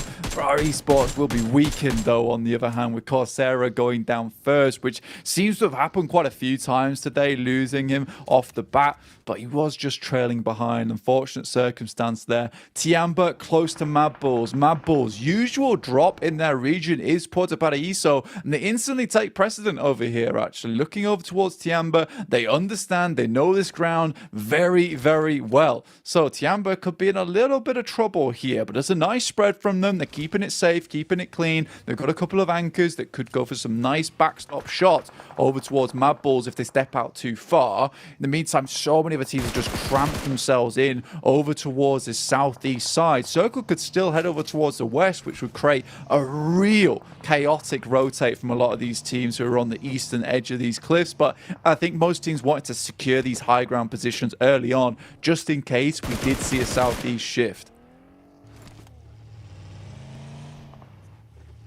Tulik up behind the driving seat at the minute. Mad Bulls, oh, they've been up and down like a metronome, constantly swinging back and forth. And it's a shame. It felt like they were starting to get themselves into a bit more of a consistent groove with some of their earlier affair today. But it's been hard for them to maintain it. I don't imagine it's going to get any easier here as well. Circle starting to close as we move into the second stage. A lot of big rotations to be made for some of these teams, but this does bless a few of our other squads a little bit more here. Stalwart now being gifted a bit more zone control and also centering up around rejects. Sarah and the boy is going to be happy with this one, feeling like they've been able to locate the dead center instantly, and what would have been a very long rotation for Gladiators is now halved. Yeah, shortened considerably, which is really, really nice for them. Reject, like you say, get themselves a center position. This is where they've been performing at their best today. That's where they've been looking the cleanest. So Reject happy with this. Another team that wants to climb even further towards the top into that day 4 where every single match counts more than anything else. Stalwart on that northern side, you said they were looking for that chicken dinner and they've set themselves up with 4 players, not lost anyone right off the get-go just yet. No one's gone off the rip. So this is decent. This could be good, but a Los Leones finish, that would be so crazy for an end game for us today. We've had massively mad matches, one after another, and I can only expect another to come at us very, very shortly. DX as well as Falcons taking a little bit of damage against one another, but DX currently set up inside the concrete and the longhouse. 6 wasn't going anywhere. No, 6 needed someone to watch his 6 there, and his 9, and his 1. Unfortunately for him, there wasn't enough teammates to cover the whole clock face, so he goes down. And the rest of the boys on Falcons getting punished as well. Oh, this is not ideal. This is an endangered animal, Blank. Falcons, they need some protection right now. They need to be put into some sort of society to defend them because they are just being abused by the local hooligans that are DX. They're throwing stones at birds, Blank. You can't be doing that. It's just cruelty at this point in time. I think for Falcons as well, like the way they're playing on this edge side, they want to get further inwards, get some of these compounds ahead of them. They had a pretty good safe plan for them, but DX has just held them out nastily. And for Falcons in a position where they're in 9th place right now, 84 points, so close to the border. When you think about the fact that right now, 13th place, 77 to their 84, so easy to drop down out and into that bottom 5 where you would be going home tomorrow. So for Falcons, again, this day has just not been pleasing to the eye whatsoever, and it was probably the one day where they wanted to have a big performance, where they wanted to jump further up that ladder. DX understand this. They've been playing their cards pretty safe, pretty close to their chest, just trying to get minimal points per game or an average amount to where they can stay within like around that 4th to 6th position. And that's exactly what they've done. They're in a spot right now where it would be difficult for them to drop out of the survival stage unless there was a massive amount of performance gain from a lot of these teams down below. Gladiators, again, a nicer rotation from them. It was slightly assisted, like I said, by the circle moving over towards the west. And now they have a lot of control over this western side. There's not a lot of teams around here. They're going to group things back up again. And they can just start taking pot shots off over towards teams on that eastern side. But Loops, they've identified their position. And it's not a team that you want to have eyes on you from. Big brawl between some big names seems to be what is developing. You can see it bubbling up like a pasta pot. They're all getting ready for this scrap. STE playing from the high ground. Rejects close by with Tianba just down towards the wayside as well. Eyes on the prize. OCO lining up the nade, strikes down with it. Meanwhile, Lufa takes control of the ground floor. Whoa, timing on a repeat as well, looking for a follow-up shot. Got caught on contact as he flanked through the open doorway. Oh, this isn't looking good with a shot here. You're going to be overwhelmed on the peak. OCO unable to handle it, crumbles because of it and goes down. So you've lost 2 members of the squad, severing them and leaving them in a far worse position now. So for Reject, it gets an awful lot harder with just 2 of them remaining. Only a single elim secured over the course of this one so far as well. Honing into what Melissa are up to, they're having a bit of a late rotate as they'll be pulling up towards the circle finally. But look who's ahead of them, Alter Ego. And they've got control of a shed. Love a good shed, these guys. Quest waiting for an opportunity to strike as well. They actually had a pretty good position. It felt like they were trying to get an angle to backstab onto Gladiators. Instead, though, they've gone a little bit too far around and exposed themselves onto Alpha 7. And Alpha 7 do not take too kindly to anyone sneaking up on them.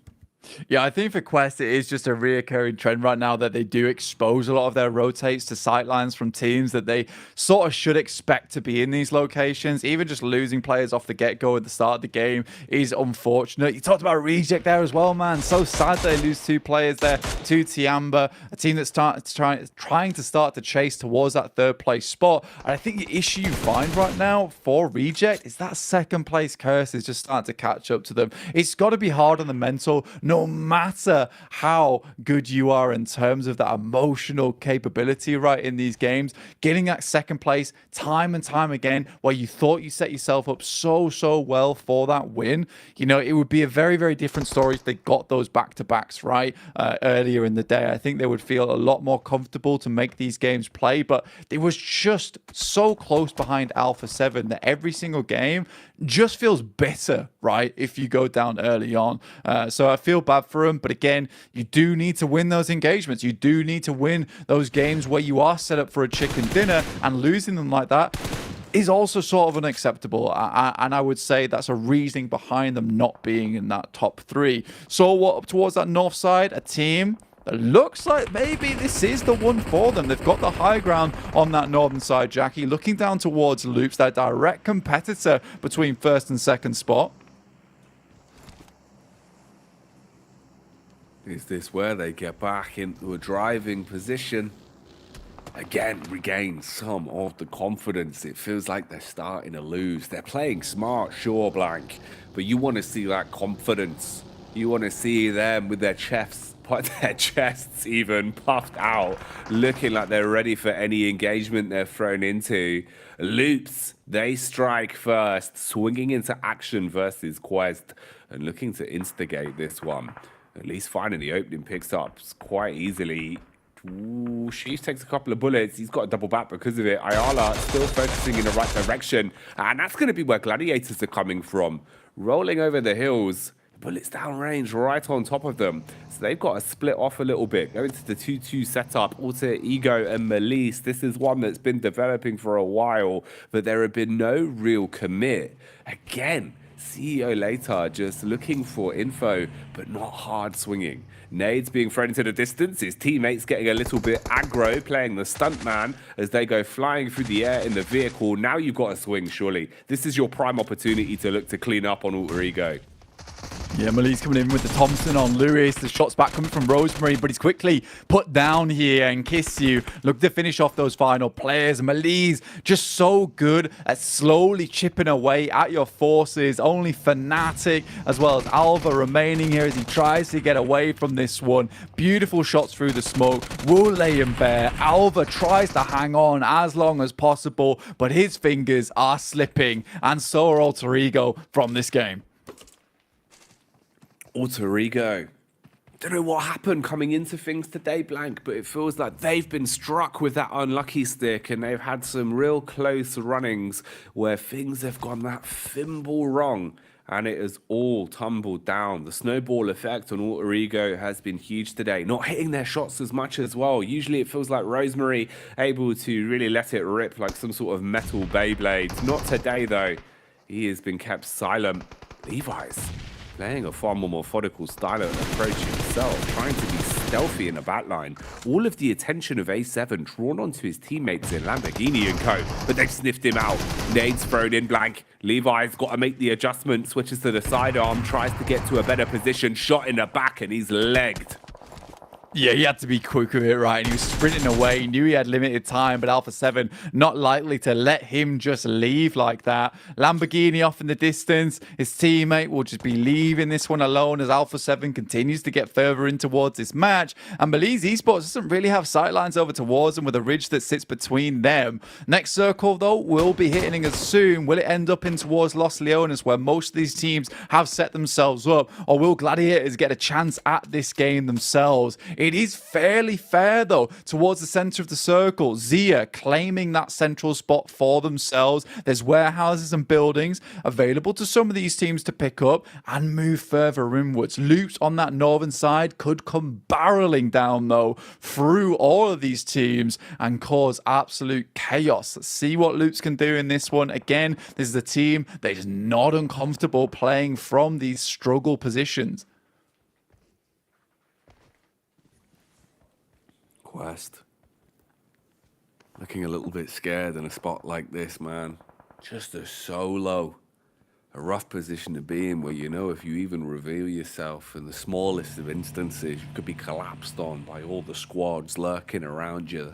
The hyenas that are roaming on Miramar right now. Alpha 7.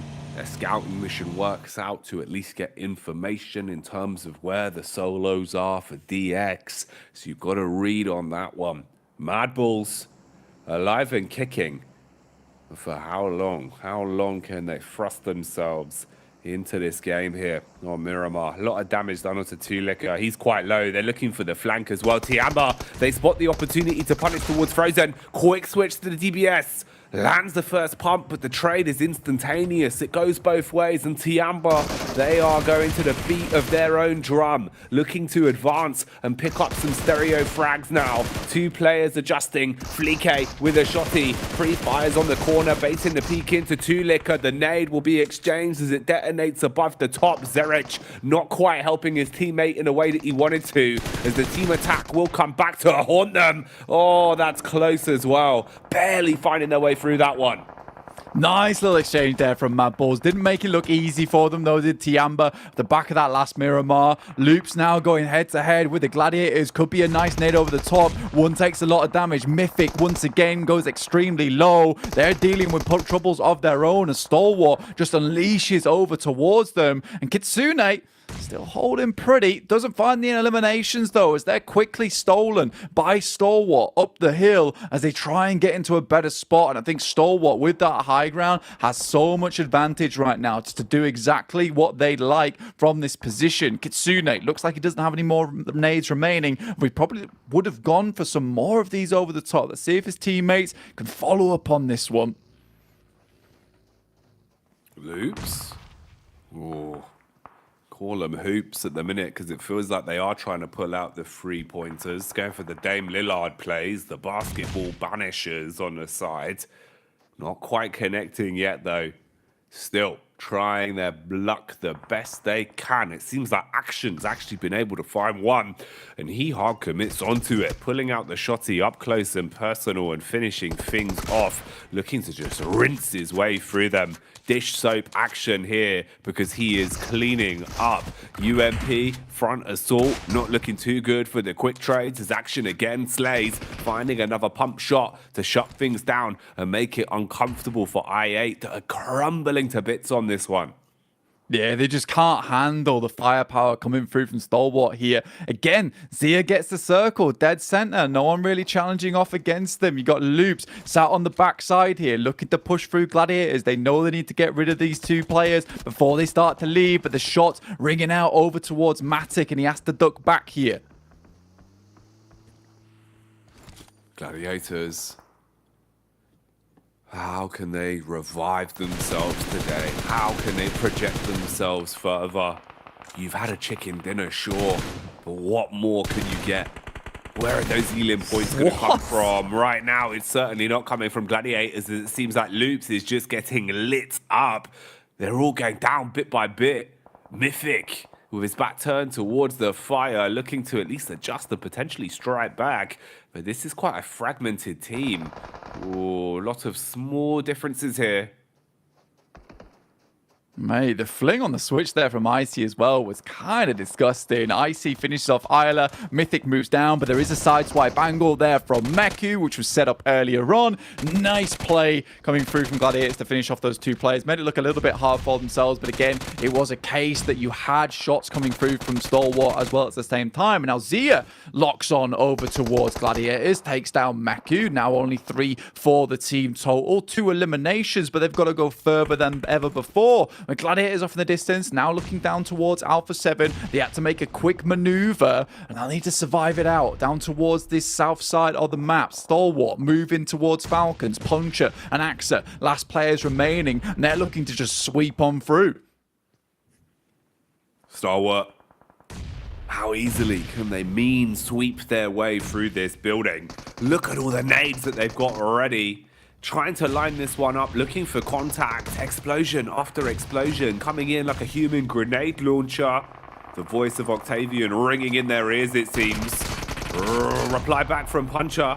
Throws one out. Looks for the quick heal as well. You've got so much utility detonating all around them. This has got to be such an uncomfortable position to be in. At least for Falcons, they're finding the odd angle. They're finding the odd room to breathe and peek back into it, keeping everyone feeling uncomfortable. Axa got a bail now. Far too low. Can't close the gap. The nade from Action stops him dead in his tracks. Puncher waiting for the peak. They're going to close the distance, but this guy could come back to haunt them. Won't matter though. DBS not going to find it. They're able to slow things down as Nurzed slays the Falcons finally, and they lay claim to the building. They lost one player in the process, but overall, pretty clean fight there from Stalwart. Just easily finishing that one out. In the meantime, it's Gladiators who helped out Malaise Esports by removing the threat of Alpha 7 on that south side, letting open that warehouse for them to move into. But the Gladiators have been ping-ponging from spot to spot. It's not been easy for them, especially with the tournament they've had so far. Their life has been rough, yet they're still finding shots. They're still hitting their target. It looks like Matic even found one of the players from Stalwart there, but has to be careful. Those lads will hit shots if you give them the chance to. Tixie moves on back, sees if he can find an angle over towards Malaise Esports, and I'm scared now, Jackie. This is where Gladiators start to fail a little bit. It's when they take these 2 wide splits, players getting knocked off in the distance, impossible to be brought back up again. It's like when you get to the bottom of the butter blank, you start spreading yourselves too thin. And they cannot afford to make those mistakes. Make or break for Bravo. And Kane comes in with the backbreaker, cashes in the money in the bank to snatch away that one as he'll wave goodbye and claim another pickup. He's in a good angle as well to play off his teammates here. It's Reject Tokyo that you are starting to fight towards. And Ocio is the only one that remains up on top. Looks for the peek out, bullets down towards Evos. But you've opened yourselves up to a whole can of worms, and these worms have got guns. All of them looking your way now. Not much room to breathe for Ocio. He's going to have to play this so slowly and hope that you can third party a little bit later on. Kane is still watching in his direction as well, with Evos having the exit covered. So you are just a mercy to the blue here. Got to go very slowly. Bra being able to fight back down the hill as well, putting bullets towards Gladiators, making them a whole lot easier to clean up. Yeah, Tixie just keeps peeking back up this way. He knows there's realistically only one exit. Nice shots from Regiocio, but immediately found in the process. Pasija Evos allows that opportunity to not go unclaimed as they take down one of the players. Smoking outwards now, though, because they know that they need to cross. Three-man team still available. Zia, Gladiator, Stalwart, all looking for their chance here to push over towards the central position as the circle moves further down towards that south side. A very, very important game here for Gladiators if they want any chance in hell tomorrow, and they got to keep pushing forward. Nades in the hands of Evos. A few shipping crates providing them protection. Backstab from Matic as the main man. Let's loot. Oh, the spray down, slay down as he claims two and puts them on a pedestal. Gladiators starting to get the blood pumping now. 6 eliminations and counting. More to be done for them. They've sharpened their steel blank. They're ready for this.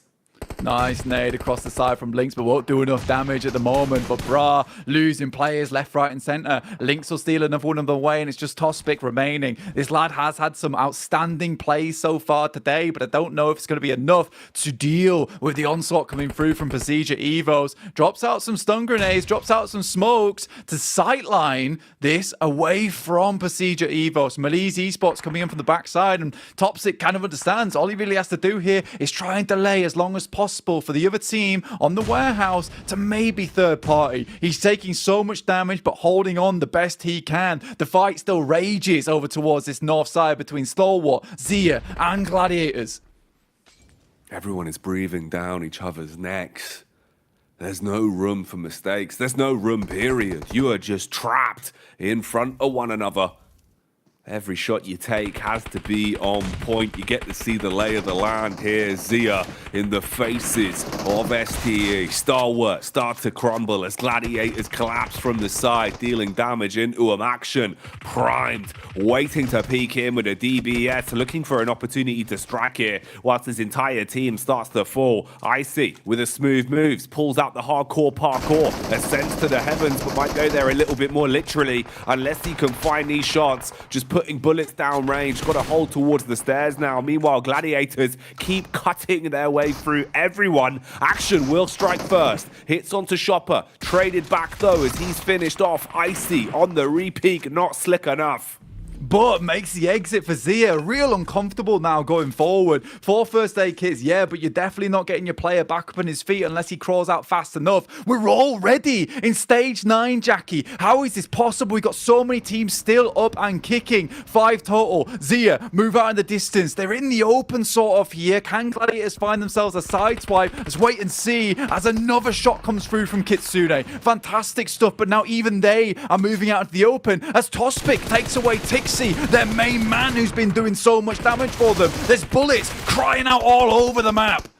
Zia, they're trying to build pyramids blind, but they've got no clay. It's all starting to go wrong. You've got the readjustment from Malise as they put bullets down range and slay their way through Evos, making the twins look uncomfortable. Link, can he somehow piece this one back together? It would have to be absolutely perfect. He's in a good spot to try and strike, but the timing doesn't work. He's spotted nice. out. Malise getting obliterated now by the Gladiators as well. They've seen the doors open. They start to stick their head in, taking info and taking names to boot as well, dealing damage onto Malise now. Play zone starting to nip at their heels, making it uncomfortable. They got to push with it and they can't quite close it. Gladiators all going down. Just no cover available for Gladiators, but from that top side where so many sightlines were looking their way, it is a difficult experience for them to push through. They get a lot of eliminations in the process, and this is the game that we asked for, that they needed to move into tomorrow with at least a chance available to themselves to get into that survival stage. But that is about it. So many storylines will be knitted together tomorrow, completed and concluded, and everyone seems to have a chance at moving out from that bottom 5 at this point in time. But it's Belize that finish off the games today. A really nice set of rotations from them, slowly, like we said, just chipping away at these teams from that edge side. Huge plays there, really. Nice damage established, especially proving that he is the CEO. Man was in charge of the situation and the business was theirs for the taking. As Melise do secure that chicken dinner to round out the day. A scrappy one, a crazy affair when you think about the sheer amount of teams we had. Even though they were so fragmented, right? Just so many squads alive and kicking into that 9th circle blank. And it ends in a blink of an eye. Absolutely. I mean, CEO later as well. 1,649 damage done. 10 knockouts. This guy was absolutely unbelievable, both in his own region and is still stepping up here over towards the global stage. And Belize Esports better be thankful for the things that he brought to the table. Gladiators, on the other hand, I think you've got to be happy if you're a fan for them. Also scared in a way too, but at least that they've opened the door just a little bit before it shut down on their face. There you have it. The stats don't lie. Overall, being able to secure a much-needed win at the end of day 3. A day that was chock-a-block with upsets and teams that needed to forge a legacy being able to do so. Let's get back to the desk then to break it down and give you the lay of the land. Thank you so much, Jackie and Blank boys. You did a great job here. Another team that did a great job is none other than Melise, clutching up a chicken dinner. We talked about how the teams at the bottom needed to get a good performance here in the last final game, because tomorrow you never know what's going to happen there on the final day, and Melise were able to do it. They were in 11th place, so that was right there on that cutoff. I'm really excited to see where they end up on the leaderboards here, Kelars. Yeah, I didn't anticipate it, that's for sure here. Melise getting themselves a victory with huge damage going out as well. Look how happy they are as they're able to clutch it out. I mean, of course, the circle's kind of narrowing down on their compound, but the thing is, a far cry from what we saw from Tiambra in the previous game, where they didn't really have many targets to shoot at. Melise had a lot of targets to shoot at here and was able to do it in full gusto. Oh yeah, full gusto for the Melise. I mean, even before they have their position that keeps having the circle shifting their way, they take a head-on-head fight against Alpha 7, and they completely obliterate their position on the southern western side after they're going for that wide western wrap. So yeah, Melise, strong performance on this match overall and able to take themselves some good engages, but especially CEO later, top fragger for his team on this match with the Grows at the end. Hot Jukes on fire this match. Love it. Oh yeah. Man, absolutely crushed. Another team that desperately needed points is Gladiators. I can't believe I'm even saying this right now. These guys are in the hot seat, and to be able to put up 14 points right here at the end, they got to be feeling good here, Kel. Yeah, they do. Yeah, I mean, considering at the start of the day, as I said before, I kind of counted them out, but they do now have a lifeline to be able to strike back. Yes. Set in 13th place here, Gladiators, and I'm going to say it, being an invited team after performing poorly in regional as a whole, they have to absolutely avoid this bottom 5. That would be an unmitigated disaster if they were invited and then fall out in the first round. After the performance in the championship, I really thought we were going to see major changes for Gladiators, but it seemed like we are still seeing some very similar plays to what we saw back in the championship and the full season of PMPL Europe. They have sped up a little bit the early game, but it clearly isn't enough if they want to push themselves out of that bottom 5. So yeah, Gladiators, we'll see how the things are going to go tomorrow though. Right now, heading into tomorrow, Hot Jukes, I'm looking at the rankings. Aegon I8, Zerja, no big comebacks towards the end of the rankings tomorrow. Yeah. If they want to make it out of the bottom 5, it's technically possible, but they're going to need a field day for that to happen. 100%. Like, they literally need to start the day with a chicken dinner and literally nothing less. Yeah, but you know what? Looking at the leaderboards again, got to give a big shout out to Melise, right? They were in 10th place. They jumped up all the way, what was it, to 6th? So that's a good solid jump right there for them. But man, I'll tell you what, this bottom 5 is way too close for comfort. I mean, we're talking only single-digit points for so many teams here. It's going to be make it or break it for so many of them here, Cal. Yeah, considering that in regionals, almost every single one of these teams has had extreme days in the past, right? As much as, yes, I'm saying Gladiators didn't do that well in the most recent regionals, we still know them as a team that could, in theory, go out and get 3 wins on a day. Likewise for even Agon I8, who in their region dominates. So they could be able to do it here, even though it is a little bit of a far cry, as Max is saying. Yeah, you know what? It's going to be interesting because you have that story as well as the top 3, right? The teams are trying to get that automatic invitation to the big show. And, you know, right now you got Alpha 7 currently sitting in 3rd place with 136 points. Going on down to maybe 5th, right? Rejects there with 121. That's still, they can still catch them, right? And I'm really wondering, Max, right?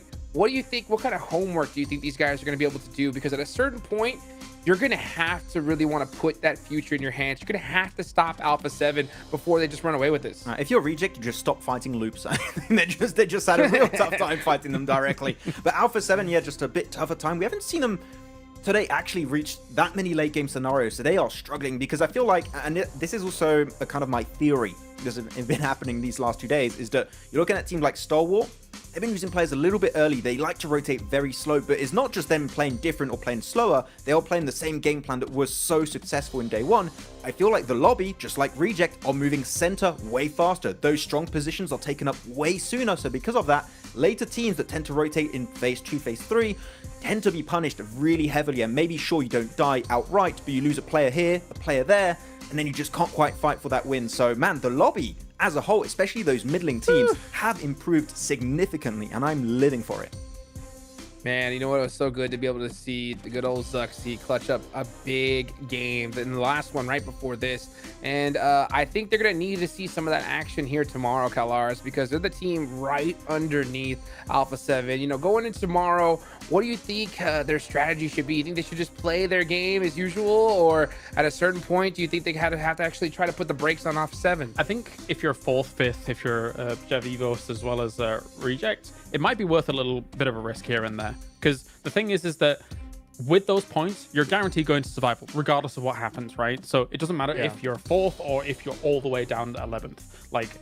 And they're not going to fall that far down, so they're not going to be eliminated. Yeah. Maybe a risk here and there, maybe a little bit more aggressive to be able to get those extra points to catch up to 3rd, to alleviate having to play potentially 2 extra stages. Could be the play. Hey, Hot Jukes, okay, talking about camping those car locations, etc., right? That could be a game plan we could see for some other teams. It could be actually super valuable for your Rejects, Procedures, your Deke Xavier. It could actually happen tomorrow towards the halfway point of the day. Well, let me ask you this, right? If you're going to go ahead and do that, right? Let's just play a hypothetical. If they're going to go ahead and try to take out Alpha 7, do you think it's worth them doing it off the rip in Sandhawk, or waiting, just kind of playing that game and then going off and ever? We'll get back to it though real quick, as we got a nice little interview here with Melissa. And there you have it, guys. Day 3 of Group Green finally ended, and now the stakes are even higher as we go into Day 4 tomorrow, the final day of the 2023 PMGC. Tashbani here, your host on ground, and with me from MSX Turkish team CEO on stage. Let's have a little bit of a chat here. Congratulations on your final chicken dinner for today. Nice job, by the way. I was told that it was sort of rigged because he's coming here on stage. But for now, let's talk a little bit about how you're feeling about your team's performance in the last 3 days.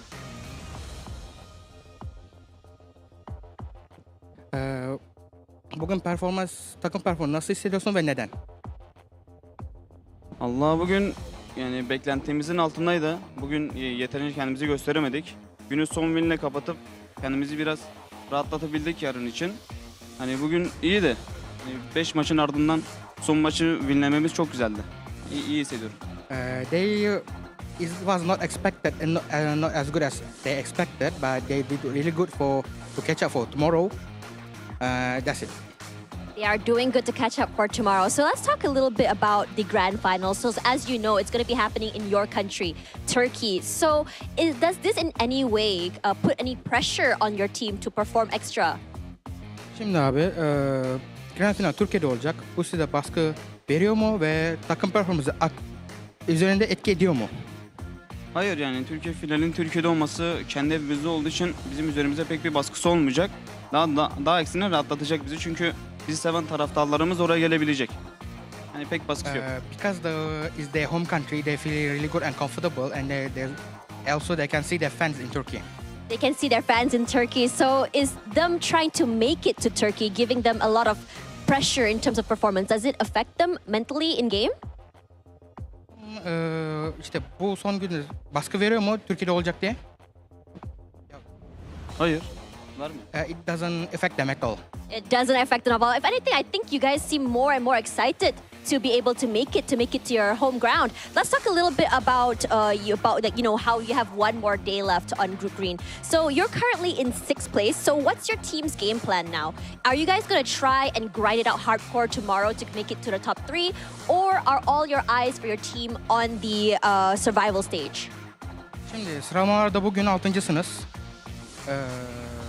Son gün için tam gaz mı yoksa Survivor'a kalmak mı düşünüyorsunuz? Düşüncelerin neler? Ya, öncelikle hedefimiz Survival'a kalmaktı. Yani onu garantilemekti. Bugün aldığımız bir winle kendimizi bir nebze biraz rahatlattık. Yarın tam gaz tabii devam. Yani ilk 3'ü bırakmayacağız. Her zaman ümidimiz var. Yani en kötü durumda zaten Survival time'a kalıp oradan da çıkmaya çalışacağız yani. Hedefimiz bu. They never expected to be win a chicken dinner for the last match. So at first they was target for the survival, but they were also targeting for the top 3 so they will go hardcore for the last day. Well, look at that. That chicken dinner was exactly what they needed mentally to push themselves and propel themselves into the top 3 to make it to Turkey, where the tournament for 2023 PMGC will be making top. So thank you so much for the chat here on stage. And for now, one more time, just reminding you guys that tomorrow, the final day will be for Group Green. But if we don't know, a little bit of a recap, Vamos is still the words we are uttering as Loops has taken over the ladder today. Whether or not they'll be able to maintain that momentum is the question that we all are dying to see. Anyway, that'll be the end for us here on ground for the 2023 PMGC Group Green League stage. And hopefully we'll see you guys tomorrow. On to you guys, the casters. See you guys later.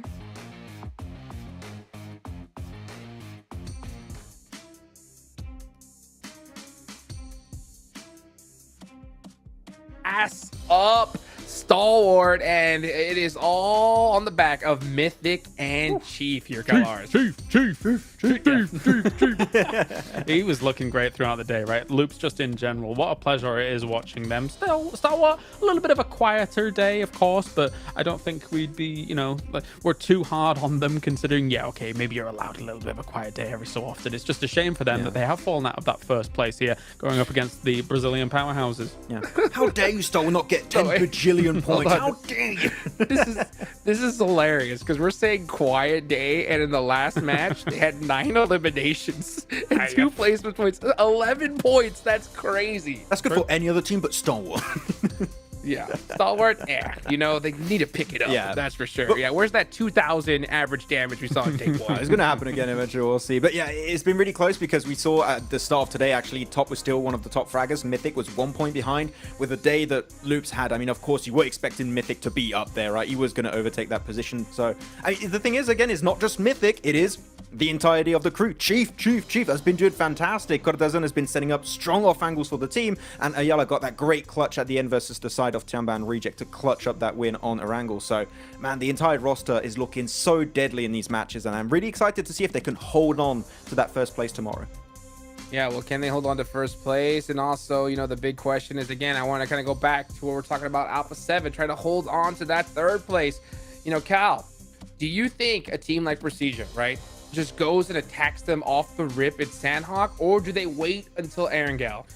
I think with Sandhawk being kind of a bit of a crapshoot, kind of like a bit of a wild card, I think maybe you just play out your own game there. But beyond that, I was kind of alluding to it earlier.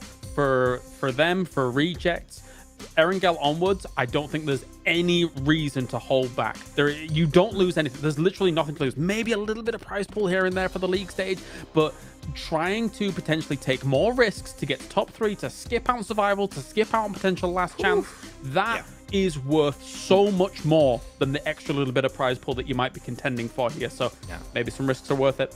I'm telling you right now, Yeah. you're looking at tomorrow, what you do. First two Orangles, just like, don't drop on them. Just leave them like, oh, we're safe. We're going to be fine in our drop. And then you just drop them on the last Orangle, just like, not ready for it.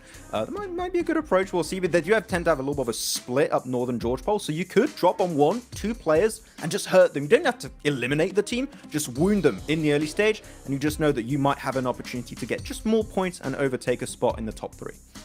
Yeah, I think you're right. I think you just kind of wait it out, see what happens. But you know what, guys? I gotta give a big thank you, of course, to our sponsor here, the Infinix GT10 Pro, a smartphone created directly for esports competitors. If you guys want to go ahead and dominate the lobby, you gotta check out that GT10 Pro.